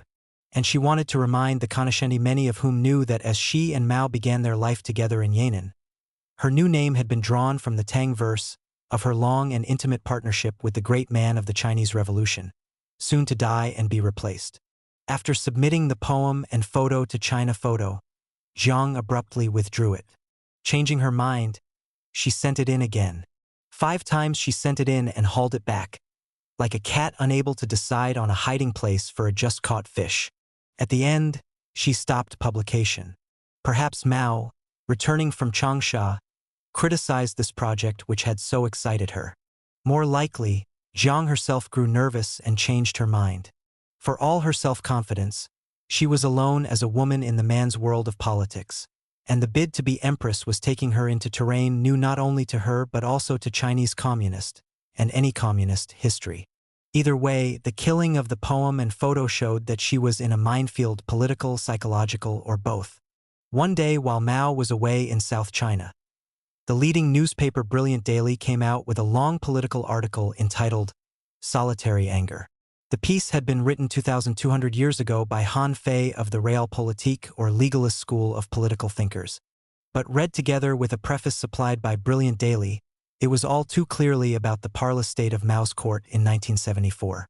Han Fei described a kingdom so sunk in lies and factionalism as to be headed for destruction. The emperor was being misled by fawning courtiers and traitorous ministers, and especially by an important person charged with putting villains and incapable people in high government posts. It was a monstrous crime for the emperor to be treated like this and a great mistake for him to permit the important person to make a circus of his regime. Citizens of Beijing scrambled to get copies of this July 23 issue of Brilliant Daily. Debate swirled as to the identity of the important person leading the Mao regime to ruin, in the newspaper's view. The preface, in the Chinese way, identified only Lin Biao-type villains. With yesterday's villain dead 3 years ago, readers had to infer who today's villain was. could only be Zhou Enlai or Jiang Qing. These two, now rival number twos, were the center of sharply differing camps. Which was attacking which? Within hours, the July 23rd edition of Brilliant Daily was withdrawn and burned. A new edition for the same day came out, and Solitary Anger, which had filled page 2 of the first edition, had been replaced by 5 innocuous items of local news. Perhaps Jiang was attacking Zhou? But the Prime Minister had been in the hospital since the spring. Everyone knew he had cancer and was a fading force. If Zhou was the target, the anti-Jiang group showed its power by the lightning production of a new page 2 for the July 23rd issue of Brilliant Daily. Probably the article was an attack on Jiang Qing as the important person leading the Mao court to ruin, as she disputed the post-Mao future with Zhou, Deng, and others of a more bureaucratic stripe than she. One day soon after the fuss at Brilliant Daily, Jiang went to a meeting of her supporters from Peking and Tsinghua universities. A Talmudic-style discussion raged about choosing texts for the drive against Lin and Confucius. In the middle of it, Jiang reached for a translated copy of a dispatch from Beijing by a Western journalist. "The current struggle in China," she read out to the gathering, using a foreigner's words to convey an idea she approved of, but was not in a position to state openly herself, "is a struggle between moderates represented by Zhou Enlai and radicals represented by Jiang Qing." She knew she was squared off against Zhou. She relished the struggle, and she loved the label radical. "Zhou can hardly wait until he is able to replace the chairman," Jiang hissed to a colleague. Her remark reached Mao's ears, and one evening, after a meeting with the King of Nepal, he said in the midst of a talk with associates about the tension between Jiang and Zhou, "It's not the premier who can't wait to be chairman, it's my lady." In November 1973, Jiang Qing sharply criticized Zhou Enlai for a pro-foreign attitude and general liberalism, going so far as to say the resistance to him should take the form of the 11th struggle in the history of the CCP. The next month, Mao embraced some of her criticism of Zhou, but rejected his wife's characterization of the disagreements as on a par with the 10 great power struggles in the party's past, the most recent being the one between Mao and Lin Biao. Jiang's hostility to Zhou Enlai also rose to the surface in a fight over black art. Jiang alleged that the premier had permitted the Great Hall of the People, leading hotels of Beijing, and other public places to be decorated with unhealthy art and furniture. Helped by Yao Wenyuan, she sent teams to report on the situation. They seized 700 pieces of art and decor from buildings that Zhou Enlai had sought to grace with a cosmopolitan touch. Jiang began to replace them with revolutionary paintings, sculptures, and rugs. 200 of the seized items were gathered into an exhibition of black art. Then came the movie operetta Song of the Gardeners, about 2 wise schoolteachers who guide youth toward light and justice. A rising Hunan politician, Hua Guofeng, had encouraged the making of the film, and many audiences liked it. It made heroes of the teachers. It endorsed the idea that brilliant flowers come only from painstaking cultivation. Both sentiments have a substantial following in China. But one night in the summer of 1973, Jiang Qing, flanked by Zhang Chunqiao and Yao Wenyuan, saw Song of the Gardeners and erupted against it. "The title itself is wrong," Jiang Qing declared as the 3 Shanghai radicals sat down to review the film over a late-night meal. "How on earth can you have the gardeners be schoolteachers?" Jiang scoffed as she toyed with a steamed fish. "They should be Communist Party figures." There was a song in the film that particularly upset Jiang. "Without culture," it began, "how can we shoulder the great responsibilities of revolution?" She took it, and she was correct, as a veiled attack on the Cultural Revolution, when culture was laughed out the doorway and teachers were sent to feed pigs. Wasn't this a direct assault on them all? A challenge to their political power? The whole environment of the movie is peculiar. Jiang Qing went on to her dinner companions. "God, the female teacher even says good things about the male teacher."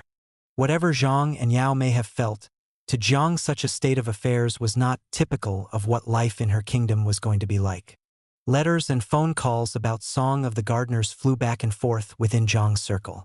About 100 articles were published in the spring of 1974 denouncing Song of the Gardeners, embroidering garishly the points Jiang had made at dinner with Zhang and Yao. Chu Lan, pseudonym for one of Jiang's writing teams, came out with an article that said the film sings the praises of the revisionist educational line. But Jiang Qing's attack did not enjoy plain sailing. The film had originated in Hunan, Mao's own province, where Hua Guofeng was powerful, and a counterattack began from Changsha. One cold evening in December 1974, during his long stay away from Beijing, Mao, at his guest house near Changsha, asked to see a movie. Song of the Gardeners, viewed in Changsha as a triumph of local filmmaking, was chosen for the chairman. Mao was tired and sick of reading documents, and he enjoyed the film. He applauded. Seeing this, a shrewd Hunan staff member observed, "Chairman, this film is being criticized." Mao looked around the room benevolently. "Why the criticism? You tell me what's wrong with it. I think it's a good movie." Mao's late-night remark hit Jiang like a bombshell. She sought out the man in Hunan who had orchestrated the counterattack. "You made the chairman see Song of the Gardeners," she blazed. "You imposed that appalling film on the chairman."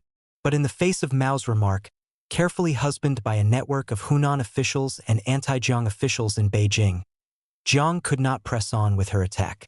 "Zhang Chunqiao is in charge of these cultural matters," she drawled to the Minister of Culture when he phoned to ask instructions about Song of the Gardeners. "He has stronger feelings about the movie than I do." Jiang's sense of herself as a majestic peak, shrouded in persistent mist, soon was displayed in the port city of Tianjin. As Empress Wu disliked her capital of Chang'an and got away whenever she could, so Jiang felt a resistance to Beijing and favored her various bases around the country.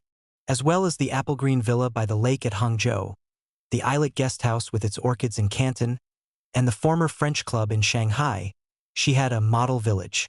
Zaijinswang lay on the outskirts of teeming Tianjin, the first of China's very big cities that Jiang had ever visited from Jinan in 1927.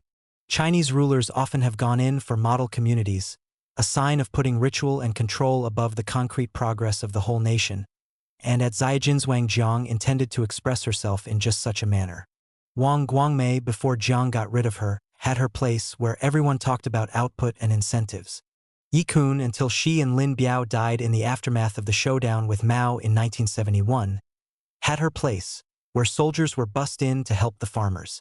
Zaijinswang was Jiang's own place, where she would display the glories of mass culture and demonstrate how art can shape life.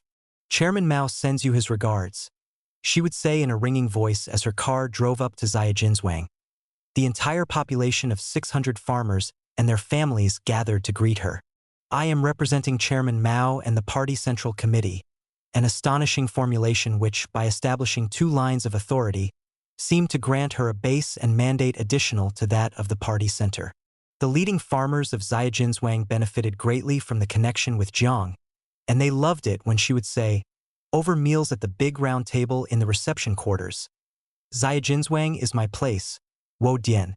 Some of them also caught the significance of her adding, "It's also the party center's place." Jiang lectured leathery old men on the need to allow women more power in running the village. Arias soared from the wheat fields. Teenage girls wrote clumsy poems about how resisting Confucius' rotten ideas would produce a better quality of corncob. The people of Zaijinswang were told that, if they lived like the heroes of the model revolutionary theater pieces, then Zaijinswang and someday all of China would be a just and happy place. From Beijing, Jiang brought gifts: a straw hat for each citizen, sample grains of wheat, a hairpin for each woman. At the same time, she behaved like a prima donna. She required all nearby fowls and animals to be locked up when she was ready for bed, since the slightest noise robbed her of her sleep. She also felt it necessary to bring to Zaijinswang her special padded toilet seat with its fur trimming. Taking a turn at working in the fields, she displayed both her enthusiasm and her vanity. She threw herself into the harvesting, sleeves rolled up, hair tousled, shouting out how much she loved manual labor. Yet, she never lost her old instinct for show business. She worked feverishly for a short time and then complained of total exhaustion. Had she not been up much of each night the previous week in Beijing, reading documents for the chairman? "I can't take it the way you real farmers can." But she never left the field before the village cameraman had done his work. A producer, Mang Qi, Jiang Qing viewed the farmers as a cast of characters for a drama, her bid to be empress, that had little to do with their lives. Jiang arrived expectantly at the Tianjin port. Fresh from Zhejianzhuang, she was joined by 2 loyal followers for a tour of the offshore oil arming enterprise near Dagong. Zhuang Zedong was the table tennis champion, who, during Jiang's rise to power, became one of her boyfriends and also Minister of Sports. In nicely tailored gray trousers and shining black leather shoes, his hair in perfect order as usual, he did not seem to be needed in his ministerial capacity. But Jiang had asked him to come, and so he was there. Yu Huiyong, a former musician from Jiang's home province, now Minister of Culture and one of Jiang's left-hand fingers, was present too, despite his ignorance of oil. In China, sports and arts people always have felt a close affinity for each other, and both men were loyal to Jiang Qing. One reason for the visit was the struggle going on between the moderates and the radicals over economic development and foreign involvement in it. Jiang, criticized by Zhou and Deng for being all ideological talk and no economic action, "She sits on the toilet but does not manage a shit," was Deng's inelegant phrase, wished to show the Chinese public that she, too, cared about China's balance of payments. A second reason was her desire to investigate the social and cultural level of this enclave of special economic activity that may, as one of her aides suggested, have been drifting away from proper imperial control. It was a sparkling summer morning as Jiang boarded the number 2 oil rig at Dagong. She seemed in excellent spirits, digging Zhuang in the ribs as she asked him what he'd been doing the past week, regaling you with the latest anti-Deng joke that she felt may not yet have reached the Ministry of Culture. But soon after this party of urban bohemians began to interact with the oil men, the mood darkened. "Sing a revolutionary song for me," Jiang brightly asked a middle-aged worker. The man stood at attention before her, a wrench in his hand, a smear of oil on his impassive face. But he could not think of a song. "Only production, no revolution," Jiang muttered to Zhuang and Yu with a frown. It turned out that no one on the entire oil rig was able and willing to sing an aria from any of the model revolutionary theater pieces. "I wish to meet some women workers," Jiang announced. Alas, the platform was without females. When this was reported to Jiang by the chairman of the Revolutionary Committee of the oil company, she became thunderous, and even Zhuang and Yu lost their everlasting smiles. "Why are there no women workers?" Jiang pressed on icily. "Have you forgotten Chairman Mao's saying that women hold up half the sky?" The pragmatic oilmen replied that the rig was new and the first batch of available workers happened to be all male. "Anything men can do, women can also do," she reminded the assembly. Jiang's word was law. The next week 4 women were hired to start work on the rig. At the time of Jiang's visit, there had been no toilets at all on the rig. During the periods away from the dock, the men simply used the edge of the platform. As well as sleeping quarters for the women, a toilet for their use had to be constructed, and then, because the women had one, a toilet for the men also. The chairman of the oil company Revolutionary Committee quietly cursed Jiang Qing. The men workers laughed. The 4 women left after 3 months. Few citizens of Tianjin were prepared for the dress. It appeared suddenly at the women's counter of clothing stores.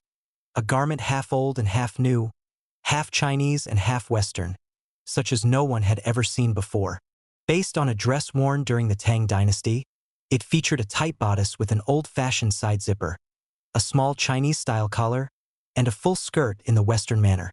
The waist was tight, and there were set-in sleeves. "It's a blend of China and the West, Zongziji," said Jiang, whose brainchild it was, unperturbed that, during that same period of 1974, she was busily attacking Western music as decadent, the filmmaker Antonioni as that clown from Rome, and American culture as unhealthy. She wanted to add a fresh note of pride to the appearance of Chinese women. The garment went on sale for 20 yuan, more, later, in some other cities. Few women were ready to spend what could be 1 or 2 weeks' wages on an untested dress, whose future could not be vouched for any more than Jiang Qing's. In her cocoon of privilege, Jiang simply did not realize how expensive the garment was. To give the dress a boost, she ordered cultural officials to buy huge quantities for girls appearing on public occasions as government servants. In Tianjin, TV announcers, concert artists, and the staff at fancy state establishments appeared in it, replacing their trouser suits. Sportswomen traveling to Iran for the Asian Games were supplied with the dress, as were artists in theatrical troupes on tour outside China. To meet the problem of lagging sales in the stores, Jiang Qing authorized a time payment scheme. For yuan down, and the dress was yours. Perhaps in heaven or hell, all women will wear identical state-prescribed dresses, but not on Earth. And at any rate, not, it seemed, on the Chinese Earth. I can't breastfeed my baby without taking the whole thing off, one woman complained when unable to follow the usual Chinese pattern of hitching up the blouse to pull out a breast. 5 meters of material, it's too much, said another. And wearing it, I can't ride my bike or play ping pong. Women would tease or outrage each other by asking, "When are you getting your Jiang Qing dress?" In the tropical southern provinces, it was, from the start, suffocating, with its tight bodice and abundant skirt. Women who did adopt the dress began to practice variations in fabric or accessories. Rare types who always had wanted an excuse to be different came out in a black velvet version, or adorned it with a diamante clip, or seized the chance to wear shoes with 1-inch heels, as extraordinary in China as 5-inch heels in Paris. The dress excited some women, annoyed others, puzzled many, and amazed all. "It's exhibitionist," said a Beijing woman, and that was the heart of the matter. For Jiang, ever since as a child she had been forced to wear her half-brother's cast-off shirts and trousers. Clothes were a badge of the larger issue of freedom. In her dresses and her hairdo, she sought to express herself. Chinese high culture and communist style alike rule out flamboyance, and it was flamboyance that Jiang could not resist. Over the top of a military cap, she would wear a scarf tied with a flourish under her handsome chin and a long coat, in cold weather, cinched in at her perfect waist. Did she realize what an electric shock she sent through Mao's kingdom? Some Chinese women were thrilled to see her take her place at the top. It was the same sentiment that some British women felt at Margaret Thatcher's capture of 10 Downing Street. Others felt Jiang had broken ranks with ordinary women. In sponsoring the dress, didn't Jiang only draw attention to the precariousness of her position within the male-dominated Chinese political establishment? If only she'd had a more modest style, lamented one woman. She would not have been attacked in such a savage and sexist way. In her new role as the national leader, who gives the ultimate audience to a visiting foreign dignitary, Jiang met with Imelda Marcos, the wife of the Philippine president, on September 20, 1974. Li Shenyan, who outranked Jiang in party and state, was present as mute accompaniment. Over the next 2 days, Jiang ebulliently escorted Sonora Marcos to cultural shows and factories. The former beauty queen from Manila touched off a spark of excitement in Jiang. Both were tough women who had to fight to get where they were. Yet, in each other's company, they found it nice to let their hair down and chat about the man's world they had pierced. There always had been a blend of the battle axe and the shy girl in Jiang Qing. She could be as coarse as a British fishwife, but she would never put a cherry in her mouth and withdraw the stone later. Rather, she would take a tiny knife and delicately pit the cherry before eating it. She was a girl from the gutter, who had become a woman unable to put on her shoes without the help of a maid. In Imelda Marcos's company, she felt able to let the two sides of her character come together. She found she could relax and have a good time without ceasing to be conscious of herself as a powerful woman. In Sonora Marcos, she had a mirror to see herself as she wished to be seen. Powerful and attractive, a success in politics without ceasing to be successful as a woman. On the afternoon of September 23rd, Jiang decided to ask Marcos to extend her visit to China. After telling her guest of the plans for the theater that evening, Jiang, disregarding the fact that it had been Premier Zhou who invited Sonora Marcos to China, asked her to stay on. "I have a surprise in mind for tomorrow," she said with a little laugh. Marcos agreed to prolong her visit. At 9 a.m. the next morning, Jiang and Marcos arrived in Tianjin to be greeted by a crowd of 1 million. Vice Foreign Minister Han Nianlong rushed like an errand boy to fulfill their every need. Wang Herong, a relative of Mao's who was a senior foreign ministry official, went along to assist and marvel. "I think Jiang Qing wanted to demonstrate," said a member of the Marcos party. As one woman politician to another, what a following she had in this city.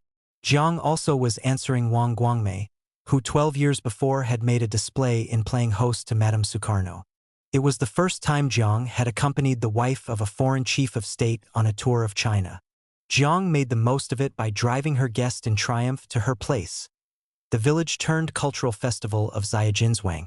The farmers sang and danced and expressed their political militancy for the two lady visitors. Inspecting animal sheds, cornfields, and flour mills, Jiang recapitulated for her Filipina guest the themes of a speech she had given in Tianjin in midsummer. Did Sonora Marcos know that China's Empress Wu was stronger than the men of her age? Had she heard of the great feudal stateswoman, Empress Lu? Marcos returned to Manila feeling that Jiang Qing was not a radical ideologue after all, but actually a soft-spoken and very feminine person, grappling successfully with her high responsibilities. Meanwhile, the trip to Jiajinswang had given wonderful national publicity to Jiang Qing's place. Zhou Enlai may have invited Sonora Marcos to China, but Jiang Qing had taken her over. Jiang was playing with the building blocks of power. She went among the masses at her audience. She talked about politics with the ambitious young bohemians of her circle. But she did not know how to use power. Military affairs, administrative work, the calculation of interests, she had no head for these. If she became empress, what would she stand for? Her policy would center on Peking opera. Her idea of a political journey would be a trip to Jiajinswang. The separate villas of Fishing Terrace Guesthouse dot the shores of a lake. Its high walls keep out prying eyes. Since she had effectively moved out of South and Central Lakes and had become the ringleader of a Shanghai faction of radicals, Jiang Qing made Fishing Terrace her personal and professional base. Villa 10 was her residence, Villa 17 her office. In all dictatorships, and not a few democracies, there are factions with their own habits and places of meeting, their favorite restaurants and clubs, their little networks of corruption. Jiang's Fishing Terrace was not especially evil, but it did have its own style. As her power grew and her staff expanded, there were more things she could not do without and more she could not stand. She liked to begin the day with a report on the weather so detailed as to seem more suited to an airline pilot than to a person who intended to spend the morning in bed reading documents. Wind, noise, and light still were her chief worries. In addition to the temperature in each room and at each point in the guesthouse gardens, Jiang needed to know the velocity and direction of the wind and how intense the rays of the sun were likely to be. She favored a Western breakfast eaten in bed of 2 eggs, 2 slices of toast, and a touch of butter. She would remain in her nightclothes, reading and jotting down notes until the cry, "I'm getting up!" would rally her private staff to the complex tasks of washing, dressing, and making her up. Bathtub water too hot or too cold would produce an accusation that someone was trying to kill her. In her toilet, she kept a supply of Hong Kong movie magazines. Jiang did not like any interruption of her morning thoughts. "Commander, good morning," a new young guard said one day, and Jiang flew into a rage. Zhang Chunqiao came to smooth the waters. "The commander is reflecting on important affairs of state," he admonished the guard. "How could you interrupt her by saying good morning?" Jiang avoided banquets. At those ponderous affairs in the great hall of the people, there was too much ritual, too much noise, and too many people. She could not control the situation as she could in a smaller gathering at Fishing Terrace. Moreover, a good many of the dishes served from the factory-like kitchen of the great hall were a terrible threat to her health, and how the dining room staff banged the plates as they cleared up. When in the mood, Jiang would cite the party's frugality and the importance of avoiding privilege, and insist that her staff join her for lunch or dinner. Most Chinese slurp their soup and clatter their chopsticks against the bowl when eating the last portions of a dish. Jiang could not abide these sounds. Junior members of her staff, terrified lest they exceed the low acceptable noise level, would find themselves leaving Jiang's table hungry and creeping off to ask the cook if they could eat another dish amid the friendly chaos of his kitchen. The cook understood, and they would all sit down, stuff themselves, and poke fun at their amazing boss. Jiang loved dancing, but it was not easy for her staff to organize dance evenings, at which a prima donna and a roomful of courtiers were supposed to enjoy themselves together. Who would and should dance with the empress? how to satisfy Jiang's pride as an actress who knew how to dance. When senior colleagues turned up for a dance evening with their clumsy old wives. When the dance was held at Fishing Terrace and Jiang was its star, her staff had to try to strike a balance between the requirements of her health and her ego. If she danced throughout the evening, she would become exhausted. "You know, I'm not permitted to dance as much as that," she would reproach her nurse afterward as she sprawled in an armchair and peeled off her stockings. Yet, the results were worse if too few handsome men asked Jiang to dance. Since no man from her court dared to ask her to dance without a signal from the line of command, the anxious staff constantly had to read Jiang's mind and observe her body. At general dances for the Beijing elite, it was the custom to spread a white powder on the polished wood tiles to avoid the old and sedate coming down with sprained ankles and broken hips. This annoyed Jiang. How could she jitterbug properly on a floor slowed down with a layer of powder? Was she to be dragged down to the level of matronly Deng Yingqiao and backwoods Boadicea Kong Kaching? Jiang's staff would scheme and plot against the staffs of other leaders who favored the white powder. If she lost the battle, Jiang would refuse to dance, go home early, and watch a movie.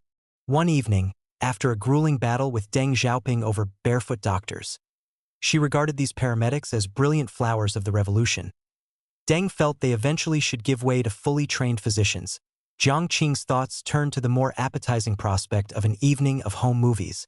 She had just seen Day of the Jackal and loved it. Now, a Yugoslav film at Sarajevo was on hand, and she'd heard it was a fast-paced thriller, just what she felt like after the bout with the powerful vice premier. It might be nice, she thought, if Zhang Chunxiao and Yao Wenyuan came over to Fishing Terrace to see it with her. Phone calls were made, and the answer came back from the offices of both Shanghai colleagues that they'd seen at Sarajevo.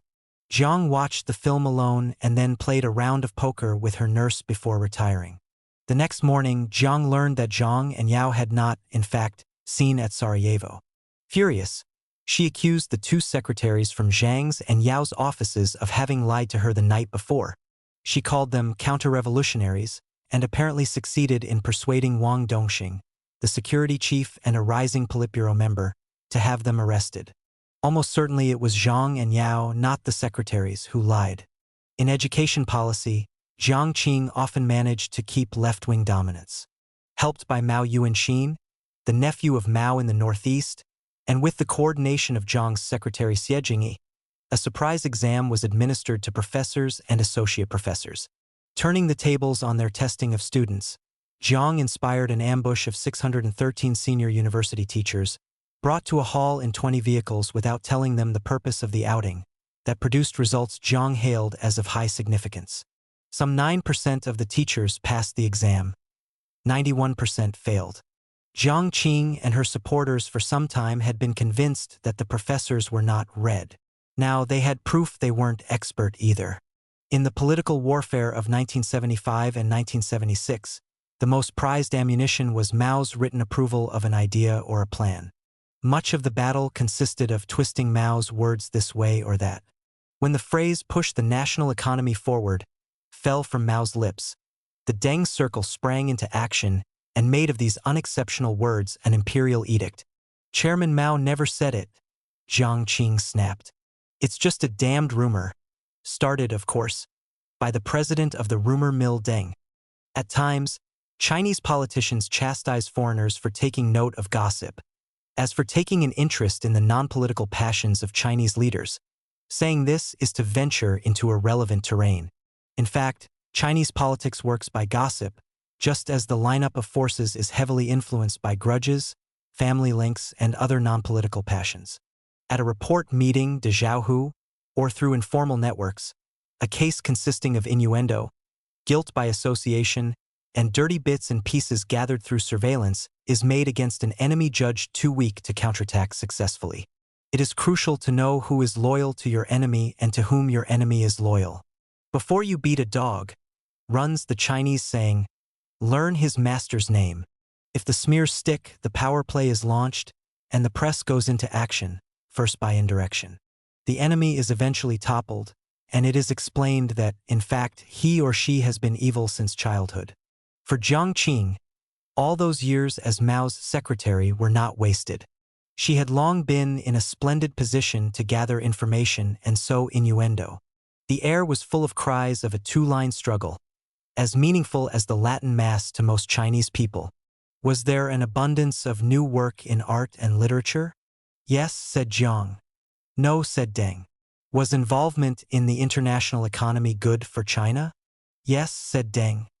No, said Jiang. Jiang threw around the word capitalism, as Senator Joseph McCarthy threw around the word communism. Deng and his friends chose dogmatism as the swear word to apply to Jiang. It all meant very little. There was only one issue.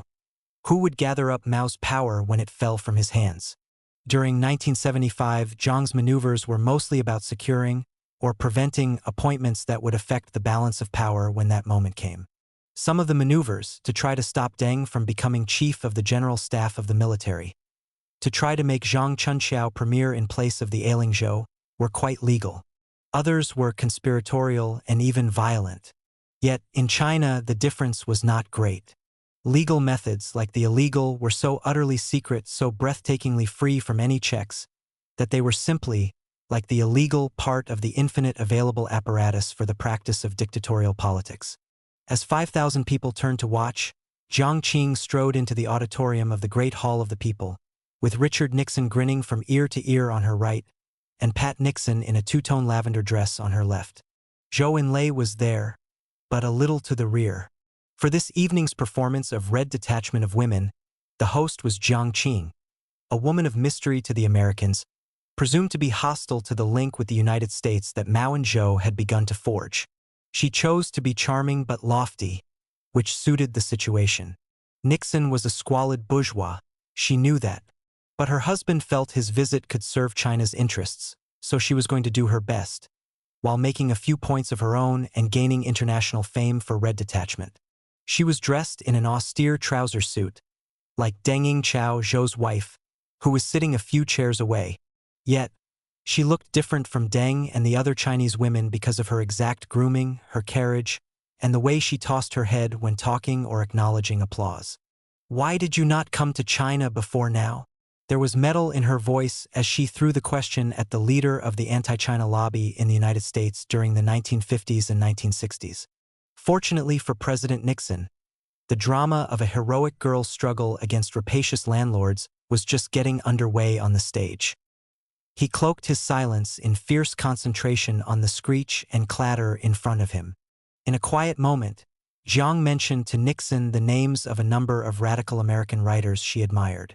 Perhaps he did not like John Steinbeck as much as she did? Exactly why, she inquired, did Jack London commit suicide? When Nixon asked Jiang the names of the writer, composer, and director of Red Detachment, she gave him a benevolent look and said the dance drama was created by the masses. Nixon smiled weakly. The whole Nixon visit in February 1972 was a well-planned piece of Chinese theater. The group appearances, the tedious negotiations, the salami-slicing sessions with the foreign press.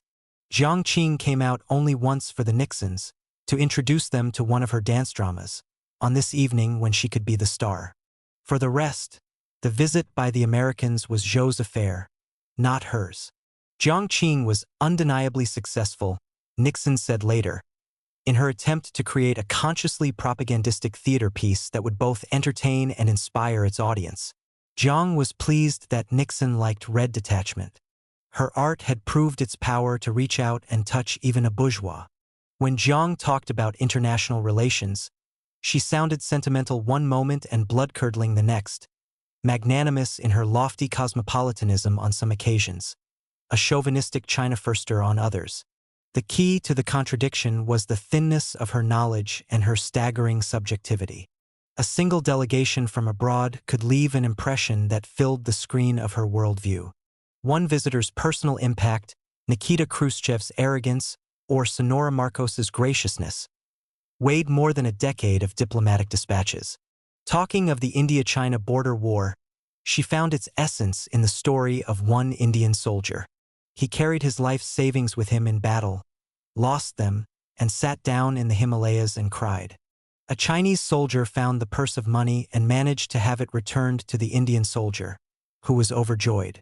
The Chinese side was generous. able to be so because it was convinced of the justice of its cause. Using Marxist vocabulary, Jiang would denounce an enemy as a spy or imperialist, unaware of the terrible chain reaction that would ensue. After a former nationalist leader, Li Zhongren, was welcomed back to Beijing, Jiang called him a foreign agent. She did not like Li or his wife or the way Zhou Enlai had taken over. This senior figure returned from Taiwan and the United States. Her reckless use of a heavy epithet set in motion a train of events that led to Li Zhongren's premature death. At a dinner for Prince Sihanouk of Cambodia in the Great Hall of the People, most of the Chinese leaders were present, and Jiang Qing unusually was there too. Seated next to the charming prince, she decided to enjoy herself, feeling able to make her presence effective. She laughed. She told jokes, making the cheerful Cambodians even more cheerful. As dish followed dish, she rose repeatedly to toast each Cambodian at the head table in Mao Tai, a fiery drink. Toward the end, recalled an ambassador who was present, she did not look too steady on her feet. Sihanouk was enchanted. Jiang was not a great lover of Mao Tai, but on this occasion she used her glass as a lever to rise above her colleagues and put herself personally into the center of China-Cambodia relations. The only other Chinese woman I ever saw offer toasts in Mao Tai was Nancy Tang, one of Mao's interpreters, said the diplomatic eyewitness, and Zhou Enlai himself criticized her for it. Jiang stepped out of line, made her mark, avoided being a passive member of the leadership pack. Perhaps, as the ambassador concluded, she was taking the opportunity to advertise her ascendancy in Mao's collapsing kingdom. Corning Glass Works of New York State, having done some business in color video tubes with the 4th Ministry of Machine Building, presented as a gift to ministry officials a collection of beautiful glass snails. "Where are those snails?" Jiang cried when she heard of the Corning gesture. "Bring them to me, we'll exhibit them." Hostile to the Zhou policy of increasing China's international economic involvement, she felt the Corning gift was a rope to strangle her opponents. "It's a humiliation to us," she explained to officials summoned to Fishing Terrace. "The plot is to depict us crawling." She vowed she would have every glass snail sent back to the American liaison office and kill the trade in color video tubes. There was consternation in the bureaucracy. Jiang's leaping to conclusions over the significance of the gift of glass snails was matched by a general ignorance as to the meaning, if any, of such a gift within American culture. Perhaps the Americans were trying to insult the Middle Kingdom? Zhou Enlai began an investigation. Memos flew back and forth. Hong Kong businessmen friendly to China were consulted.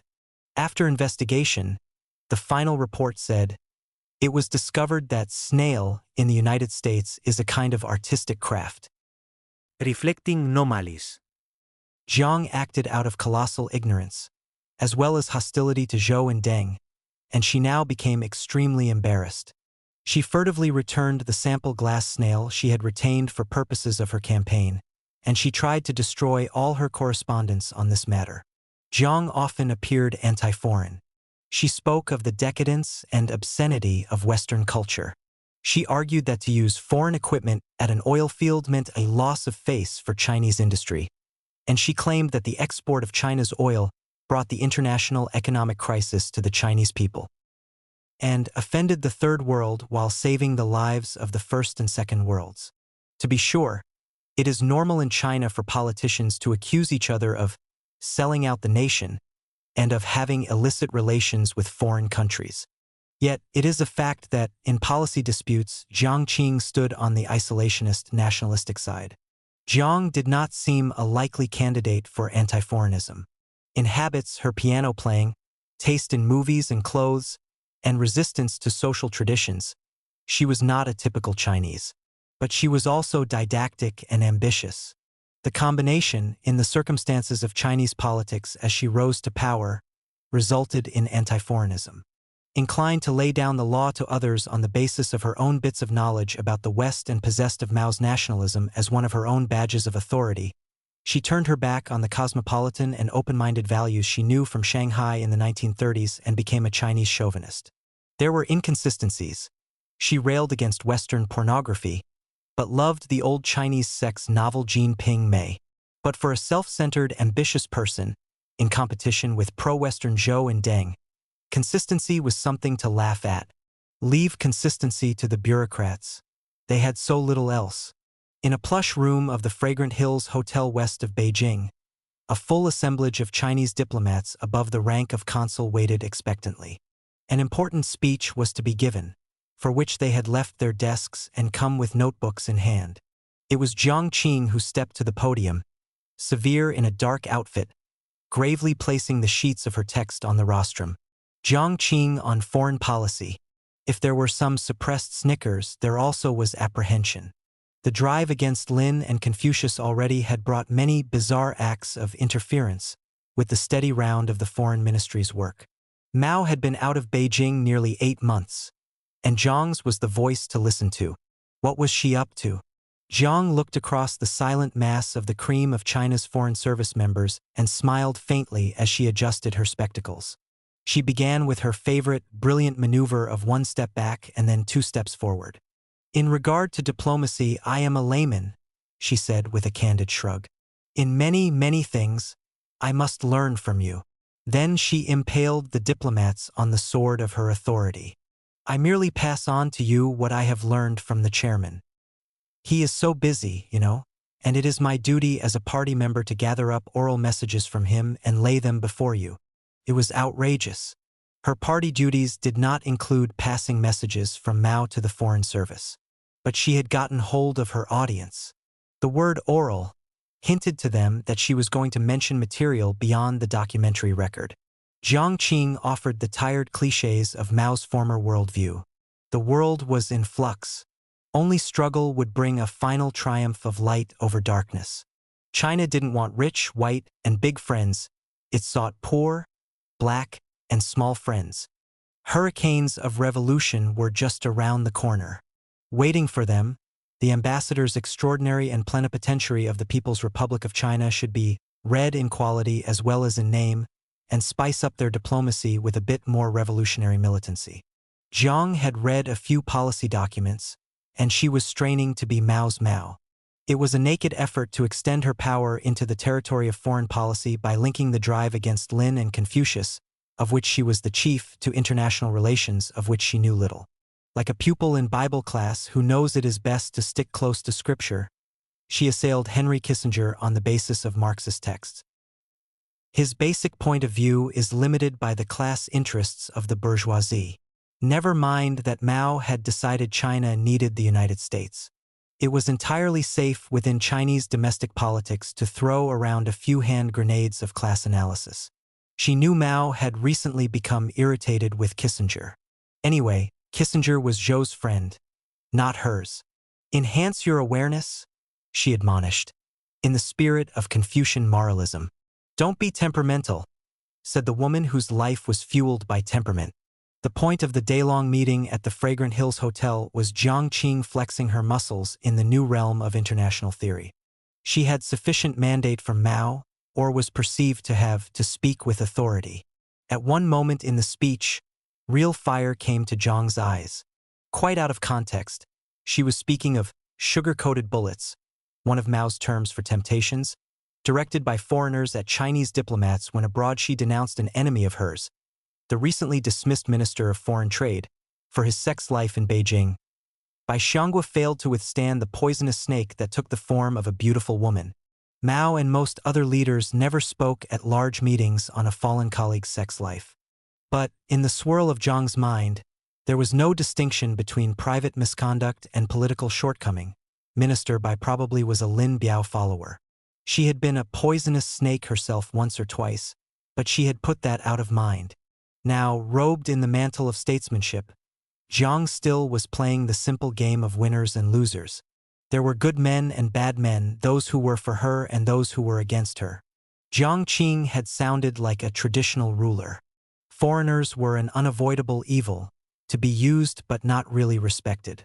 The world outside China was significant mainly as a place where China might pick up a few tips. All Jiang's Maoist words could not hide her paternalism, which, like her narrowness, was firmly within Chinese tradition. Among Mao's enormous powers, one that did not exist was the power to stop people from concluding that he was dying. He could lop off fingers that reached too overtly for his crown. and he did this frequently, adding to the fear that enveloped Beijing's palaces, closing tighter the small circle that hovered by the emperor. Because of his Lou Gehrig's disease and because in his bitterness at death's approach, he distrusted most of his top colleagues, Mao became subject to courtiers' personal staff, the guards of Unit 8341, and family members. Ironically, his increased dependence on his personal court came at a time when the disharmony of his household had never been greater. After the marriage of Li Min, the daughter of Mao and his first wife, who was still in a home for the mentally ill near Shanghai, Jiang succeeded in drawing a distinction between her and Li Na, her own daughter. As Li Na flourished in high posts, Li Min and her unwitting husband found themselves, in the 1960s, branded as counter-revolutionaries and imprisoned.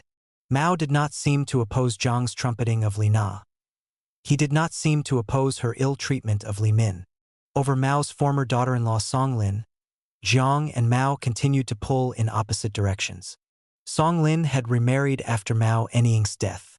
She and her new husband, an Air Force officer named Yang, kept in touch with Mao, but Jiang was vigilant to keep them from visiting him at South and Central Lakes.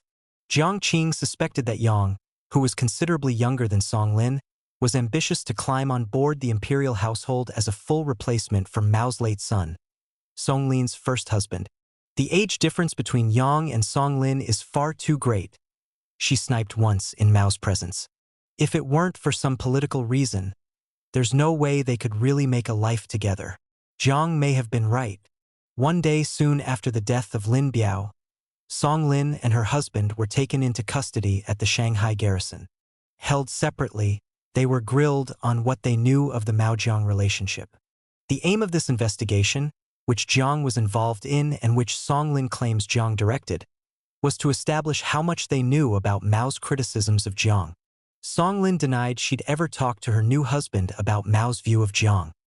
He was from a simple peasant family, she said, and such high or low issues of imperial household diplomacy were not among his interests.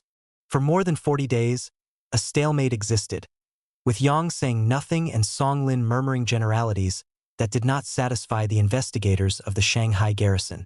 Jiang spoke to Wang Hongwen, a handsome ex-textile worker from Shanghai who rose rapidly during the Cultural Revolution. Wang dispatched Song Lin and her husband to the house of detention. Write a full confession of all you know on this matter, the flunky warned the couple, or you'll never be released. After nearly 5 months, they apparently wrote something, and a date of release was announced. Mao Anqing, the mentally troubled son of Mao and Yang Kai-hui, was stably married to Xiaohua, sister of Song Lin. Jiang Qing would have nothing to do with them. In 1970, Xiaohua gave birth to a baby at No. 301 Hospital in Beijing. Jiang saw in this event a danger of renewed contact between the young couple and the imperial household. Helped by Wu Faxian, the Air Force chief, she put a virtual quarantine around Xiaohua's ward at No. 301 Hospital. According to the young mother, the phone connection to the ward was cut off, and her own mother's home phone number was changed. Anqing, the infant's father, who was in the middle of one of his mental crises, came to the conclusion, after 70 days of silence from the hospital, that Xiaohua and the baby must have died. Was Mao too busy or too ill to focus on these maneuvers among his own family members? Meanwhile, in the early 1960s, Li Yunlu, Jiang's half-sister, had moved out of South and Central Lakes to live at Tsinghua University with her son, Wang Bowen. After Li Na and Li Min grew up, neighbors of Li Yunlu at Tsinghua explained, there was no longer the same need for her in Mao's household. In fact, tensions had swirled about her because she was so tenaciously loyal to Jiang, and Mao was glad to see her go. At Tsinghua University, Li Yunlu became a quiet liaison officer for Jiang's activities, from the house on campus that she shared with Wang Bowen, the one who had gone to study in Russia at the same time as Song Lin, now a professor of Russian. In the harassment of Wang Guangmei and later in the development of an ultra-left group at Tsinghua devoted to the Shanghai radicals, Li Yunlu did her part for her famous half-sister. Mao's nephew, Mao Yuanxin, was now at 32, a formidable political figure who looked up to anti-Jiang as his leader. A graduate of the Harbin Military Engineering Institute, He had risen to be deputy head of the military region centered at Shenyang and a key ally of the Shanghai radicals in economically advanced Manchuria. It was Yuan Xin who, as chief of propaganda for the province of Liaoning, helped Jiang initiate a movement of going against the tide in schools in 1973. One hero of this movement, the boy refused to write exam answers, handing in instead a letter attacking the whole idea of exams and book learning, was a firebrand named Jiang Qing. Jiang loved this youth-spiritedness. "My self-assertion is more vigorous than an ox's," he declared, and the youth loved Jiang's unbureaucratic leadership style. Yuan Xin brought many people like Jiang Qing into Jiang's circle of armed intellectuals. Empress Wu had an able and ambitious nephew, Wu Chengxi, who saw himself as the Empress Crown Prince. Aunt and nephew used each other for a time. It was the same with Jiang Qing and Yuan Xin. Jiang saw him as her crown prince. Yuan Xin, for his part, had made a complete turn in his attitude to Jiang Qing. Not fond of her as a youth, he switched to admiration when joining the rebel side in the Cultural Revolution. He wrote to Mao apologizing for his earlier coldness to Jiang. Regardless of what Beijing said later of Jiang Qing, a man of Mao Yuan Xin's ability and experience never would have paid allegiance to Jiang if she had not had some qualities of political leadership. In the future, Mao wrote to Li Na in a typically hair-raising dedication when she graduated from Peking University in 1965. "Sorrows will plague you and you will suffer many reverses." It was true. Despite her high positions in Liberation Army Daily and Beijing City, Li Na had grown quiet and moody. It was difficult for any young woman who had risen quickly at work to find a suitable husband, and excruciatingly so for the daughter of Mao and Jiang. As she approached 30, Li Na began to fear that no one would marry her, unless she reached down and took a farmer. During the retreat from the Cultural Revolution, Li Na ran into difficulties in her high posts and found herself at a rural camp for the revamping of officials. There she married a farmer. Mao did not mind, but Jiang Qing was displeased. Jiang felt that Li Na ought to be ambitious and independent-minded like her mother. She wanted Li Na to marry a man who could help her advance, while, at the same time, avoiding subservience to him. But Li Na was of another generation, and she lacked Jiang's drive. She was overweight and square-faced, and she had not distinguished herself at the university. Jiang's pushing of Li Na was more than the young woman was capable of dealing with. Mao's insouciance toward her perhaps was easier to bear than Jiang's zeal. Li Na, now the mother of a baby daughter, was not well and, for one reason or another, she left her posts with the army paper and the city government. Jiang tried to persuade her to divorce her husband. But what seemed logical to Jiang did not appeal to Li Na, and Mao did not mind at all that his daughter was failing to advance. On 4 occasions, Jiang and Li Na had long arguments over the divorce issue. Jiang had in mind for Li Na an older widower of ministerial rank. Li Na did divorce her farmer, but she did not marry the widowed minister. Meanwhile, she was diagnosed as a schizophrenic. It seemed that, like her half-brother Anqing, Li Na would be on the sidelines of society for the rest of her life. Jiang Qing used intermediaries, chief among them Wang Herong, the daughter of Mao's cousin, who now had risen to be assistant foreign minister, to try to persuade Mao to give a fresh job to Wang Hongwen, her Shanghai colleague. "Wang Hongwen was completely under her thumb," said a foreign communist leader, who often saw the two of them together. Once at a banquet in my honor, when Wang was to propose a toast, Jiang Qing prompted him, digging him in the ribs in a familiar way. The visitor was left with the impression of intimacy. I wondered if there was not a sexual relation between Wang and Jiang Qing. Jiang expected that Wang, young, loyal, and blessed with Mao's stamp of approval, would be a key minister in a future Jiang regime. From Villa L0 of Fishing Terrace, Jiang summoned Wang Herong and Nancy Tang, Mao's interpreter of English. This inseparable pair had become more influential with the ailing Mao than formal ranking would suggest. Jiang wanted the two young women to take a message over to Mao. The estranged wife respectfully urged her infirmed husband to give Wang Hongwen a vice-chairmanship in the state structure to match his vice-chairmanship of the Communist Party. Wouldn't this be a grand encouragement to the able young man and a precaution against any tricks from Deng's people, who were becoming so entrenched in Zhou Enlai's state apparatus? Jiang's choice of intermediaries may have been unwise. The two young women doted on Mao, proximity to whom was making them political stars in the Beijing firmament. For Jiang, they felt less affection. She seemed a bit haughty as the top woman around, and they often heard their adored boss complaining about her. Mao turned down Jiang's suggestion of giving Wang Hongwen a state office. Perhaps he thought that Jiang also wanted a high state post. Jiang Qing, agitated after a series of governmental meetings at which Zhou, stepping out from his hospital bed, made a large impact, sent once more for Herong and Nancy. From her zone at Fishing Terrace, Jiang wished to convey to her husband at headquarters in South and Central Lakes her complaint that a number of colleagues were drifting to the right, as well as constantly singling her out for attack. Wang Herong and Nancy Tang went back to Mao with Jiang's message. Few people suit her taste, Mao murmured to the trusted women. Only one, she herself. The dutiful Wang Herong tossed Mao a softball question. What about you? Mao continued to confide in this junior pair. Oh, she has no respect for me. Mao seemed to share in the general obsession with the post-Mao succession. Come the future, she'll have disputes with everyone. After I die, she'll make trouble. While Mao was in Changsha, Wang Hongwen flew down to badger him about Zhou Enlai's ambitions, the danger from Deng Xiaoping, and other grievances of Jiang Qing's circle of Shanghai radicals. He hinted this idea was Jiang's, that the premier was not really very ill and was spending his days at the hospital plotting to advance Deng and oppose Mao's cherished policies. Didn't the chairman think it was time to make Zhang Chunqiao premier? Mao did not. He felt that Jiang and her three chief associates, whom he began to call the Shanghai Four, were pressuring him, and nothing makes a dying man more contrary-minded than the suspicion that he is being pressured. No wonder Mao refused to promote Wang Hongwen. Jiang Qing, while failing to carve out any political territory of her own independent of Mao's authority, nevertheless used high-handed methods that often put her in bad odor with the one she chose to identify with totally.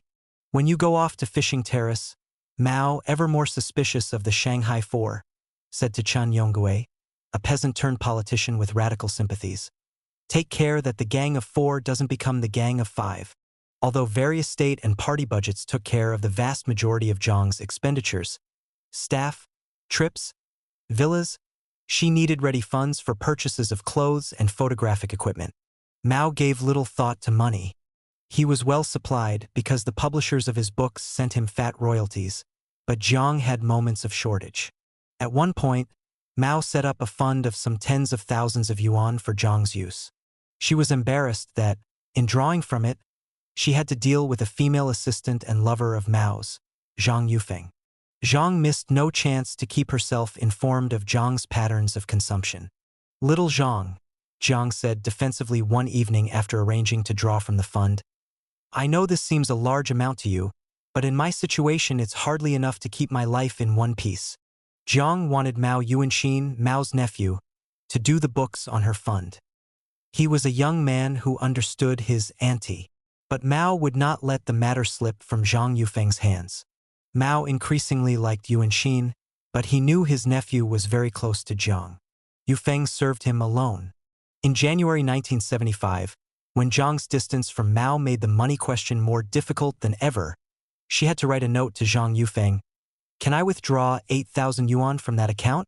Apparently, she had borrowed money to buy lighting equipment and other costly photographic items.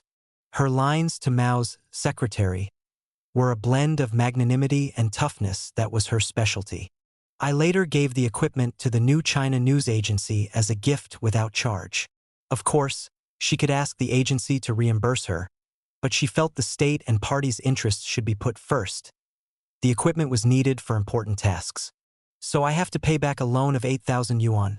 Jiang explained gently to Yufeng that she really did not have to pay it back. The amount was huge, more than a decade's wages for most people. But returning the money will set my mind at rest, so she asked for an immediate transfer of 8,000 yuan from her fund. If 8,000 yuan can't be taken out, please go to the chairman when he isn't busy and request him simply to give me 8,000 yuan. Jiang did not get all of the 8,000 yuan, and, in the spring and summer of 1975, she got little of anything from Mao, who began to think better of Deng Xiaoping than before. I am old, already 81, and in poor health, he wrote to Jiang. And you show not a spark of consideration for me. Mao added an unusual reference to his premier's private life. I do envy the Zhou inlay marriage. Jiang Qing suggested that a film be made of the story of Iron Wang, an oilfield worker who was strong-willed and politically militant. But when the film appeared, she didn't like it. Pioneers smacked of order, rational planning, and fidelity to party procedures, not virtues in Jiang's eyes. Its few sentiments of revolutionary optimism, such as the cry, "Use the sky as house and the earth as bed," were uttered in sarcasm by rightists. Worse, the hero was made to utter a scathing remark about officials, as talkative as an old lady, yapping in your ears all day long. Yao Wenyuan gently told Jiang, in a memo of February 25, 1975, that the hero's reference seemed to be almost a duplication of you. With 10 points of criticism drawn up against the film, Jiang was able to stop it dead that spring. But the screenwriter hit back. Taking advantage of the tension between Mao and Jiang, Jiang Tianmin wrote a letter to Mao speaking up for his film. This film contains no great mistakes, Mao scrawled on Jiang's letter. Recommend it be distributed. Mao had not seen the movie, but that did not impair the infallibility of his hardly legible comment. It's no good demanding perfection, he added, an old man's swipe at his wife's relentless vigor. He's laying false charges against the grandma. Jiang Qing snapped of Zhang's letter to Mao. But Granny is not afraid. An amazing series of memos, phone calls, and midnight meetings ensued, involving Zhang Chunqiao, Yao Wenyuan, Minister of Culture Yu Huiyong, and scores of others. Too much technical jargon, Jiang said of the movie, and poorly connected scenes. Moreover, Mao's thought is misinterpreted. But the heart of the matter was the fleeting reference to a talkative old lady. Despite the efforts of Jiang Qing's political team, Mao's judgment could not be bucked. Jiang retreated. Although I made recommendations about the film, Jiang purred in a speech at the Desai Model Brigade in September. The 10 charges against it actually were not my doing. Even in her backpedaling, Jiang Qing could not, as Kang Shang could, hide her feelings and call a tiger a pup. Damn it, she shouted at her vast audience, which included the movie's screenwriter. It's a frame-up against me. This man, Jiang Tianmin, wrote a letter to the chairman. She was warming to her real concern. There must be some supporters behind him, maybe some evildoers. With her finger, she singled out screenwriter Jiang. How old are you? Jiang politely replied that he was 46. You're still a baby. You tried to frame me, didn't you? Well, this old granny is going to teach you a lesson. Who gave you the idea of criticizing me to the chairman? She asked with a snarl, still standing before a crowded auditorium. No one, answered Jiang. Then write a retraction to the chairman. For God's sake. If you're bold enough to write to him, write again. Tell him you lied. In a torrid session in Villa 17 at Fishing Terrace, Jiang continued to try to justify her role in this storm in a teacup. Jiang Tianmin wrote 2 letters, she announced triumphantly. One to the chairman, on which the chairman made no comments. Then he sent a second letter to Deng Xiaoping to pass on to the chairman. Jiang felt she had uncovered the root of the injustice done to her. It was Deng who forced the chairman to make his damn comment. Mao himself felt that Jiang had become too talkative. Earlier that year, he scratched out a neat phrase in classical mold about 3 mores and 1 less. Zhou should rest more, ran the lines, which expressed his mood of irritation with the ultra-left. Deng should work more, Wang Hongwen should study more, and Jiang Qing should talk less. Yet, Jiang Qing exercised considerable power in Mao's court. His eyesight almost gone since early 1974, Mao began sessions with Liu Di, a literature tutor from Peking University, who would read from ancient poems while Mao hummed and made comments. One day, Liu Di heard a tape recording of remarks by Jiang Qing on the novel water margin that she felt were out of line with Mao's views. She mentioned this to Jiang's secretary, Xie Jingyi. The chairman might have a heart attack if he knew of what's on the tape, Liu Di remarked to Xie. Jiang did not approve of Liu Di's comment. From the fall of 1975, Lu Di was banished from South and Central Lakes. On the one hand, since the fall of Lin Biao, Jiang could justifiably view herself as a leading candidate to be number 2 in the regime, a seductive if perilous spot, and one day Mao's successor. On the other hand, as a woman she found herself in the maddening straitjacket of being the leader's wife, his arm, as she put it. Should she be assertive in anticipation of an eventual reaction against Mao, and take her own stand on the issues? Or should she be the devoted wife, the model Maoist, on the grounds that supreme power could come to her only via her husband? Jiang remained the arm. Had she begun to speak discreetly of Mao's shortcomings and of how difficult he was at times, especially appealing to the women of China by making a link between the patriarchalism of the Maoist communist system and the oppression of women, themes that her own life experience could have propelled her to probe, perhaps she could have ridden the waves of revulsion against Mao that were quietly gathering momentum. It is impossible to be sure, but she did not try. She proved less calculating, far-sighted, and detached from the fascinations of her own ego, and more loyal to a man than Empress Wu had been. No doubt there rang in her ears all those whispered, carping remarks. She ought to be content simply to look after Mao. Why did she alone among the women comrades express her opinions on every conceivable issue? The bitch should stay home and knit. The approach of Mao's death brought out every hoary ghost from the closet of Chinese feudal tradition. Few could look at Jiang without seeing a scheming empress. In the mid-1970s, she was reaching for a new independence as a person, a throwback to the status she had enjoyed as Tang Na's wife in Shanghai's theatrical world.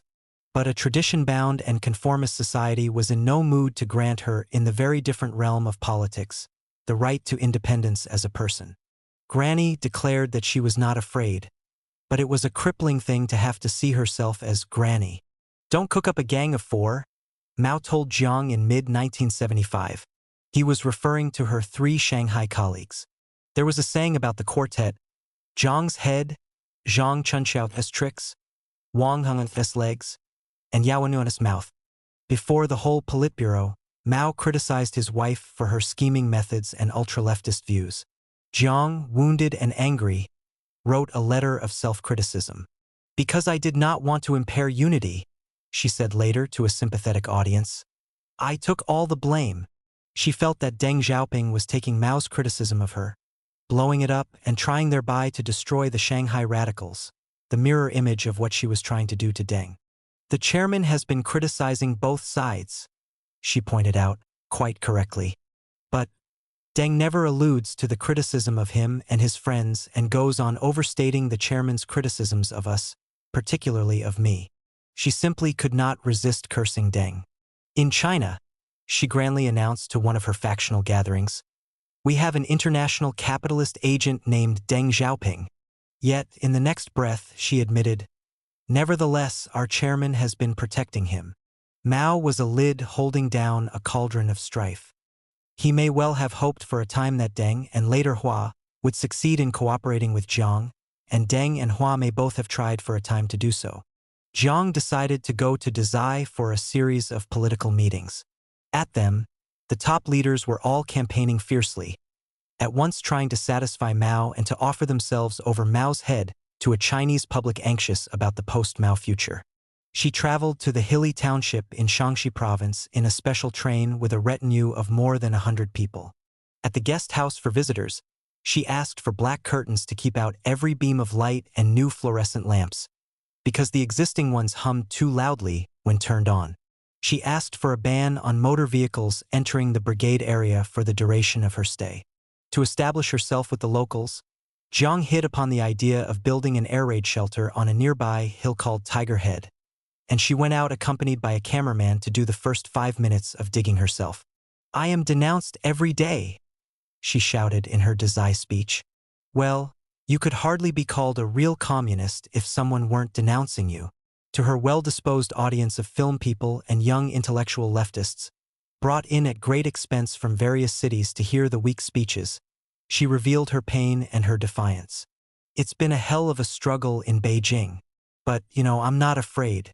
This old granny simply isn't afraid of being denounced." Jiang gave her audience a summary of all the policies she stood for. Were the revisionists and some military people sniping at the art and literature that the Cultural Revolution produced? Let them snipe. But, oh, when I see their attacks, I cannot help swearing. These snipers are bastards pure and simple. In the party are moderates and leftists, Jiang Qing declared. She drew her arm up in a majestic gesture and touched an index finger to her nose. And I am the leader of the leftists. From the Festival of Political Struggle at Dezai, officially a conference on farm issues, the speeches by Deng Huaguofeng and others were published. But when Jiang Qing's speech came to his desk, Mao exploded in scornful rejection of it. It's bullshit, he wrote in the margin. She's barking up the wrong tree. Don't publish this talk. Nevertheless, Jiang Qing received intermittent support from Mao. Once, during a leftist campaign against empiricism, he summoned her for an important planning session, only to grow irritated with her ideas and begin throwing books at her. Jiang was scared. Mao's medical attendants feared a heart attack. Kang Shang lay ill in a Beijing hospital. His secretary sent word that he wanted to see Wang Herong and Nancy Tang, the two young courtiers rising high on clouds of privileged information. The women went to the bedside of the formidable boss of security and dirty tricks. After checking with Mao, they claim. Kang explained that he would die soon, and he had a final matter of some importance to discuss with Mao. Jiang Qing and also Zhang Chunqiao have historically been traitors to the Communist Party. Rang Shang gasped to the young pair. Jiang has shown me the files about Zhang's betrayal, he added. As for Zhang's case, he, Kang Shang, knew the circumstances of her collaboration with the Chiang Kai-shek forces in the 1930s very well. He wanted Herong and Nancy, before reporting the whole matter to Mao, to visit two old cadres who could supply further details of Zhang's and Zhang's political rottenness. One was Wu Zhongzhao, a Beijing museum official, who had worked in the Shanghai underground during the 1930s. The second was Wang Guanlan, former land commissioner for the Communist Northwest and husband of sister Su Mingqing, Zhang's friend from Shanghai, who accompanied her from Xian to Yan'an. Even the close, intense tie between Jiang and Kang, based as it was on hometown links, reinforced by years of quiet mutual help, had not survived the blight of intrigue, distrust, betrayal, and decay that was dragging Chinese politics down into the sewer. Kang, believing Jiang would fail to succeed Mao, was trying to protect his reputation. How different Kang and Jiang were from each other. Kang lied and fixed and killed. He was a cool engineer of power. He knew he was doing wrong. Jiang was too engaged in the advance of her own ego to be a cool engineer of power. She never doubted that those she struck down deserved their fate. Jiang's quest for self-expression, vindication, and, ultimately, revenge was almost naive compared with Kang's calculated efforts to maximize his own power. Yet, it was an absolute, all-engulfing quest, no less devastating than Kang's self-conscious use of various means to one simple end. Rang used everyone, including Mao. Jiang was not politically shrewd enough to use many people. Mostly she was used by Mao and others. Herong and Nancy felt a pang of doubt about the appropriateness of entering such treacherous waters. Before going to see Wang and Wu, they felt they should consult with Chao Guanhua as foreign minister, their boss in the bureaucracy, and his beautiful wife Zhang Hanji, who had, for some years, given English lessons and female companionship to Mao. One hot summer evening in 1975, Herong and Nancy went to the foreign minister's residence. This was a mistake from Kang Shang's point of view, because Chao and his wife liked and admired Jiang Qing. They stonewalled cordially before the young emissaries. Chao did not himself know Wang and Wu. There certainly were materials from the 1930s about Zhang's colorful private life, but Chao and Zhang Hanji knew nothing of her supposed political treason. It was a reasonable response by the foreign minister and his shrewd wife. We persuaded Herong and Nancy not to pass on Mr. Kang's words to the chairman, Zhang Hanji later reported. Our view was that if Mr. Rang did, indeed, have something to say to the chairman, he could dictate it to his secretary. We saw no reason to encourage these two young comrades, unaware of many things, to convey his message. Herong and Nancy also went to consult Zhou Enlai. The premier, who knew Jiang Qing was an untouchable issue, warned the two women to be careful. If Mao chose to protect his wife, he reasoned, Rang Shang might then deny he had attacked her, and Herong and Nancy would end up the losers.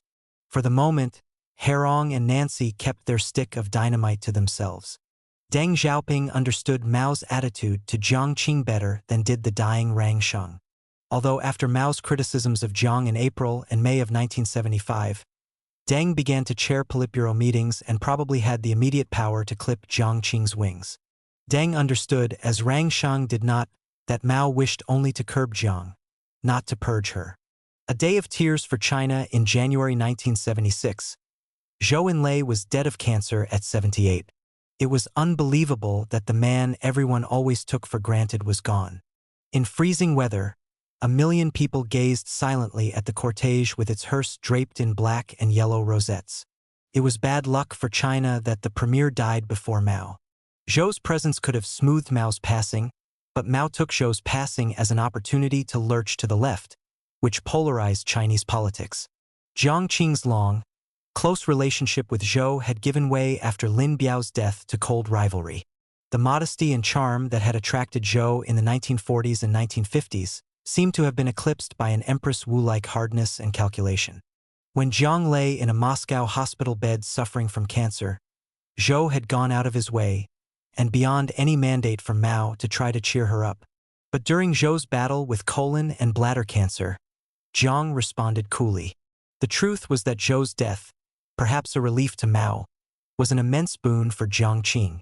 "I was a person locked up in a cage," she remarked to a gathering of trusted followers a little later. "Now I am out and can speak up." Hours after Zhou's death, Jiang strode into the 305 hospital room with a self-important air that irritated some of the other leaders. "Little Chow, my dear," she said to Deng Yingqiao, hardly casting a glance at the bed. Everyone, including the medical staff, was shocked, for Little Chow was the intimate term that only Zhou himself used for his wife. 90-year-old Judah, rehabilitated after his disgrace during the Cultural Revolution, could not restrain himself after he saw Jiang fail to remove her cap at the bedside. "God, haven't you done enough damage to people already?" he crackled to Jiang in the anteroom as the leaders dispersed from Zhou's bedside. "And to the Chinese Revolution." In her fury, Zhu recalled an old bone of contention. "Don't you remember in Yan'an, you and Mao came to me one night, begging me to approve your wish to marry, saying you would always keep out of politics?" Jiang was silent. "You are hardly a human being," the old hero raged, his body trembling. Millions watched on television as the leaders visited Zhou's decorated bier in an ornate pavilion west of the Forbidden City. Deng Yingqiao, greeting the arriving dignitaries, received Deng Xiaoping affectionately as he drew near the bier. Toward Jiang Qing, she was stiff. Jiang walked to the bier, and again, she did not remove her cap, an apparent slight noted from one end of China to the other. A soldier in Shenyang threw a chair at a television set in anger. A crowd in Canton, watching the incident on a neighborhood TV, began to chant, "Beat her up! Beat her up!" One detail was not recorded for the huge television audience, but an eyewitness noticed it with awe. Beneath her somber black coat, Jiang was wearing a crimson blouse. Jiang and Deng Xiaoping squared off in political struggle. During a Beijing spring filled with rumor, fear, and regret, Jiang had two advantages over Deng.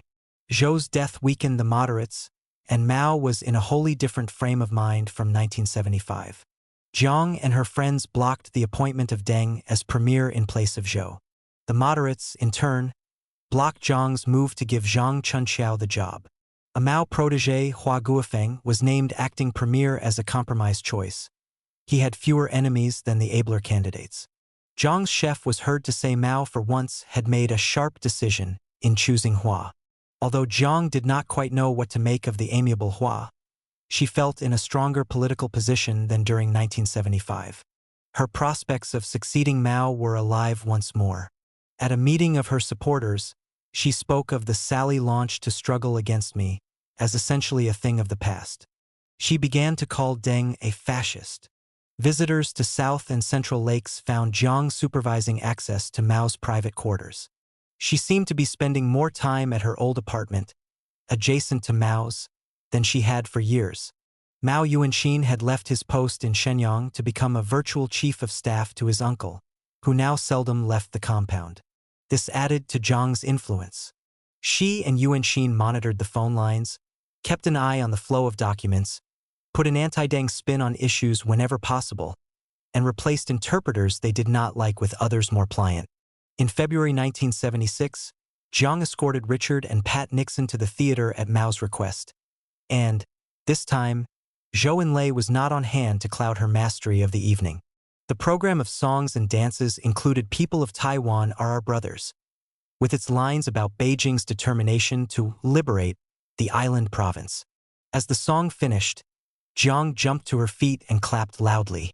Pat Nixon joined her and began to clap, but she noticed that her husband, who evidently understood the lyrics, made the minimum gesture of rising slightly from his seat and then subsiding. Mrs. Nixon sat down abruptly. Jiang continued to applaud and beam. The poem mounted on a monument at the square of the Gate of Heavenly Peace was elliptical, but its meaning was clear. Lady X, indeed you are insane. To be empress is your ambition. Take this mirror and see what you are like. You deceive your superiors and delude your subordinates. Yet, for types like you, good times won't last long. Tens of thousands of citizens milled around the monument to the people's heroes, and they read this attack on Jiang Qing in wonder. It was a festival when the dead are remembered, and a display of wreaths and tributes to Zhou Enlai was becoming the focus of a quiet protest against the ultra-leftists, so strong since Zhou's death 3 months earlier, as well as swipes at Mao. The day of Qin Shi Huang, a despotic emperor, is done. And a vein of anxiety about where China was headed. There was a spectacular undercurrent of angry, narrow-minded criticism of Jiang. As in times past, ran one poem in huge black characters. The emperor is wrongly bewitched by beauty. Puns on her past and present names made fun of her. Don't let the river waters wash away the memory of Zhou. River is Jiang, and the line also had an allusion to huashui, an old Chinese term for a woman who brings disaster. As speeches were made, there were tributes to Mao's early wife Yang Kaihui, another slap at Jiang. Huddled at South and Central Lakes, hearing reports on the situation in the square, Jiang Qing was apprehensive, yet not as much as she ought to have been. There was little she could do about the ingrained prejudice against the very idea of a woman ruler. But she continued to underestimate the danger of her turn against Zhou Enlai, and she failed to build bridges to acting Premier Hua Guofeng. These days of tribute to Zhou had a special quality to them. Bicycles weren't stolen. Cigarettes were extinguished at the approach to the monument. People in the buses going to and from the square did not look at each other. It could be said that the episode marked the birth of public opinion as an independent factor in PRC politics. But Jiang's political judgments were narrow. Her understanding of public opinion, never great, had been reduced to nothing by years of intrigue within the corridors of the court, and mere manipulation of such sentiment as existed outside those corridors. Unwisely, she wanted the wreaths and tributes removed from the monument. This was done, no doubt, when Mao gave his agreement. As a result, an orderly if excited memorial turned into an ugly riot. It went on for 14 hours and involved at least 100,000 people. Vehicles were burned, people were roughed up. There were many injuries and perhaps a few deaths. Jiang Qing watched events through binoculars from a room in the Great Hall of the People. Although she spoke often of her relation to the masses, she seemed to think of them as toys and buffoons, to be moved this way or that on the political stage as convenience required. Now, those toys and buffoons could move and speak and think like human beings. All Jiang could think of was Deng, though the incident in the square of the Gate of Heavenly Peace was not instigated by the semi-disgraced vice premier. The Politburo met in panic, and Jiang came to the fore demanding strong measures. Mao was not present. He sat at home, talking to pretty girls, seldom receiving a political colleague. But he transmitted through his nephew Mao Yuanxin a motion to dismiss Deng from all his posts. The decision was unanimous.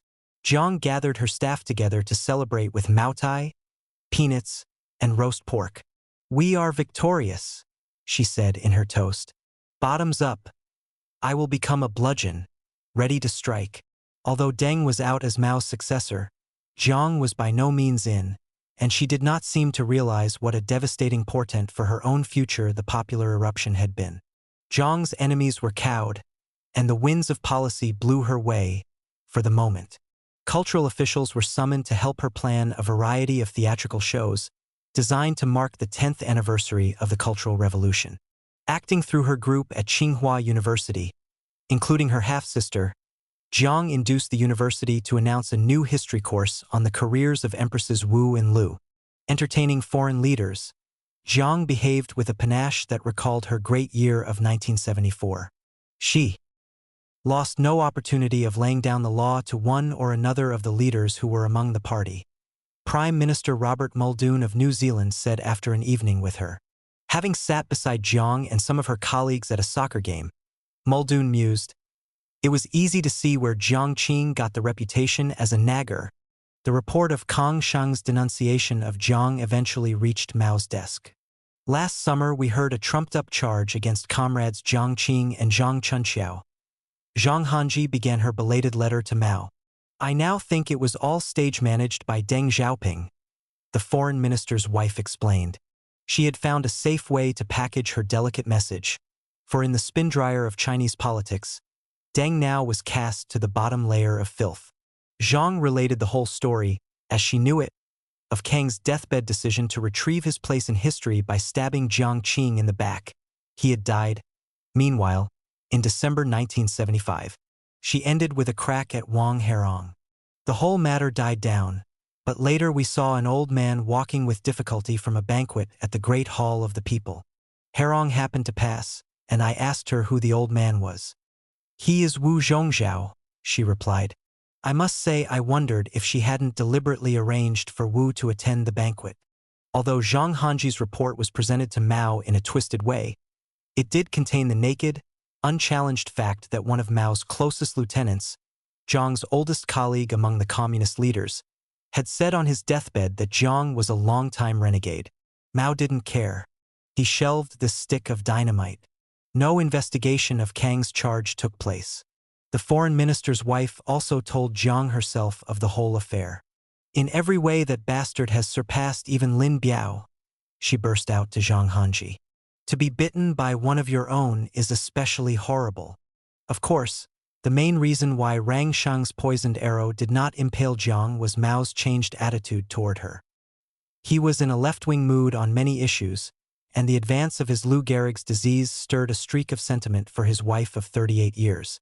With Zhou dead, Deng knocked down, and a mediocre figure, Hua, chosen to receive whatever trust he had to bestow, Mao seemed once more to be rejecting the very idea of anyone truly succeeding him and to be turning to Jiang as the one who could perpetuate him.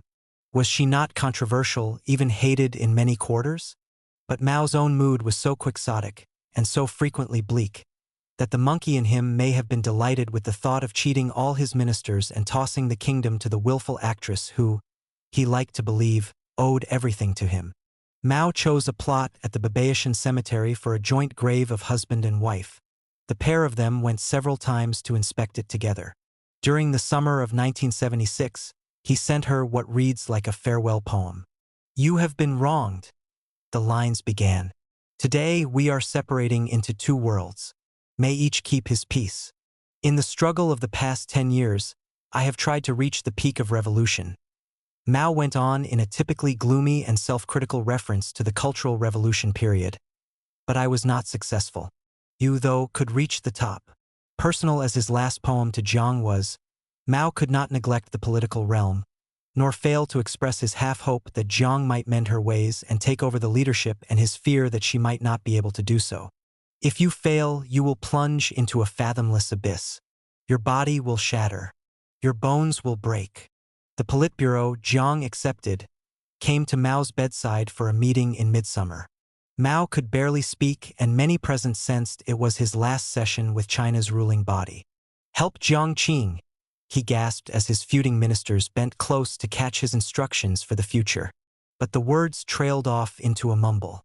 Zhang Chunqiao and Wang Hongwen claimed that Mao added, to carry the red flag, which could well have meant to take over his work as chairman of the Communist Party.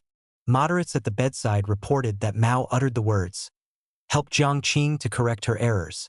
This amounted, in the view of Yi Jianying, Li Shenyan, and others, to a repudiation of Jiang's views and ways. It is very likely that Mao had ambiguous but not hostile feelings about Jiang's ambitions. In my opinion, he said during another part of the same meeting, there should be no presidency for the country.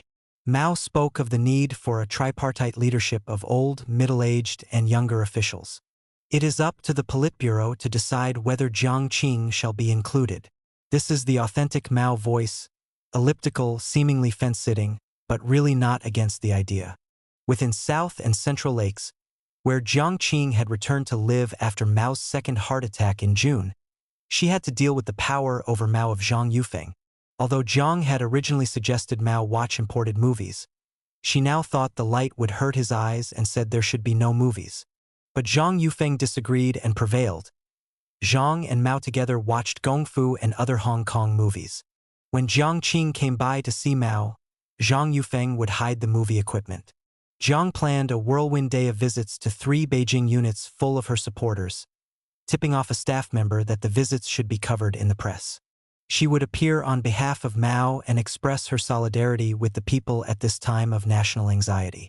Dressed in black, looking every inch the First Lady racked with worry but keeping her chin up, she drove to Peking University, the printing plant of New China News Agency, and Tsinghua University. She spoke of her hopes for China's future. That afternoon, a Beijing journalist wrote a dispatch entitled, Jiang Qing, as representative of Chairman Mao and the Party Central Committee, visits with solicitude the people of the capital city.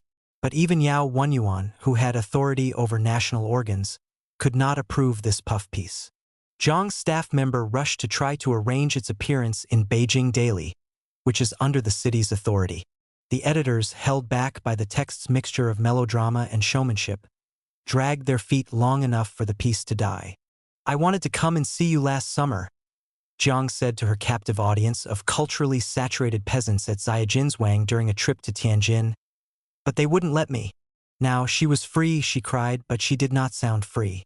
I daren't send you documentary materials, she told the farmers, who may or may not have been interested in the details of Beijing squabbling, because they say I've been sending secret materials and that this is a criminal offense. She settled down in the village for a few days, perhaps trying to rid herself of the strains of Beijing. In a very choosy mood over meals, she had chefs shuttle back and forth to the capital to bring herbs and desserts not available in the Tianjin area. At night, she delivered rambling speeches. Deng Xiaoping wants to consign me to hell, she cried. He's far worse than even Khrushchev ever was. The man wants to get crowned, to declare himself emperor. In this mirror image battle with her rival, she randomly lumped together all the units friendly to her as targets of Deng's sabotage. The Culture Ministry, her arts projects, the Physical Education Commission, the base of her loyal young man friend, ping-pong champion Zhuang Zedong, and Jiajinswang, it always was wise to include her current audience. All have suffered from Deng's oppression. At the moment in the Politburo, I'm a unit of one standing alone, she told the silent farmers. What was the meaning of this remark? When government positions are being allocated, she went on, they don't know what to do with me. They just have to accept me. Jiang's meaning was that she as a woman was an undigestible morsel for the Politburo. A great male chauvinism reigns there, she burst out, jumping back and forth between the situation in Beijing where Mao was dying and that in Jiajinswang. She criticized the locals for having a man, rather than a woman, lead off the discussion at their political and cultural meetings. In the sphere of production, she declared, getting to the heart of the matter and managing to put her point in proper Marxist dress. Women are fundamental, for labor is the basic force of production, and all labor is born of women. She was trying to turn the facts of reproduction into a Marxist theory of political power. It is the woman in the hospital who gives birth to human history. Man's contribution to human history is nothing more than a drop of sperm. She concluded, men should move over and in the future let women take over the management of things. I've come here to fight against revisionist errors, Jiang announced as she arrived at the barren hills of Dazai on September 2nd. I'm Chairman Mao's secretary. Anything that's in his hands is also in my hands. To the villagers of Dazai, bastion of leftism, where poverty was called virtue, it seemed awe-inspiring and, in hindsight, outrageous, that Jiang drove up in a convoy of 7 vehicles, with 4 horses for her riding pleasure. To those who knew her well, she was either intoxicated with the vapors of supreme power rising before her nostrils, or she knew she was doomed and had decided on a last fling. "How's my air raid shelter?" she asked, referring to her scheme of the previous year. Alas, the gnarled realists of Dazai, feeling the shelter was unnecessary, had reconstructed it as a pigpen. "Who the hell said you could destroy my air raid shelter?" she yelled in a voice loud enough to make the deer and rabbits jump. "It's Deng who ordered you to fill in my shelter. We've never met Deng Xiaoping." The woman who was guiding Jiang croaked fearfully. Jiang was annoyed, and a few minutes later she got even. Having grabbed a mattock to help dig a ditch, she tired and drew back. "I'm sweating like a pig. Someone take over." The local woman leader stepped forward and took the mattock. "Not you," Jiang snapped. "You're not suitable as my replacement." At the village store, after grandly buying some things she did not need, Jiang said she would address the staff. "Take a piece of paper," she instructed, "and write down the names of your parents." When most wrote the father's name first, she told the storekeepers this was wrong. She discoursed on early Chinese matriarchal society, in which people respected their mothers but did not even know who their fathers were. "Women held the power," she said proudly. "Always think of your mother's name first, and rebel against domination by your father." The phone rang in Jiang Qing's suite at Dazai at 9:30 p.m. on September 5, 1976. It was Hua Guofeng in Beijing. Mao had lapsed into unconsciousness, and Jiang should return at once. Already in bed, she arose and packed. Waiting for the train to Shijiazhuang, she played bridge and chatted cheerfully. This was not callousness, as official Chinese accounts later charged, but nervousness. After a short flight from Shijiazhuang to Beijing, she drove into South and Central Lakes and threw herself on her bed in panicky exhaustion. "I'm not afraid of anything," Jiang repeated compulsively. Yet she was afraid. There was a manic touch to Jiang Qing's performance in Mao's last weeks, as if the growing tension were making her brittle. She felt the strain of being on a knife edge as Empress Wu had for a while, between moving up to be empress and moving down to the shame of prostitution, or its near equivalent in communist society. Denunciation as a counter-revolutionary woman who corrupts a proletarian hero. Like Wu, she could be seen as inordinately ambitious. Yet, like Wu and Empress Lu and other Chinese women politicians, she could also be seen as trying against great odds to save herself from the subordination and probable infamy that was the lot of the woman at court with no husband or son to hold fast to. It was this sense of insecurity that led her to deny to herself that Mao was gravely ill. "You make everything sound awful," she complained to the doctors, insisting that Mao only had bronchitis. She said the doctors had a wrong political attitude. That is why the chairman says we should accept only a third of what doctors say. To a degree, Jiang was already an Empress Dowager Regent. The emperor lay incapacitated, and she was widely viewed as his political shadow. But rivals existed. Another possible successor was Hua Guofeng, whom Mao seemed to have singled out, in part because he physically resembled his own son Anying. To Jiang's consternation, Mao, one night after a talk with New Zealand Prime Minister Muldoon, apparently gave Hua a piece of paper on which he had written, "With you in charge, I'm at ease."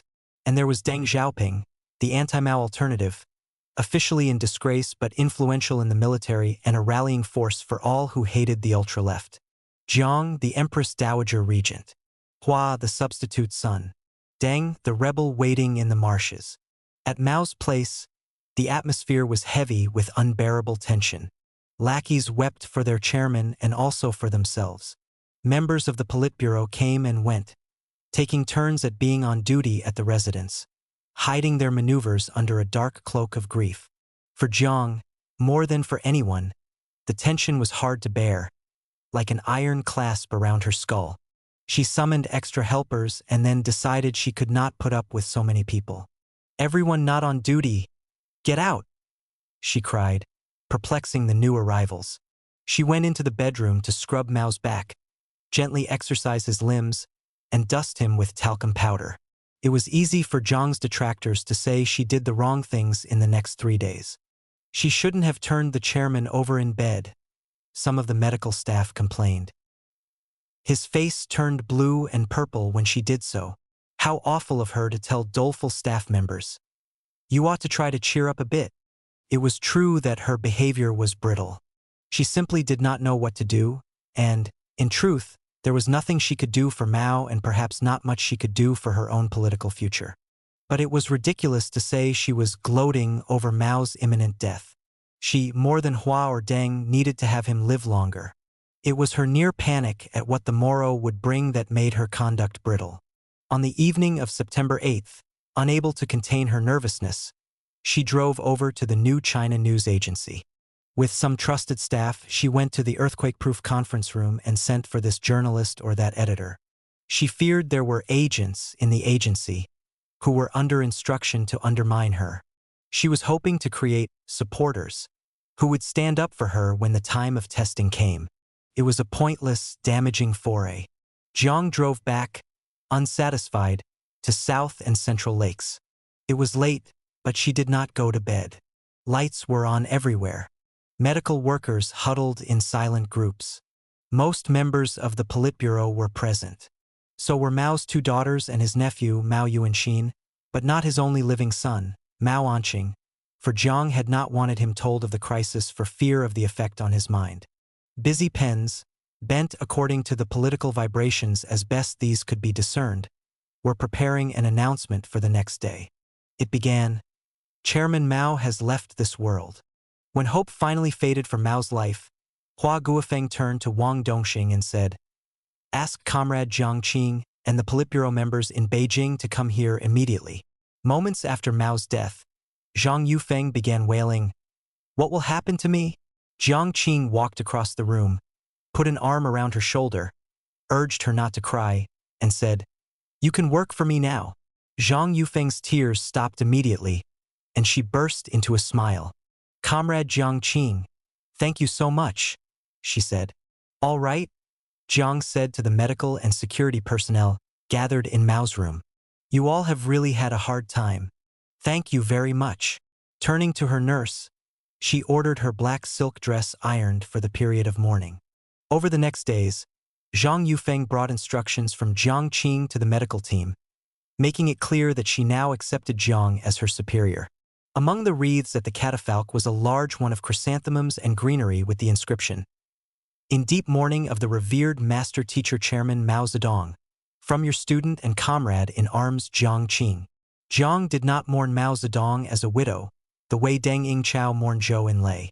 She had never thought of herself as simply Mrs. Mao, and she shuddered at the traditional Chinese idea that a widow is a bird with one wing. She mourned him as a co-worker. Jiang made the wreath with her own hands, crying as she sat for hours, cutting the bowers with scissors, tucking them close together. Her political allies may have felt she should have used her time sharpening a knife to wield against Hua, Deng, and the rest. The next week, 1 million people assembled at Tiananmen Square as a vast mute chorus for the Peking opera of the funeral. Jiang Qing moved slowly onto the platform like a lofty galleon. The chiseled ivory face stood out against the beautifully pressed dark sun Yatsen suit. She stared straight ahead as the speech was intoned by Hua, its theme the greatness of Mao and the evil of Deng. Wang Hongwen, chairman of the funeral, leaned over to scrutinize the piece of paper in Hua's pudgy hand, as if to verify that the words were the same ones hammered out at the previous night's torrid Politburo meeting. At Politburo meetings before Mao's death, when Jiang Qing walked in, everyone would stand and the room would fall silent. But, after he was gone, Jiang's entry produced no effect. Still, Jiang and her friends were not without strength. 40% of the Politburo backed her. Shanghai and much of Manchuria, China's 2 industrial bastions, were in the ultra-left camp. So were 5 or 6 of China's 11 military regions. And the aura of Mao hung over her more than anyone else. Jiang's immediate opponent, during the excruciating month after Mao's death, was Hua. But she knew that Deng and his circle of supporters were the real problem. One of her first steps was to phone Hua to ask for an immediate meeting of the Standing Committee of the Politburo. To discuss what? Hua inquired. I am not able to tell you, Jiang snapped. At the meeting, she proposed that Deng be totally expelled from the Communist Party. He'd been allowed to keep his card on probation, but she did not prevail. It was a warning that the coalition of ultra-leftists and center-leftists had shrunk during 1976. The center-leftists, security chiefs such as Wang Dongxing, military chiefs such as Chen Shilian, sensing that the death of Mao would swing China to the right, step by step joined forces with Hua, powerful for the moment even though his power was that of a dispensable stalking horse. With the military mainstream, of whom Yi Jianying was the leader, and with the moderates who were plotting from the marshes, Jiang Qing feverishly went through Mao's papers, helped by Mao Yuanxin, who warded off the anxious secretary, Zhang Yufeng. Jiang especially wanted notes from the Lin Biao crisis of 1971, in which Mao may have criticized her, and the original of a final instruction of Mao's that read something like, "Act according to the principles laid down." But Zhang Yufeng phoned Wang Dongxing and told him what was happening. This led to a terrible scene between Jiang and Hua after Jiang and Yuanxin had already left Mao's residence with several documents in an envelope, during which Jiang shouted, "You want to get rid of me? What a return for Mao's kindness to you." Quietly, each side marshaled some military force. Jiang went to Bandung to rally the 38th Army. Mao Yuanxin ordered 10,000 troops to Beijing from the northeast. The Shanghai militia was on Jiang's side. Both sides prepared manifestos for the morrow of their victory. Jiang's a message to the party and people, called Hua anti-party, and proclaimed herself the party. When the competing sides dealt with each other in meetings, now sullenly, now with frayed tempers, the topic mostly was Mao's words, especially the sentence, "Act according to the principles laid down." All but the ultra-left said Mao never wrote such a message. Hua Yi Wang and the others said he merely wrote, "Act according to past principles," a far vaguer instruction and one that did not imply, as Jiang's version did, that Mao had laid down some specific last-minute principles. It was in search of this sentence, never uttered that afternoon, that Wang Hongwen had impatiently peered over Hua's shoulder at Mao's funeral. 3 of the characters are fake. Hua stormed at Jiang. "You and Mao Yuanxin simply wrote them in. What a bloody liar you are." Jiang Qing came back. "And totally disloyal to the hand that fed you." Then Jiang went public, using her influence in the media, to have an article prominently published under her favorite camp name, 2 Schools, that asserted act according to the principles laid down, was a genuine last-minute message of Mao's. Hua and Yi and Wang, with Deng no doubt giving his views from his hideout at a hot spring near Canton, were furious with the 2 Schools article. Supplemented by General Chen Shilian and Li Shenyan, a vice premier, they met in a 5-man conclave during the early morning of October 5th. The meeting, held at the headquarters of the General Staff in the Western Hills outside Beijing, discussed the challenge of the 2 Schools article of troop movements involving the Shenyang units and the 21st and 38th Armies, and of an alleged plan by Jiang and her circle to extend their power the next day, beginning with a vast rally in Changsha that would criticize the head of a new revisionist line, Hua Guofeng. The 5 men decided to cut the Gordian knot of debate. Desperately, Jiang Qing tried to associate herself with Mao's writings. She asked Mao's doctors and nurses to join her in studying his selected works, remarking that some of them were actually her writings. Her circle came up with a document that revealed the mysterious principles laid down. A real Mao will giving Jiang a clear mandate to rule. Whatever military moves Jiang had underway were incomplete at this time, but Yi and Hua took military steps. An infantry unit and 2 tank divisions were deployed near the Great Wall and Changpei. Another army was mobilized in Beijing's suburbs. The military commander in Canton was ordered to ready 2 divisions for immediate possible airlift to Beijing, and Unit 8341 was briefed for an urgent task. One southern military leader, Su Shiyu, banged the table at a meeting and shouted to his colleagues, "If you don't arrest that woman, Jiang Qing, I shall march north." The Chinese government had little legitimacy at this time. 2 rival coups d'état were brewing. The only question was which would be mounted first. Hua called a Politburo meeting for the evenings of October 4th and 5th. During this meeting at South and Central Lakes, the ultra-left proposed some appointments to vacant posts. Jiang as chairman of the Communist Party, Jiang Qing as premier, Wang Hongwan as head of the Parliament, National People's Congress. The new coalition listened with vague interest, taking note only in order to be able to accuse Jiang the next week of usurping power by these proposals.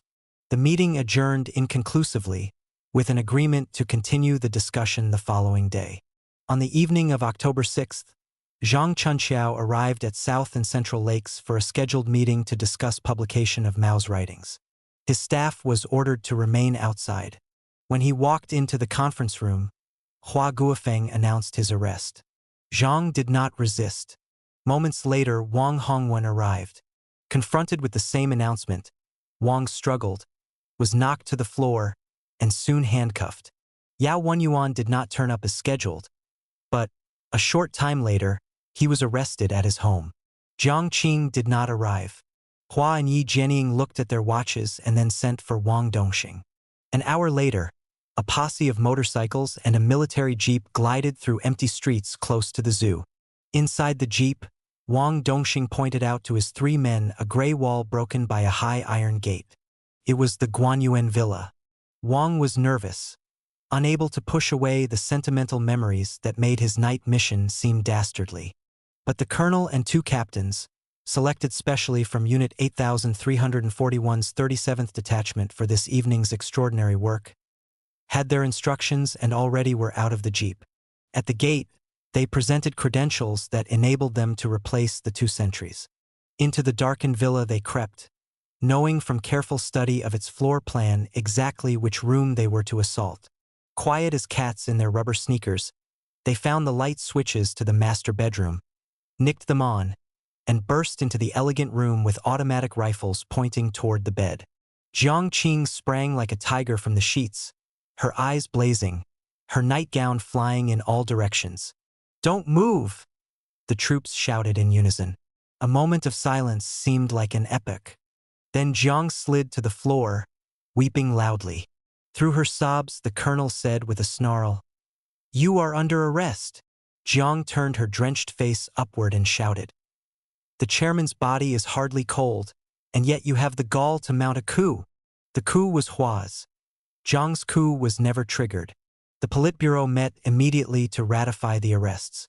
Meanwhile, Deng waited by the phone for reports on who was eating whom. Jiang's relation to the masses, her audience didn't help her when she needed it. Visits to her model village at Zaijinswang counted for nothing beside her rival steps of political organizing.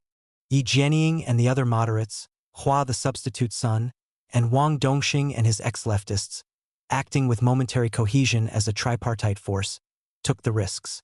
Paid off for them. It seemed that Mao had been right when he said, "Jiang Qing is a paper tiger. One blow and she is punctured." In the jeep, Wang Dongxing's face was cupped in his hands. "You won't believe me," he said later to a secret meeting. "But as I prepared the arrest of Jiang Qing, I was deeply troubled. I felt I was being an ingrate. The clan was all, the individual nothing, just as in Empress Wu's time. So family members were made to share Jiang's fate. A squad went out to arrest Li Na.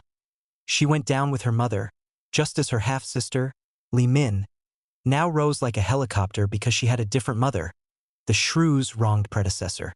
Mao Yuanxin, Mao's nephew, was taken into custody and roughly treated. He had drawn too close to young auntie, and his uncle was no longer there to put that charge into proportion. And at Tsinghua University, Zhang's half-sister, Li Yunlu, was bundled out of her son's house. No one at the campus ever saw her again. A rash of cartoons appeared with Jiang Qing's name written not in brushstrokes but in skeletal bones. The 62-year-old widow was pictured as a witch, poking out her tongue, her left hand clutching truth, her right hand lies. She was shown before a mirror with a siren's tail, her lips crying out Fallatio, checking her Western costume before a stage performance. People who had hailed her as tomorrow's empress now scrawled cartoons of her as a rat. Others did not blush to walk around the streets of Beijing shouting, 10,000 knives to the body of Jiang Qing, all the while holding aloft, with mindless shouts of adulation, photos of the man who had been her husband for 38 years. From now on, Jiang Qing was to be known as the White-Bone Demon. In Canton, one cartoon had Jiang sitting back in a plush armchair reading a biography of Empress Wu, Beside her a scatter of other books, including Guide to Hong Kong Beauty Salons and Complete Account of Soviet Political Coups. Here were suggested 3 traits of the evil, fallen Chinese woman. She was ambitious, she sought to beautify herself and thus lead men astray, and she was in some way associated China's enemies. Song Lin, the former wife of Mao Anying, had a message. She tried to kill Chairman Mao throughout their marriage. Xiao Hua, wife of Anqing, reported, "It was Jiang Qing who drove Mao Anqing to mental illness." Li Min, Mao's daughter by He Zizhen, told China that Jiang Qing was a counter-revolutionary. Wang Herong, the daughter of Mao's cousin, marched at the head of anti-Jiang Qing demonstrations. People's Daily published a spate of articles in praise of Yang Kaihui, Mao's earlier wife. The winners took all, including the corpse. Mao's body would not go to the reserved plot at Babaishan after all. The new, truncated Politburo decided that Mao's body was to be preserved for eternal display in a mausoleum. The doctors hit on formaldehyde treatment, first removing the heart, lungs, stomach, kidneys, intestines, liver, bladder, pancreas, gallbladder, and spleen, and inserted a tube into Mao's neck to enable extra formaldehyde to be pumped into the visceral cavity from time to time. Mao's diffident heirs, Hua in particular, needed to hold fast to Mao's body no less than they needed to flee from his mind. A byproduct of the arrest of Jiang Qing, who favored burial at Babaishan, was a decision to mummify Mao's body for the purpose of political deification. To make Mr. Mao into an immortal was to cancel the very idea of a Mrs. Mao. Chapter 8. Shut up, Jiang Qing. I have never given in to an attack. This is the one thing in my life I am proud of. Jiang Qing to Tang Na, 1937. Nora. I must find out which is right, the world or I. Ibsen, A Doll's House. Deng Xiaoping is a quisling and a fascist. Jiang Qing. Unlike the vast majority of Chinese who find themselves in prison, Jiang not only never confessed but also never felt that she had anything to confess. This made unbearable the pompous interrogations and the insults that China, Incorporated, rained down upon her. Her first months behind bars were filled with fury and despair. She found Deng Xiaoping's prison a worse experience than she had found Chiang Kai-shek's prison 40 years before. "There's no one there," said a former inmate of Qinchang prison where Jiang was incarcerated, "but the king of hell and the little ghosts." The prisoners, each one totally isolated, were given no toothpaste lest they eat the tube in a suicide attempt. But Jiang, in her depression at the end of 1977, tried to end her life another way. She banged her head against the cell wall. The Marxist notion that to kill yourself is to let down the revolution meant about as much to Jiang as the old Confucian notion that a woman must kill herself out of shame if a man, other than her husband, should so much as cross the threshold of her bedroom. But the provision of rubber walls to her cell and constant surveillance from an exterior peephole frustrated Jiang Qing's horrible suicide plan. Later, Jiang Qing's morale improved. "She is being looked after and is eating well," Deng Xiaoping told a foreign visitor in 1979, and it seemed to be true.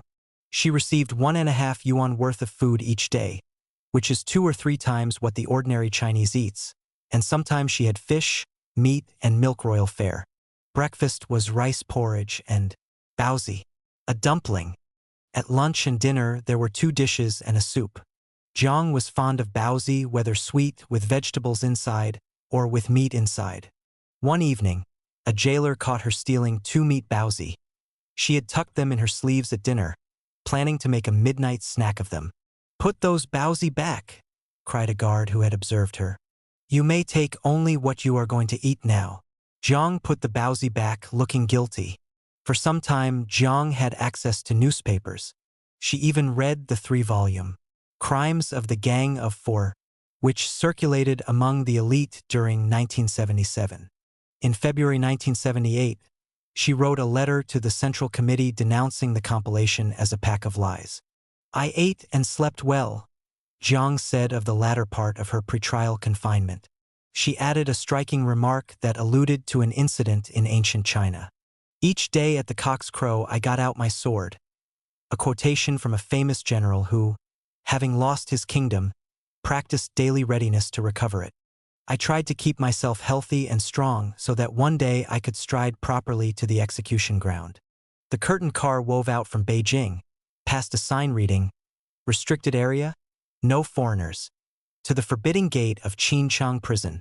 Several officials from the procurator's office climbed out of the car and walked the length of a wall that bristled with iron spikes and electric wires, and came upon Jiang Qing. She was in the middle of her daily Taiji Quan, the rhythmic exercise that tones the body and calms the mind. "Take me into custody?" she blazed when the men made an announcement in bumbling bureaucraties about a change in Jiang's status. "I've been here for 4 years while nothing happened." Jiang was irritated that the officials referred to Qing as a place of detention, to cover up the awkward fact that Jiang should long ago have been either charged with a crime or released. "I can tell you, this is not a detention house. This is a goddamned prison." Her objection counted for nothing. "I am not a criminal," Jiang added to her gray visitors. "I am a political prisoner." But this claim, too, met with an invisible bureaucratic smile. Thus did Jiang Qing learn that she would face a full-dress trial, a judicial form of Peking opera that would serve as revenge for the victims of the Cultural Revolution. "I am now not a member of the Politburo," she remarked to the officials. "I am merely the wife of Mao Zedong, and I have another role. I am the accused." "It means just that and nothing more, accused." After the officials left, Jiang Qing glanced through the papers she had been given. She noticed the name order of the Gang of Four: Wang Hongwen first, Zhang Chunqiao second, herself third. "Why am I not number 1? She cried to her prison guards. Jiang Qing had been arrested at the end of the Mao era. By the time of her trial in 1980, China had entered the Deng era, with Hua Guofeng's interim rule fast becoming a memory. It was Hua, as supervisor, and Wang Dongxing, as executive officer, who handled Jiang's case from her arrest in October 1976 until sometime in 1978. In custody, Jiang twice talked with Hua. "Confess and become an upright person again," advised this pedestrian man plucked from the pack by a dying Mao. Jiang Qing gave a grim little laugh. "Do you dare release me?" she mocked in a tone of vinegar. "Just release me and, in half a year, I'll eliminate the lot of you." Hua found his tongue. "If you were released, people would assail you and, in half an hour, you'd be shredded meat." On another occasion, Hua had the gall to say to Jiang, "It's your party task to admit your errors, and also, in everything you say, to protect Chairman Mao." By the end of 1978, Hua's position was slipping. It was Deng's ally, Chen Yun, who had interviewed Jiang when she sought to enroll at Lu Xun College 41 years earlier, who had charge of Jiang Qing's case throughout 1979 and into 1980. Then Peng Zhen, Jiang's old foe from the Cultural Revolution, himself an alumnus of the very prison where Jiang now sat, handled the pretrial interrogations in the summer of 1980. Through it all, the hand of Deng was drawing nearer to Jiang. She was a goose being prepared for his banquet of revenge and fresh legitimacy. Jiang Qing, austere in a black trouser suit, stepped forward to a wooden table in the office of the special prosecutor. At either side of her were two young soldiers, their nervous hands in white gloves fluttering like frisky doves. At the table, Jiang faced two clerks sitting before a thick document, her indictment. She stood calmly, her mouth resigned but not rough or old, occasionally leaning back slightly, her feet planted confidently on the green carpet. The prosecutor summarized her crimes. Jiang looked at him like a patient professor listening to a sophomore suggesting a paper topic that does not make sense. Jiang bent over the table, took off her glasses, and, as a white-gloved military hand held the document, signed it in her square characters. In China, names are important, and a name had been arrived at for Jiang and her fellow defendants, the Lin Biao and Jiang Qing counter-revolutionary cliques. She would be linked not only with her 3 Shanghai associates, but also with 5 military colleagues of Lin's who had been in prison 9 years already, and with Chun Boda, Mao's aide who had naively thought the Maolin alliance was solid and sincere. Jiang took her copy of the indictment, rolled it into a scroll, which she held in her left hand as if it were a movie magazine, touched her hair gently with her right hand, and waited to see what the men of the law wanted next. She still appeared to her attendants so well preserved, wrote Empress Wu's biographer of her looks at the age of 68, that they did not realize she was aging. She used heavy makeup, and her fine features concealed the advance of old age. Jiang Qing at 66 was much the same. Her features seemed as nicely sculpted as ever. She groomed herself to the last degree, and her movements still were those of an actress aware that each gesture is being observed. As these men played their legal games, she, the lone woman, would fill the vacuum of meaning with a bit of style. If Jiang was well groomed that winter day, it was because she knew the trial probably would be her farewell appearance. She was tired and discouraged. Her health was spotty, her friends were gone. Yet, she felt she must exploit this moment of drama. For 4 years, she had lacked an audience. Now she had a vast, fascinated one. She would show them the real Jiang Qing. Politics or theater. Jiang Qing had played with fire at the intersection of the two for decades. She had plunged into communist circles in Shandong and Shanghai in the course of furthering her acting career. She had used an actress' charm and flair to penetrate to the center of Yan'an society. She had wielded the power she eventually garnered in the 1960s against theater people. Now, as the political powers of the day caught up with her, she sought to salvage her dignity by a last season of theater. Did she want the state to appoint a lawyer to defend her? In a matronly tone, Jiang discussed the matter. She wanted her lawyer to answer questions on her behalf in court. She insisted that he conduct the defense exactly as she laid it down, and he must take it as a point of departure for her defense that the decisions of the 9th and 10th Communist Party Congresses, 1969 and 1973, were valid expressions of Chinese high policy for their time. No Chinese lawyer would be permitted to accept these conditions. The point about the validity of the party congresses was especially subversive of the special court's make-believe. It would have highlighted the distinction between crimes and political mistakes, and it was the linchpin of the special court's case against Jiang that no such distinction existed. When the court smiled at her conditions, she smiled back at the court. She would defend herself. The lawyers who would not serve her as she wished she called shady profiteers. The arraignment of Jiang Qing had to be done 3 times. The reason? The first 2 times Jiang misbehaved before the prosecutor, and the resulting film was not suitable for general exhibition. "How the hell would I know?" she kept answering in a rasping voice when asked a question. But on this cold afternoon of November 20th, 1980, Jiang listened carefully, maintained her dignity, and cursed no one. As it happened, Jiang had come to an agreement with the president of the court.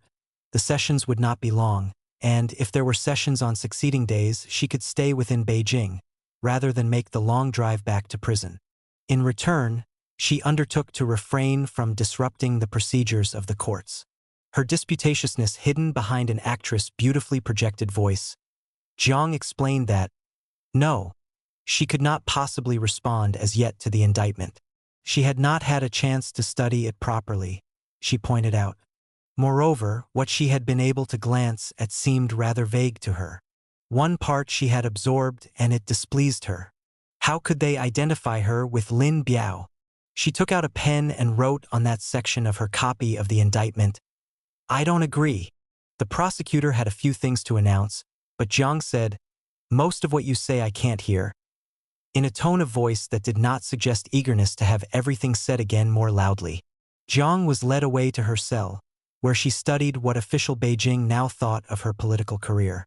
Stripped of its verbiage, the indictment accused her of 2 broad sets of crimes.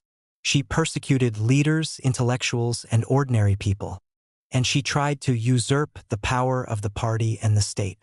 The accused, Jiang Qing, conspired to prevent Deng Xiaoping's appointment as vice premier in the fall of 1974. It was November 26th, and the special court finally had assembled. The 35 judges and 600 invited guests sat in neat array in the ceremonial hall of the public security compound on the Street of Righteousness. Jiang, dressed in a simple black suit, remained calm. Between the bars of the cage-like dock, her hands could be seen, fingers opening and closing in deliberate movements to aid relaxation. She was in command of herself. Her game plan was to be dignified and reasonable, and this first charge was an easy one to shrug off Surely the Chinese people could understand the difference between political struggle and the committing of crimes. A witness took the stand. Who suggested that you go to Changsha to warn Chairman Mao about the activities of Deng Xiaoping and Zhou Enlai? The unhappy-looking man replied, Jiang Qing made the suggestion. It was Wang Hongwen, 32 years younger than Jiang. His eye on the future. He turned against her and confessed to every charge. The once dashing Wang was almost unrecognizable. Drooping shoulders, barest of crew cuts, the look of a sad spaniel on his handsome face. For a while, Jiang listened in silence to her young follower, moving her head gracefully from side to side at intervals. But later she became stiff, leaning forward, pressing her earphones tightly to her head, fixing Wang with large white eyes. Once during his testimony, she asked loudly to be taken to the toilet. When, momentarily, Wang did not appear for the resumption of the session after a break, her proprietorial attitude toward him flashed back. Where is he? She barked. Where is Wang Hongwen? As evidence of Jiang's anti-Deng and anti-Zhou activities, a deposition from Zhang Yufeng was read. This pretty secretary, present in Mao's study when he talked with Wang in Changsha, was the woman Mao appointed to handle Jiang's loans and grants from his funds. She was also Mao's favorite girlfriend during the 1970s and had remained close to him for most of his final years. Jiang Qing sat upright and stared in front of her like a statue, square and white, as Zhang Yufeng's memories of the Gang of Four's efforts to twist Mao's arm were read by a prosecutor. It was just as well for Jiang's pact with the president of the court that Mao's mistress dared not make a personal appearance. When Nancy Tang and Wang Herong, the two young courtiers of Mao's last years, came to the witness stand, Rang began to wobble in her commitment to behave well. We saw at once through the Gang of Four's schemes, Nancy Tang stated. Jiang blinked rapidly, her lips pursed. She tilted her head at an angle, inspecting the ceiling. Chairman Mao was very angry with Jiang Qing. Wang Herong related. The statue stirred to life. I have something to say, Jiang cried. But the president of the court would not let her speak. They are two little rats, Jiang hissed in a loud stage whisper. Two little rats who scurry back and forth between two boats. Did you? Chief Judge Zhang Hanzhou asked Jiang Qing. On the evening of October 17, 1974, the day before Wang Hongwen went to Changsha, call Zhang Chunqiao, Yao Wenyuan, and Wang Hongwen together at Villa 18 of Fishing Terrace? No. What? No, I know nothing of it. On that occasion, what did you four discuss? If I don't know about such a meeting, Jiang replied as she threw the judge a pitying look. How can I tell you what was discussed at it? She was still under control and she was trying to be polite, but she refused to go along with most things that were suggested to her. Her calm defiance was exasperating to the judges with their prepared scripts. A trace of anxiety seemed to creep over Wang Hongwen's face. In confessing, he had 2 points in mind. The Gang of Four would never come back to power, and the more he confessed, the more leniently he would be treated. But Jiang's total denial of guilt brought a new atmosphere to the trial. Was Wang feeling a pang of doubt as to the moral and practical soundness of his strategy? Not far from the special court, in a small room with a TV monitor set aside for VIPs, Deng Xiaoping was watching. The issue of Zhang's blocking his vice premiership, hardly one for a court, was included in the indictment to give him personal satisfaction. Although the era of Deng was not being kind to Jiang Qing, the pair had not always been enemies. But Deng had been shrewder than she, and she had been imprudent toward him. With a head that shape, she once remarked of the bullet-headed Sichuanese. How could the hat of a high official stay steadily on him? During trials, the accused often try to behave well because they fear death and hope for leniency. But the premise of such conduct, that the authorities have a degree of reasonableness, did not exist, in Jiang Qing's opinion. She knew that power is an addiction within the world of Chinese communism, and that truth and sentiment mean little. Total defiance was the only way, and Jiang possessed the fearlessness that was necessary to follow it. She did not believe Deng would execute her. It hadn't been done before to a top Chinese communist. Moreover, would that fascist dwarf dare to kill Mao's wife? Anyway, she did not fear death inordinately. She would rather lose her head, she said, than whimper before her enemies. One could say that Jiang Qing chose the path of defiance, because she realized her political future was entirely behind her. But her total character, consistent over 60 years, made defiance the only possible choice. For Jiang Qing, the only fixed reality was her own life and will. The real world was what she felt it to be. A line of action that inconvenienced her, or a point of view that failed to harmonize with hers, was as unnatural as fish in the trees, and she did not doubt that she could prevail against its absurdity. At the special court, Jiang Qing refused to give in, and she stood alone. Asked if he was surprised that his former wife rejected all the charges against her, Tang Na replied, "Not a bit. Because she had loved Mao, she couldn't possibly confess." On the morning of December 3, 1980, Jiang strode into the courtroom, smoothed her suit, touched her hair, and lowered herself onto her chair. In front of each prosecutor and witness sat a covered tea mug. Jiang faced only a nest of microphones. Before the special court came to order, she turned around to look at the public gallery. One woman, dressed in green with a yellow scarf at her neck, was staring at Jiang, and, for a moment, it seemed that the two women's eyes met. It was Wang Guangmei. Accused Jiang Qing, "How did you know Comrade Wang Guangmei was a special agent of the Americans?" "The newspapers of our government said so." Jiang's face was a wall of innocence, but her voice was hard and her lip curled. The prosecutors hammered away at the claim that Jiang was chiefly responsible for the persecution to death of Liu Shaoqi and for his wife's 12 years in prison. Jiang clasped her copy of the indictment. In prison, she had written in the margin of the section dealing with Liu and Wang, "Zhou Enlai was the head of the special group that doomed Liu and Wang." Each witness came by with his bundle of dirty laundry, including the Liu's cook, Hao Miao, who had spent 6 years in jail since we met him last. "I want to make a statement." Jiang's husky voice filled the auditorium. "Most members of the present Central Committee of the party and most of our government leaders, including you, Jiang Hua, president of the court, competed with each other in those days to criticize Liu Shaoqi. If I am guilty, how about you all?" "Shut up, Jiang Qing," a judge yelled. "Shut up, Jiang Qing," 6 more judges chorused. The prosecutors brought in strong evidence that Jiang Qing had supervised a search of the Luoang home for incriminating materials. Interrupting President Jiang Hua, Jiang pulled off her glasses, held them at an angle in her right hand, and inquired of the court, "What's so strange about searching their house? Tell me, haven't you Quislings searched my house by now? Anyway," she added, "doing away with the four olds, a policy laid down by the Central Committee in August 1966, inevitably leads to the search of homes. It was a revolutionary action." A tape recording was played. A hushed courtroom listened to Jiang Qing speaking at the height of her power. "I can tell you now," she was crying to a performing arts meeting, "Liu Shaoqi is a great counter-revolutionary who is rotten to the core. He should die a death of 1,000, even 10,000 cuts." Accused Jiang Qing, "Did you hear the recording clearly?" "I'm afraid I did not." The crackling tape was played again, bringing to the uneasy ears of the gallery the sounds of the era of the Cultural Revolution, when Jiang could do no wrong. Jiang pressed her earphones close. "It is my voice." Jiang said what the court hated to hear. The arrests of Liu, Wang, and their people were done according to the authority of the time. The fact that these people were kept so long in prison, that really had little to do with me. Tension rose.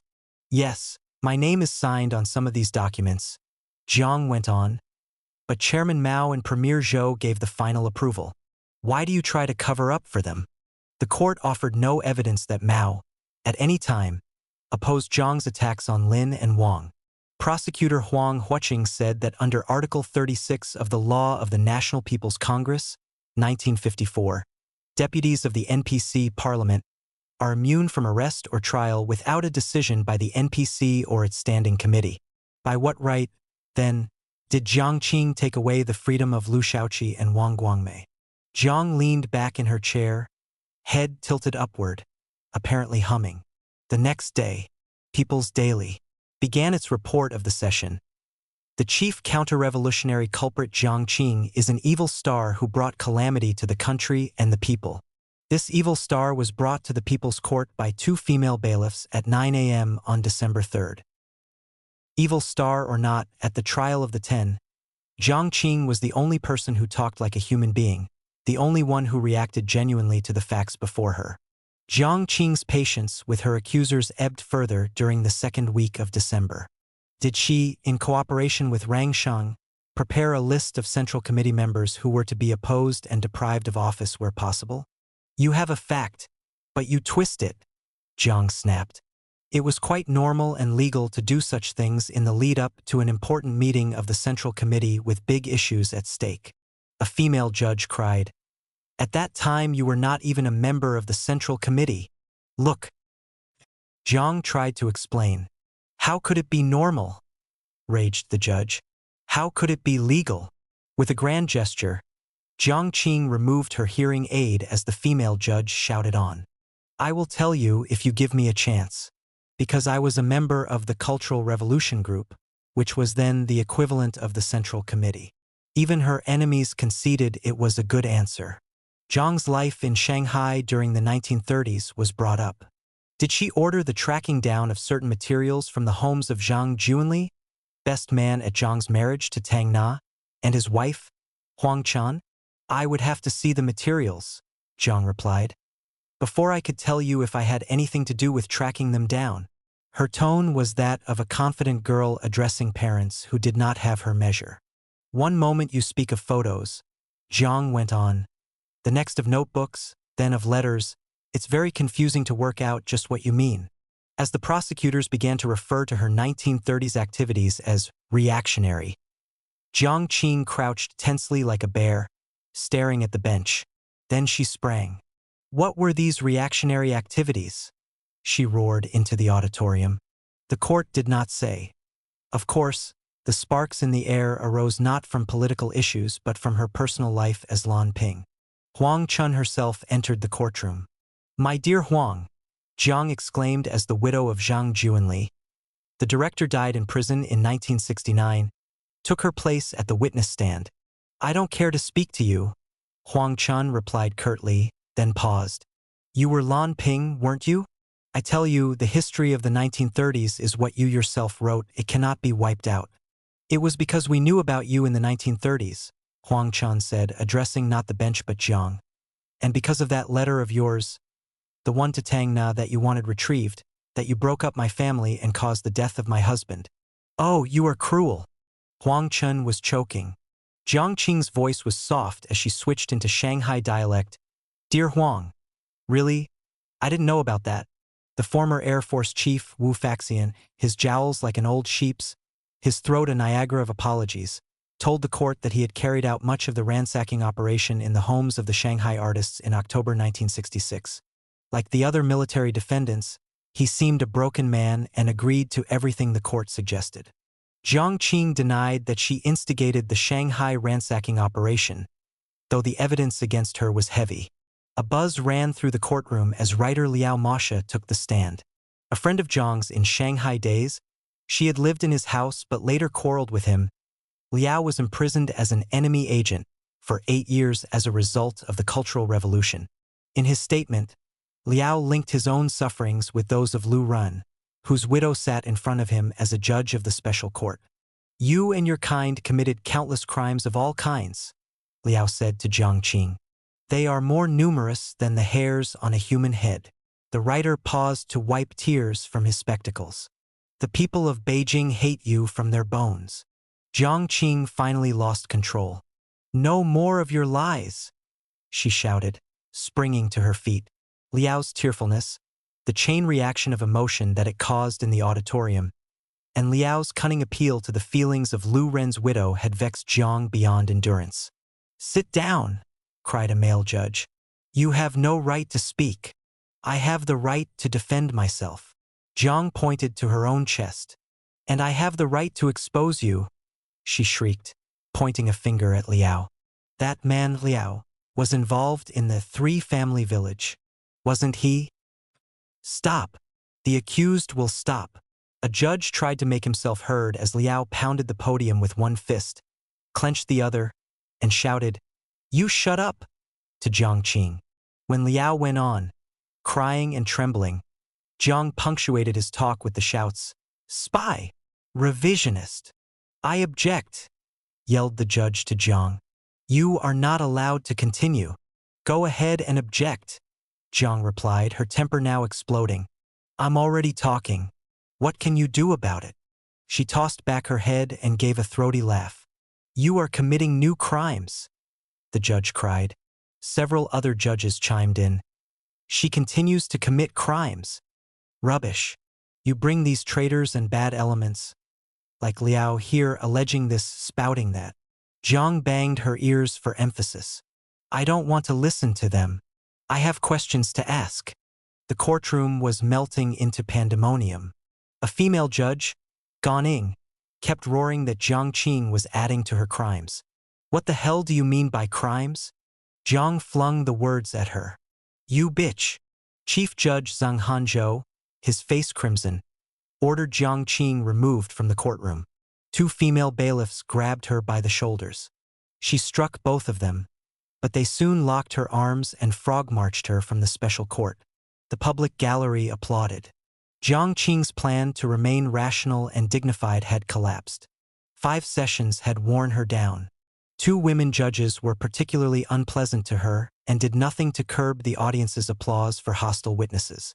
Above all, Liao Masha, a man of the 1930s, the most sensitive chapter in her past, who had helped her when she was in a tight spot in 1933, and so reminded her of the humiliation of her dependence on men, had insulted her before the world. By mid-December, Jiang Qing had stolen the show at the trial of the 10 and sent shockwaves through the Chinese government. In the process, she had deeply alienated a court that wanted the accused to declare themselves guilty before being declared guilty by the court. Jiang Qing made herself a landmark in the history of communism. At communist trials, the accused is always guilty. Allegation is unerringly echoed by confession. This is necessary to safeguard the arrogant trickery by which the party is said to be both the repository of power and the fount of truth. So it was that, in the Moscow trials of the 1930s, the accused confessed to all charges, whether they were guilty of them or not. No communist party can acknowledge the moral sovereignty of the individual. The truth is fluid, but the source of truth, the party, is fixed. A communist would not be a communist if he or she did not confess when the party pointed a finger of accusation. Indeed, confession is as necessary to communism as it is to the Catholic Church. How else could the authorities explain the obstinate refusal of paradise to materialize, or, in the case of the religious mind, the sinful state of the world, except by cranking out the confessions of renegades, sinners, who endlessly sabotage paradise? But Jiang Qing did not confess.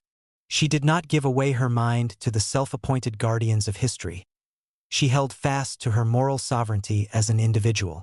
If, in the communist view, history is an escalator that goes upward regardless of an individual passenger's steps in any direction, because the party is in charge of its progress, this woman simply jumped off the escalator. Whatever else she was, Jiang Qing was not a good communist. Beyond the courtroom, Jiang Qing was winning a few points, more than Deng Xiaoping expected, and losing a few. Most Chinese did not take the trial very seriously. Bewilderment at the powerful being brought low soon gave way to the casual jeers and cheers of a Colosseum crowd. But Jiang's spirit evoked admiration. Zhang Chunqiao looked like a disheveled fortune-teller without a tongue. The army men resembled 60-year-old shoeshine boys about to cry. Yao Wenyuan whined that he was in bad shape. By contrast, Jiang Qing was a fluent, self-reliant human presence, an entertainment on nightly TV, and, in her willfulness, a breath of fresh air in the closed box of the communist system. The authorities did keep the children in line. In the woods near the summer palace, 100 schoolchildren arrived for a picnic, carrying shoulder bags, cooking pans, and bundles of firewood.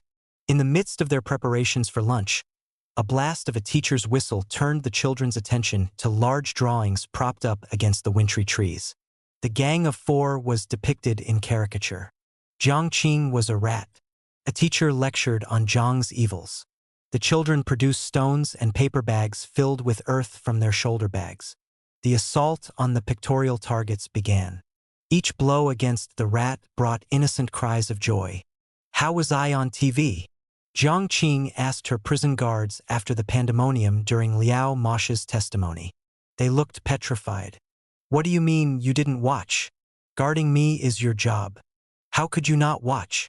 Waiting for her next appearance, Jiang resolved to make Mao Zedong the rock of her defense.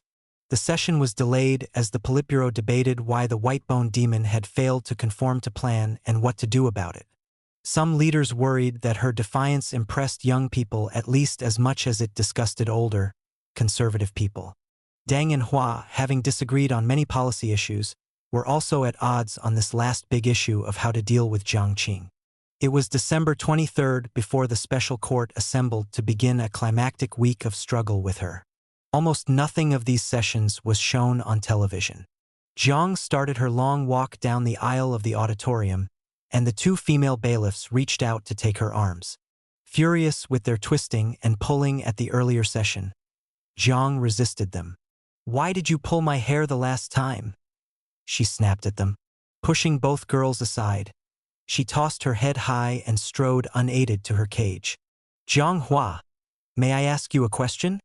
Jiang Qing looked at the president of the court over the metal rims at the top of her glasses. He seemed startled, and for a moment he was silent. "Yes, you may. Is this place a court or a punishment ground?" Jiang sounded like a lawyer beginning the cross-examination of a witness.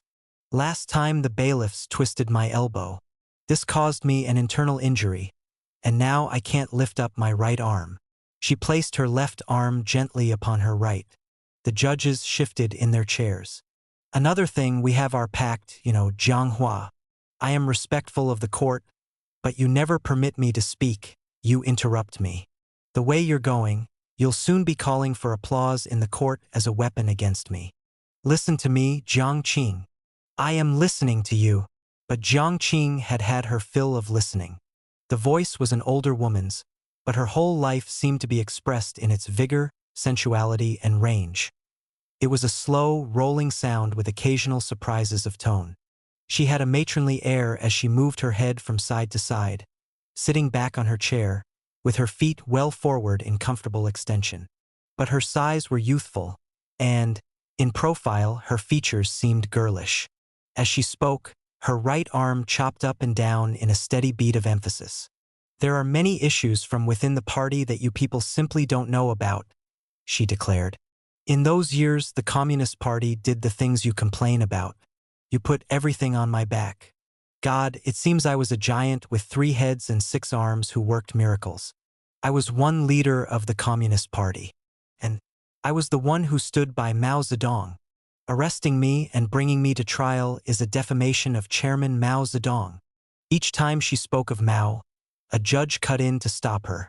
"Since you won't let me speak," Jiang said with an icy smile, "why don't you put a clay Buddha on my chair and try it instead of me?" "She was no clay Buddha. I was Chairman Mao's wife for 38 years, she went on. "I was the only woman who followed him onto the battlefield," a reference to the Civil War of the late 1940s. The court audience laughed. Jiang swung around and shouted, "Where were you all lying down then?" More laughter, her phrase "lying down," implying a comparison with herself lying down beside Mao, startled people. Why was Jiang Qing getting away with rumbustious behavior, at times even seeming mistress of the situation? Because she was Mao's widow and because she spoke a part of the truth. The Chinese establishment felt sufficiently guilty about the hypocrisy over Mao and the hiding of truth during the trial that it preferred to snicker at her rather than to silence her totally. Jiang threw a bombshell. "I will tell you something," she began to a hushed court. "About that night Mao Zedong wrote the words, 'With you in charge, I'm at ease for Hua Guofeng.'" She looked around the auditorium as her spectacles became the focus of the camera lights. "That was not all Chairman Mao wrote to Hua. He wrote 6 more characters. If you have questions, ask Jiang Qing. I have had no political guiding line of my own." Jiang went on to a court that had fallen silent. "What I did followed Mao's line and the party's line." She took a deep breath and turned her head slowly to fix her eyes on each section of the auditorium in turn. What you are doing now is asking a widow to pay her husband's debt. To you all, I say I am happy and honored to pay Chairman Mao's debt. Jiang Qing's trial was, in part, Mao's trial. The Communist Party had taken the easy way out, blaming Mao's mistakes on the Gang of Four, but Jiang destroyed the credibility of that explanation by showing that she often followed Mao's instructions. If Pandora's box weren't already open on the Mao issue, Jiang Qing's defiance opened it. She added to the plausibility of a Gang of Five theory, and, in her insults against the entire fascist political system of China, she pointed beyond the Mao issue to the even more delicate issue of the system that Mao and others built. After Jiang Qing tore holes in the fabric carefully woven by the court, it became necessary to produce another fabric. The Chinese people are very clear. Prosecutor Jiang Wen responded some days later in a statement that came from China's top leadership that Chairman Mao was responsible for their plight during the Cultural Revolution.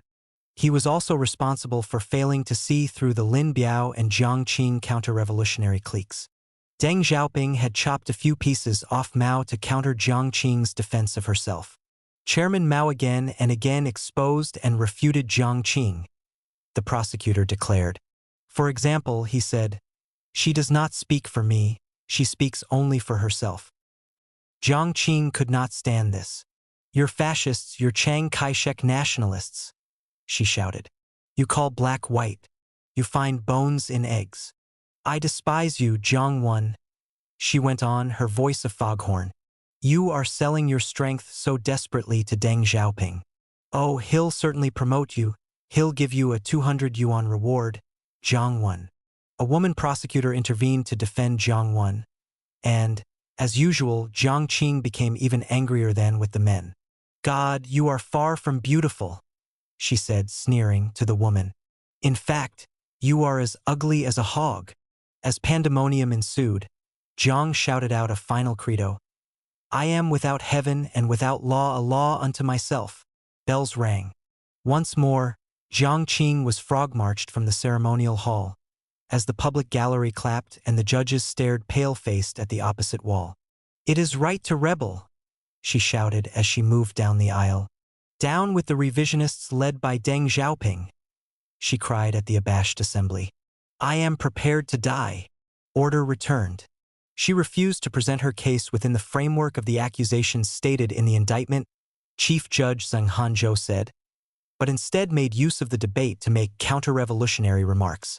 People's Daily drew a veil over Jiang's words, contenting itself with listing her crimes again and calling for her execution. "A 10-year dream of being an empress has ended," it said in a summary.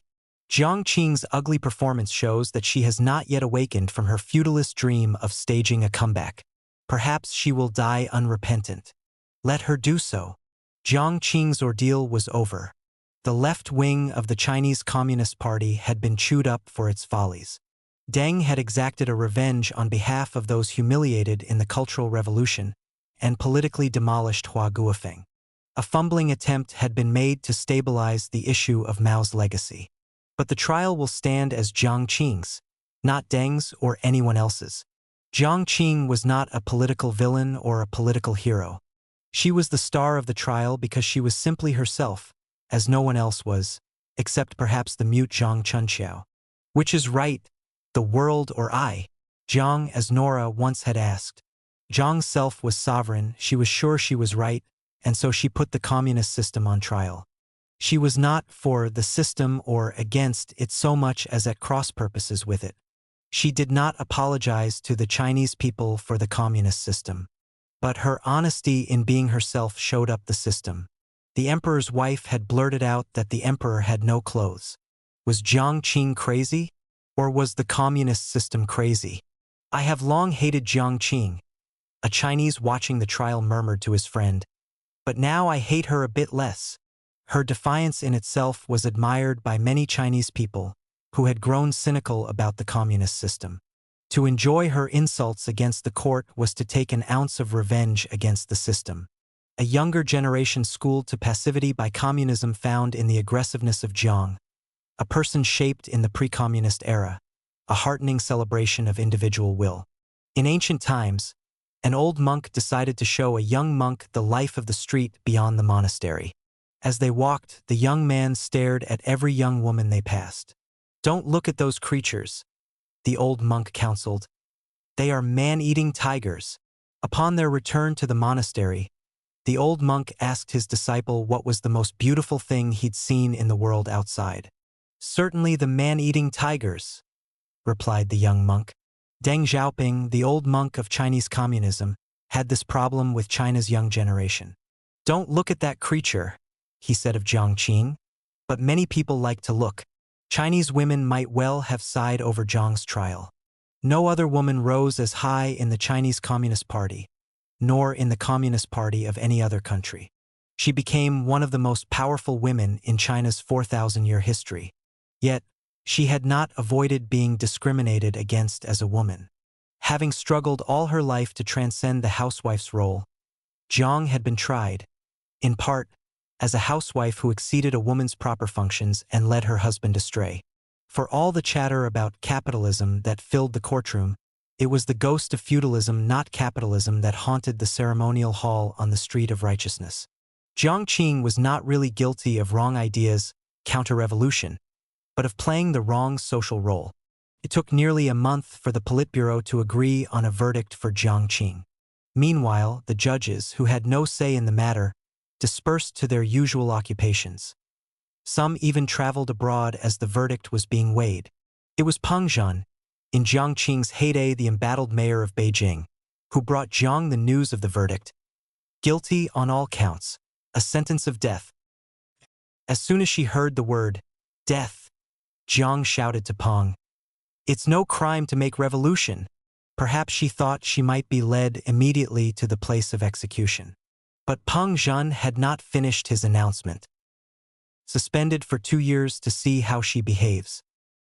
Deng, at first in favor of a death sentence, had compromised with his nervous, guilt-ridden colleagues and agreed to spare Jiang's life. The army, the Mao loyalists, the remnants of the ultra-left would make too much trouble if Mao's dog were put to death. Some would whisper that she had been killed to silence a voice of unpalatable truth. Others would make a martyr of her. Above all, the leaders were conscious that they, as well as Jiang Qing, often had failed to take a stand against Mao's errors. How could they execute his widow for the same failure? On January 25, 1981, the guilty 10 lined up within their cages at the special court, like beasts at a fence, to hear the verdicts publicly read. Zhang Chunqiao shared with Jiang the suspended death sentence. All the others were given lighter punishments. A week later, Peng Zhan came to see Jiang Qing at Qinchang prison. She made 2 requests. She would like to write her memoirs and to talk with Deng and Hua. Peng said the State Council would think about it. He explained to Jiang that manual labor was compulsory, and Jiang, seeking to avoid its usual forms, said she would like to make cloth dolls. Peng replied that the State Council had no objection. "She makes 1 doll in 3 days," said a prison source. "The dolls look good. As she stitches them, she hums to herself. She likes listening to news broadcasts on the radio. At mealtimes, she chats pleasantly with the woman jailers." Peng Zhan felt it appropriate to reassure the world, "Jiang Qing will remain alive, and we shall continue to feed her. She has only 1 mouth." Later in 1981 and into 1982, Jiang Qing was less docile. She refused to write the obligatory monthly self-criticism. Wang Hongwen, in another prison, produced more than his quota of self-criticisms. She took to writing defiant statements on the prison walls. "I'm not afraid of having my head chopped off," she scrawled one day. The jailers washed the statement off the wall and warned her not to do it again. The next day, she wrote the same sentence. On her pretty cloth dolls, she began to embroider her name. This put an end to the sale of her dolls, which began to pile up in a warehouse. "She persists in behaving as a political and ideological enemy of our people," declared Peng Zhan. Leaflets appeared in Beijing and in Shandong province that purported to come from Jiang's cell. In her texts, Jiang defended the Cultural Revolution, said she always had followed Mao, claimed that the Communist Party of Deng Xiaoping had gone off the rails, and vowed to return and save China. As preparations were made during the summer of 1982 for the 12th Congress of the Communist Party, Jiang addressed a letter to the Central Committee. "I would like to speak at the Congress," she explained. "I want to debate openly Deng Xiaoping and Hu Yaobang-Hua's replacement as party chief on questions of party line, direction, and policy. If I can't do this, I will not be able to close my eyes when I die." "If Deng won't debate," Jiang added, "he's a coward and a revisionist. Only if he debates me will he show himself a true communist." It was the same Lan Ping who had told Tang Na, "Unless you correct your faults, you will not be worthy to say you once were my lover." Jiang Qing received no reply to her letter. She spent the week of the 12th Party Congress in 1973 sewing dolls and writing manifestos. In January 1983, the 2-year deadline on Jiang Qing's suspended death sentence was up, although Hu Yaobang and Peng Zhen had, during 1982, told the world of Jiang's recalcitrant attitude. The Communist Party said it had just carried out an investigation, as the law required, to determine her attitude. She has not resisted reform in a flagrant way. She had not repented. But she had not repented, and so Beijing got off the hook of having to execute Mrs. Mao. In fact, Jiang Qing was as defiant as ever. "I regret nothing at all," she said to a guard. "I feel I have accomplished what I set out to do." If Jiang Qing had nothing to regret, she did not have much to look forward to, either. Periodically, she lashed out with defiant criticisms, uttered to her guards or penned to her former colleagues in the Politburo, saying China was going down the drain and Deng was the chief culprit. Yet, outside the prison walls, Deng became quite popular, and by the 35th anniversary of liberation in 1984, when the reform era had taken shape as a successful departure from the late Mao era, Jiang seemed to have mellowed to a degree. "Her life is quite good," a public security official said in answer to a question from a Hong Kong journalist. "She and the rest of the Gang of Four are not being treated the way they treated us victims of the Cultural Revolution. She is able to read books and newspapers, and listen to certain broadcasts and watch TV." In the spring of 1984, Lina, now 45 years old and long divorced, visited her mother in Xinjiang prison to divulge her plans to remarry. "Does this man know who you are?" inquired Jiang Qing.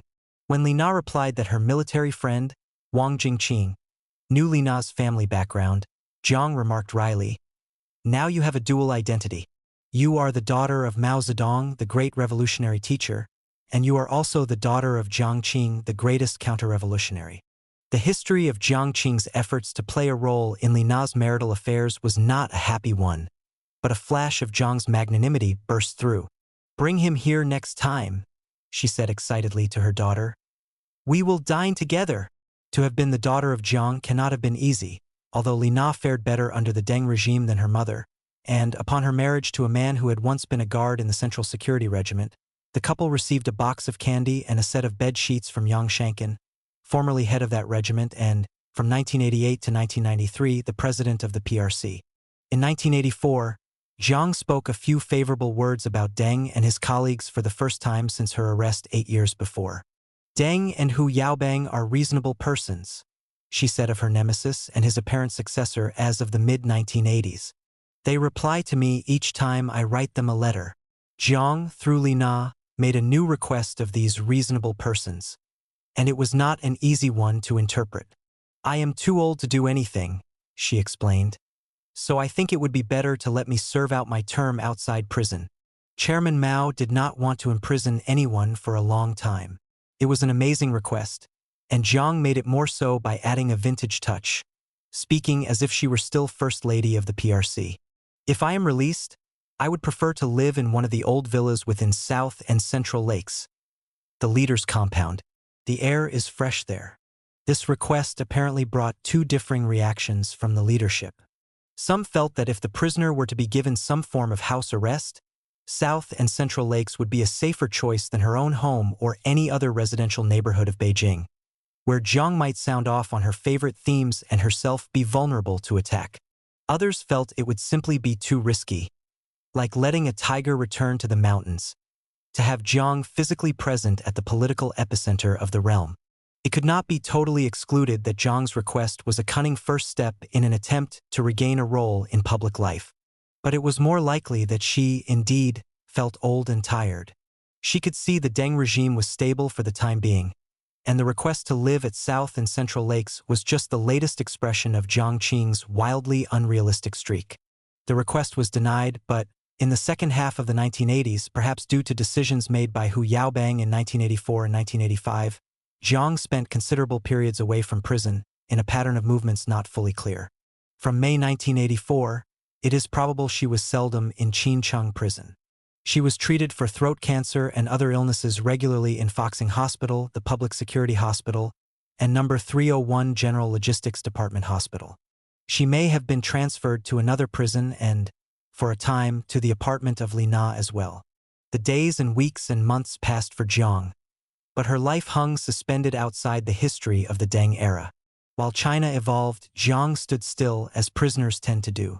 She probably read more books in the later 1980s than in any comparable stretch of her life, most of them brought to her by Li Na from Jiang's own library of 10,000 volumes, which Li Na kept in high piles in her own apartment. Jiang's rebelliousness seemed to revive as Deng's popularity waned in the late 1980s, and, amidst acrimonious conflict in 1986 and 1987, he dismissed his heir apparent, Hu Yaobang, replacing him with Zhao Ziang. Mother and daughter often quarreled, and Li Na's husband, Wang, would be left standing to one side in embarrassment as the two women yelled their dissatisfactions at each other. On one occasion, Jiang asked Li Na to write a memo to the leadership setting forth fresh requests for improvements in her living conditions. When Li Na said she was unable to do this, Jiang became so angry that she hurled to the ground the slices of watermelon the couple had brought her and shouted, "Even you do not care for me. You are heartless." Jiang gave the impression that she liked Wang better than Li Na, and, in particular, she was pleased that he, like herself, was a lover of calligraphy. She would often admire his brush work as Li Na sat stiff and silent in her chair. At times, there were stories that Jiang had been set free, but these were not true. In October 1988, Zhu Zhongli, a well-connected writer who was in touch with Jiang through Li Na, said to me in her living room in Beijing, "The rumors that Jiang Qing was released are all wrong. She is still basically in prison, though she can go to the hospital whenever it is necessary." The only references to Jiang Qing on the printed page were a strange blend of political denunciation and salacious gossip. It was asserted in press accounts tolerated by the government that during her bid to be empress in the 1970s she kept for big catamites, young men, at her base at No. 17, Fishing Terrace for evening diversions. It was as if her political disgrace made legitimate prurience that otherwise would not have been acceptable within PRC society. Indeed, the more she was viewed by the Chinese public as a promiscuous woman, the more credible would be the official picture of her as the cause of Mao's errors. The sexual stories were used as everything in the PRC was used for a political purpose. One afternoon in the fall of 1988, patients at Foxing Hospital noticed a flurry of military vehicles and a cloud of guards. A few days later, a brief report was published in China Youth Daily that said Jiang Qing had been treated at Foxing Hospital and mentioned in passing that she was no longer in prison but under house arrest. It was rare for a newspaper to mention Mao's widow in a dispassionate way. The next day, the government unit in charge of publications ordered that this news was to be published nowhere else. And nor was it. Deng did not want it widely known that Jiang was no longer confined to a prison cell, but spending time at Foxing Hospital, the Public Security Hospital, and perhaps other places. Jiang's health declined, and, as the 12th year since her arrest rolled by, there still was no evident encouragement from her former supporters for a comeback. On the occasion of the 95th anniversary of Mao's birth in December 1988, Jiang requested permission for a private family memorial meeting to commemorate the day, but she was turned down. Hearing of the rejection, Jiang swallowed 50 sleeping pills. Her act was discovered in time, and no more sleeping pills were permitted her. On that 95th anniversary day, the surviving remnants of Mao's family made a rare public appearance. Li Na, Li Min, and Anqing, none had the same mother. All made a visit, together with their spouses and children, to the Mao Mausoleum in Tiananmen Square, but without Jiang. When Deng's authority was challenged by the democracy movement of 1989, his detractors were not remnants of the old Cultural Revolution forces represented by Jiang Qing, but new Western-influenced youthful foes. It seemed another epoch. Chairman Mao's revolutionary line was never mentioned, few took Marxism seriously, and a likeness of the Statue of Liberty and a lone individual defying a row of tanks on the Boulevard of Eternal Peace became the symbols of this new season. Still, at the end of March 1989, Jiang was returned from house arrest to prison. As the democracy movement stirred in urban China, Deng felt he could take few chances with his explosive female counter-revolutionary. For her throat cancer treatments, Jiang would go back and forth between the prison and the hospital in a small gray van. Doctors urged an operation to cut out part of her throat, but she resolutely refused, fearing she would never be able to speak again. Jiang Qing and Deng Xiaoping differed over the meaning of the 1989 crisis. To Deng, the student democracy movement was turmoil reminiscent of the Cultural Revolution, and the first task was to put it down at once lest all the riches of the new reform and open policies be lost in a lunge after utopia. Jiang could see the students were liberal rather than revolutionary, but she blamed Deng for the rise of the liberalism. In her opinion, he changed Mao's line and let in all those Western ideas. She also assailed Deng for murdering the students in the Beijing massacre of June 4, 1989, pointing out that she and Mao never ordered the army to massacre crowds in the streets of Beijing. After June 4, 1989, Jiang remained in prison for most of the rest of that year. She knitted woolen sweaters, read books and newspapers, and watched television. "Prison guards see her smile strangely," said one hostile report. "They ask her how she feels, and she pouts and says something nonsensical such as, 'This is not Chairman Mao's revolutionary line.'" Still, the shadow of Mao's widow fell upon Chinese politics.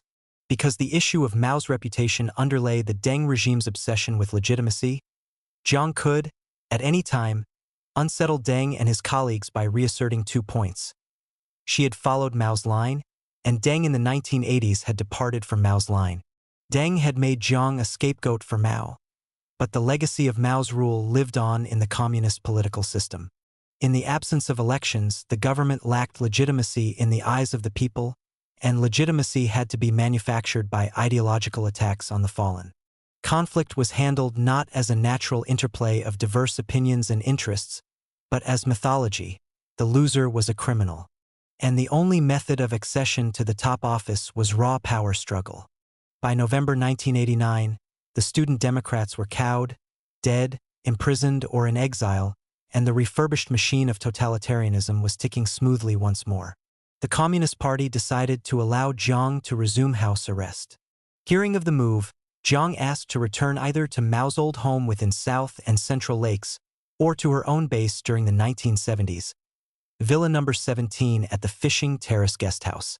When both requests were denied, Jiang made a gesture of despair with her hand to her throat that suggested the thought of suicide.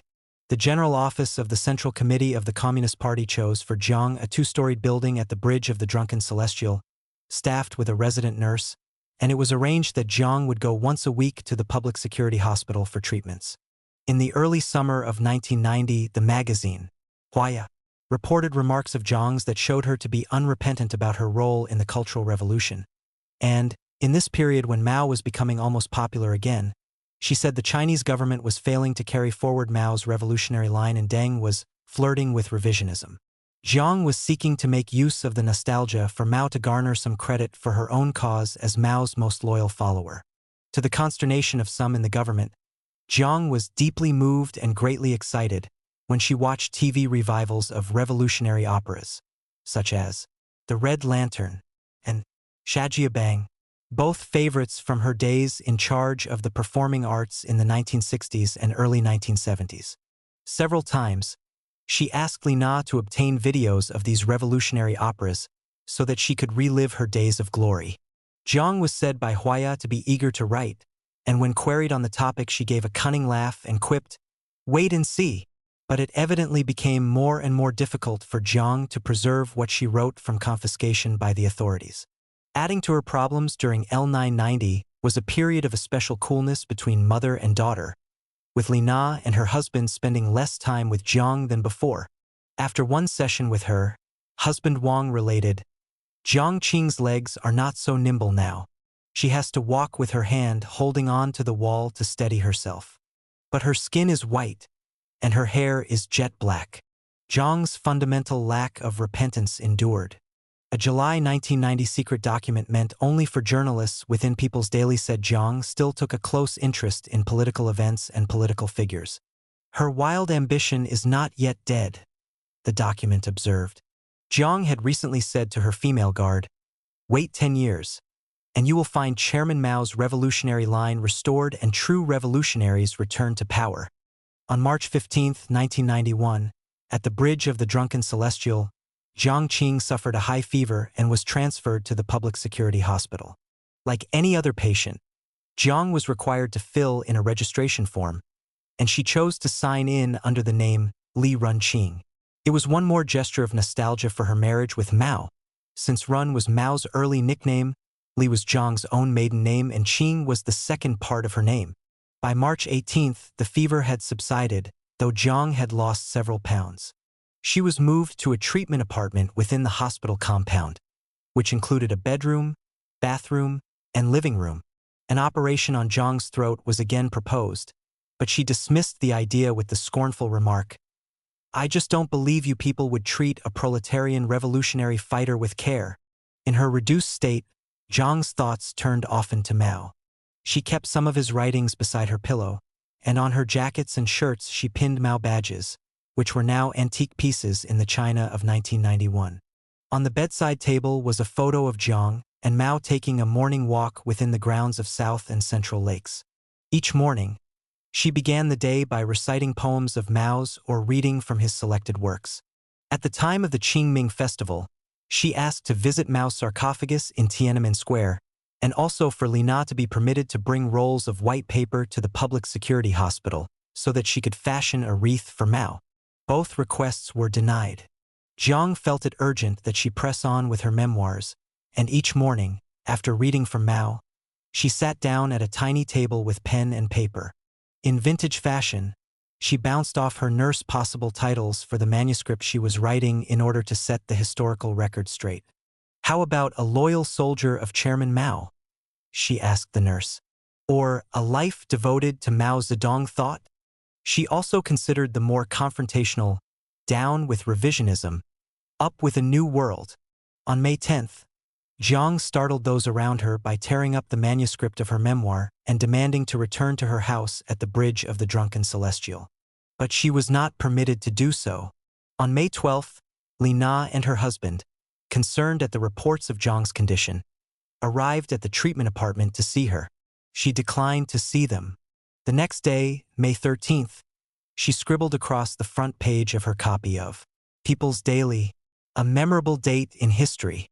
It was the 25th anniversary of the meeting of the Politburo on May 13th, 1966, during the Cultural Revolution, at which Mao, Jiang, and others laid down a fresh militant line, and Jiang was appointed to head the all-powerful Cultural Revolution Group.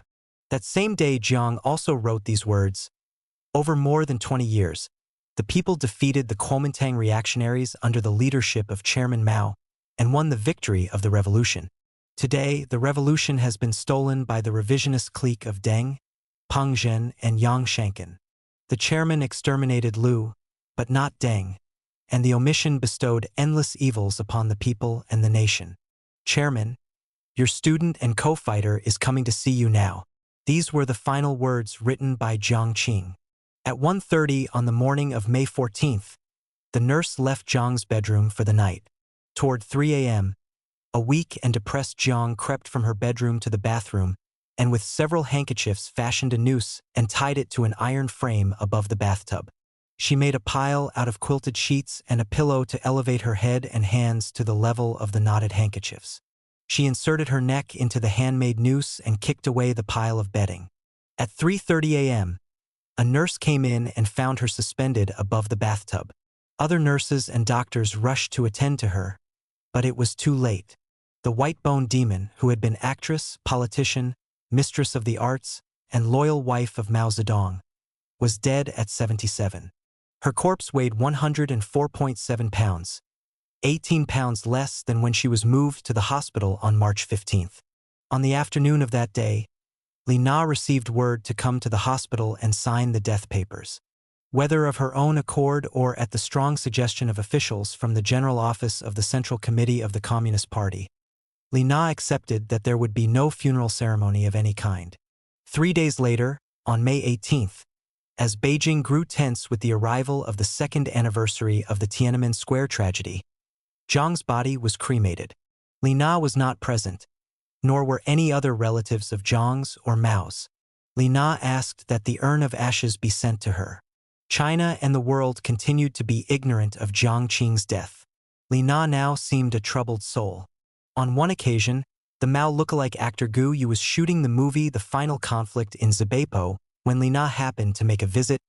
She had lived there with her parents at the age of 7. Jiang Qing's daughter asked to see Gu Yu. She gripped the actor's hand and said, "Your hand is big and soft just like my father's." Gu found the remark startling, even disturbing.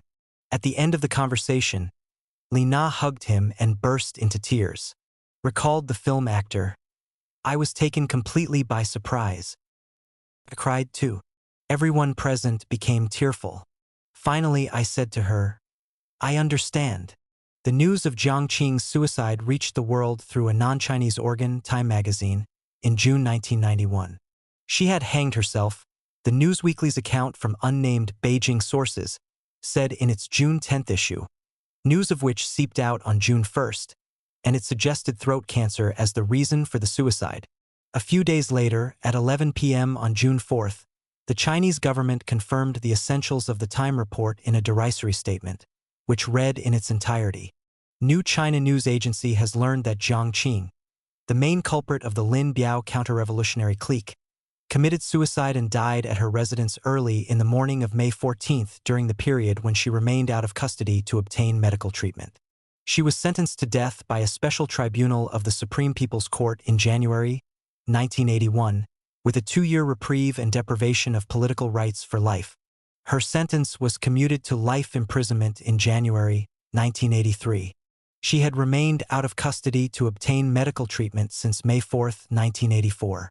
If Deng had wished to undermine his own contention that Chinese politics had become more normal than in the Mao years, he could hardly have produced a more suitable bulletin on Jiang's demise. The 4 sentences were not only late but absurdly inadequate, confined to Jiang's recent legal and medical record. The bulletin included no recapitulation of Jiang's life and did not mention that she had held high office or that for 38 years she had been the wife of Mao Zedong. A schoolchild, reading the item on the back page of People's Daily, might have failed to realize that this woman was Madame Mao. The item may never have appeared at all if Western reporters, spurred by word of the impending Time magazine story, had not pestered various Chinese official organs with questions about Jiang's fate.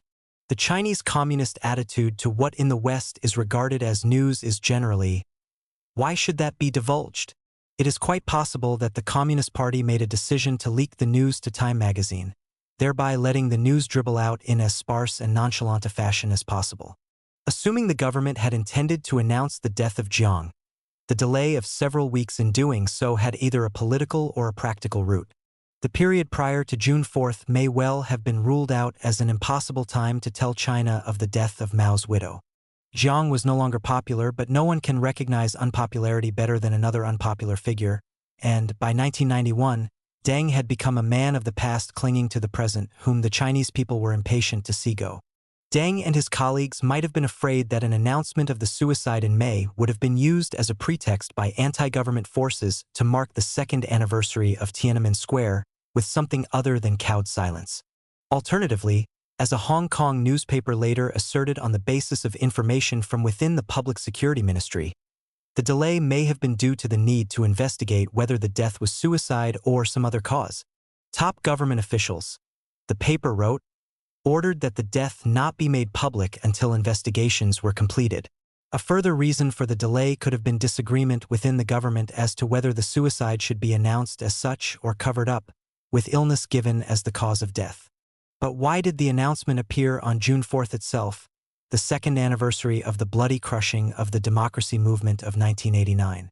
Was someone making a point by choosing that day, or failing to avoid that day for the announcement? Was Deng warning enemies from every quarter that rebellion of any kind stood no chance against the iron will of the Chinese state? Or, In a murky atmosphere of political struggle in which all eyes were on the post-Deng era, was there another hand that wished to embarrass Deng by reminding him precisely that he had foes on the left, nostalgic for Maoism, as well as on the right, hungry for democracy? Probably, more simply, with the pressure of mounting queries about Jiang, and the Chinese Foreign Ministry and Chinese embassies in Washington, D.C., and other Western capitals urging an announcement, the Chinese leaders felt that 11 p.m. Beijing time on June 4th was late enough for the sensitive anniversary period to be over. The official announcement aired, for whatever reason, in saying Jiang had been out of custody since May 4, 1984. In fact, 3 months after that date, a Justice Ministry spokesman, Lu Jian, stated that Jiang's request earlier that year to leave her prison cell for house arrest had been declined. Several times during 1988, the official press mentioned that Jiang was still serving her sentence.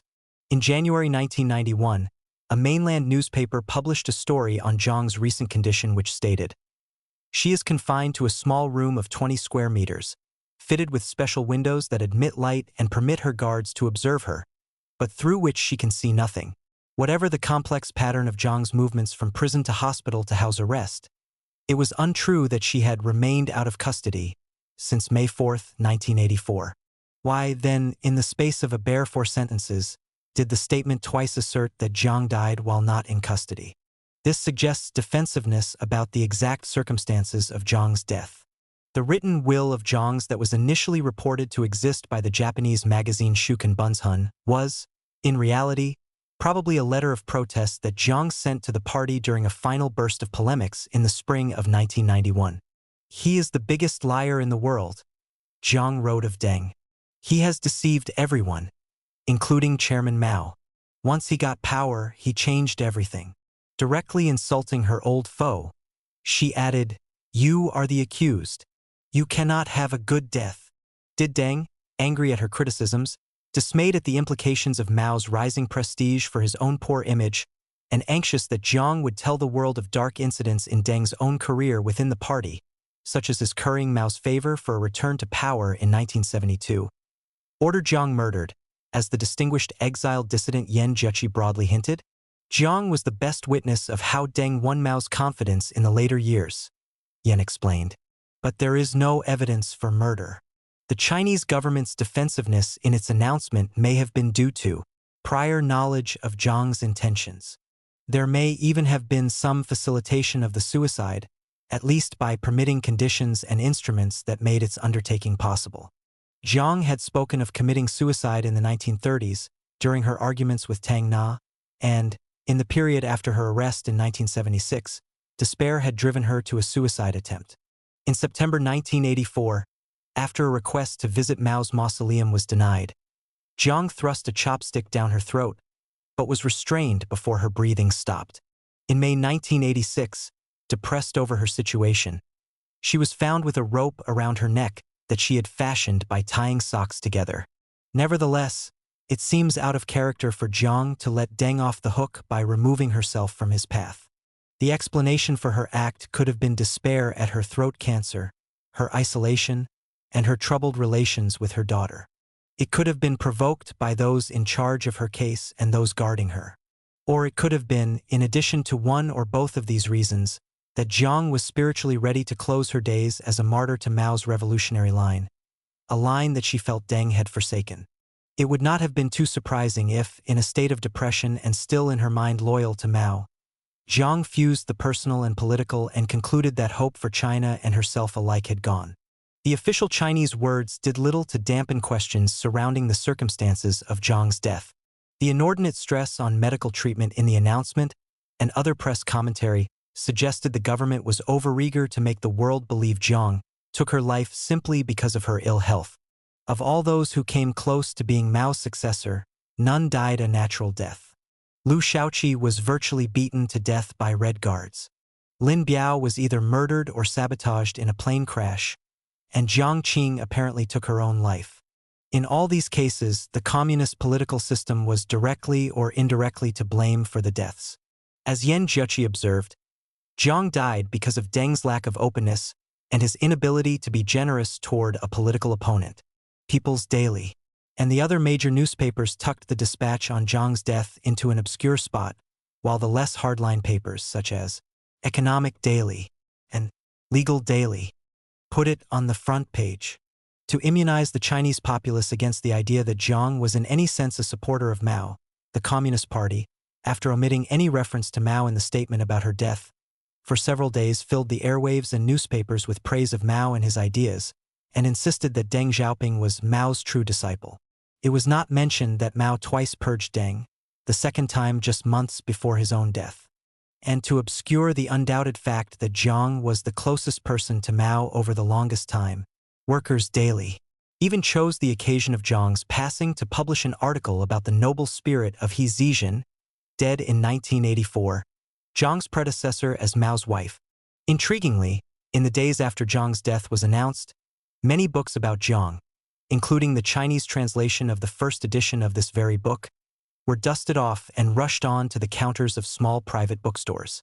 But according to a secret document of the Beijing Communist Party Committee, these books were quickly ordered removed from the small stores' tables, and several Maoist-type revolutionary operas that had been playing in the capital were also ordered closed.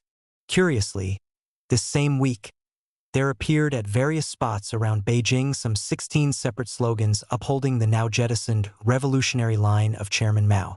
On the gate of the North Shixi Primary School, there appeared the slogan, "Long live the victory of Chairman Mao's revolutionary line." On the wall of the Museum of Chinese History, a slogan went up that recalled the deaths under pressure of leaders close to Mao, from Gao Gang, Lin Shaoqi, and Lin Biao, to Hu Yaobang and Jiang Qing. Too many tragedies have been brought about by the Communist Party. It all seemed proof that Deng had critics on the right, the Democrats, and on the left, pro-cultural revolution utopians. Toward both, he applied the same law and order authoritarianism. But no one could be confident that either wing of resistance was silenced forever. The windmill of political maneuver never ceased to turn. One of the less Stalinist of the Chinese newspapers, Liberation Daily in Shanghai, provided the only substantial commentary on the passing of Jiang on June 8. The witch has committed suicide, the paper said, but it goes without saying that death cannot expiate her crimes. The commentary did not mention that Jiang was Mao's widow or mention Mao's name. It said Jiang's despotic rule in the 1960s led many people to kill themselves as the only protest route. But it took pains to add, of course, Jiang's death was not of that kind. The article also included a paragraph about apparent current conflict within the Communist Party. A caterpillar with 100 legs does not lose every bit of life after one blow, said the article in arguing that some in the Communist Party had never accepted the new line of the Deng era. But those who still are obsessed with the old tone will get nowhere. Comparing Jiang with Hitler, Liberation Daily said, more than 4 decades after Hitler's suicide, there still are old and new Nazi followers. The commentary looked like a furtive effort in economically minded Shanghai to complain that the ultra-left still lived in the form of old semi-Maoists like Wang Zhen and Peng Zhen. Yet, when Jiang Qing killed herself in 1991, it was a different epoch from 1981. When a political court had convicted her of counter-revolutionary crimes. For millions of Chinese youth, her death evoked no more than a shrug of the shoulders. Decades earlier, Jiang Qing had been captivated by one of Nora's remarks in A Doll's House, the play that had been her greatest stage triumph in Shanghai. "I must find out which is right," the frustrated housewife cries. "The world or I." In the moments before she killed herself, Jiang may have found an answer in her own life to Nora's question. Jiang Qing was a brash individualist who would have made her mark on those around her regardless of her marriages. Yet Jiang, the high political figure, would not have existed without Mao. Her fate was largely due to her long, loyal following of him. For this reason, Jiang Qing probably died with some sense of fulfillment, which was fairly rare among those who played a senior role in the maelstrom of the Chinese Communist Party. Her former husband Tang Na said to me in Paris one night as we discussed Jiang's refusal to confess at her trial. Because she had loved Mao, she couldn't possibly confess. Jiang had made something of herself, and the years had been rich in drama. The little girl, born to a carpenter's family in rural Shandong province, did not remain in the village to raise hens and care for pigs and marry a local lad, who after liberation might have become a minor party secretary in a commune. She dreamed and struggled, opened doors and slammed doors shut, and rose to the top level of Chinese politics. In her essay on the theater in Shanghai in the 1930s, Our Life, which was a battle cry for the values of strong will, creativity on the part of the actress, and independence of mind and spirit, Jiang urged young actresses to employ a method she herself used on the larger stage of society and politics. Deploy both your spirit and your body, now one and now the other, to suit the various situations you are in. Jiang Qing was always a unit of one, a woman whose own self was sovereign and angular individual in a society of conformity. She found ways to engage the world's attention, for good and ill.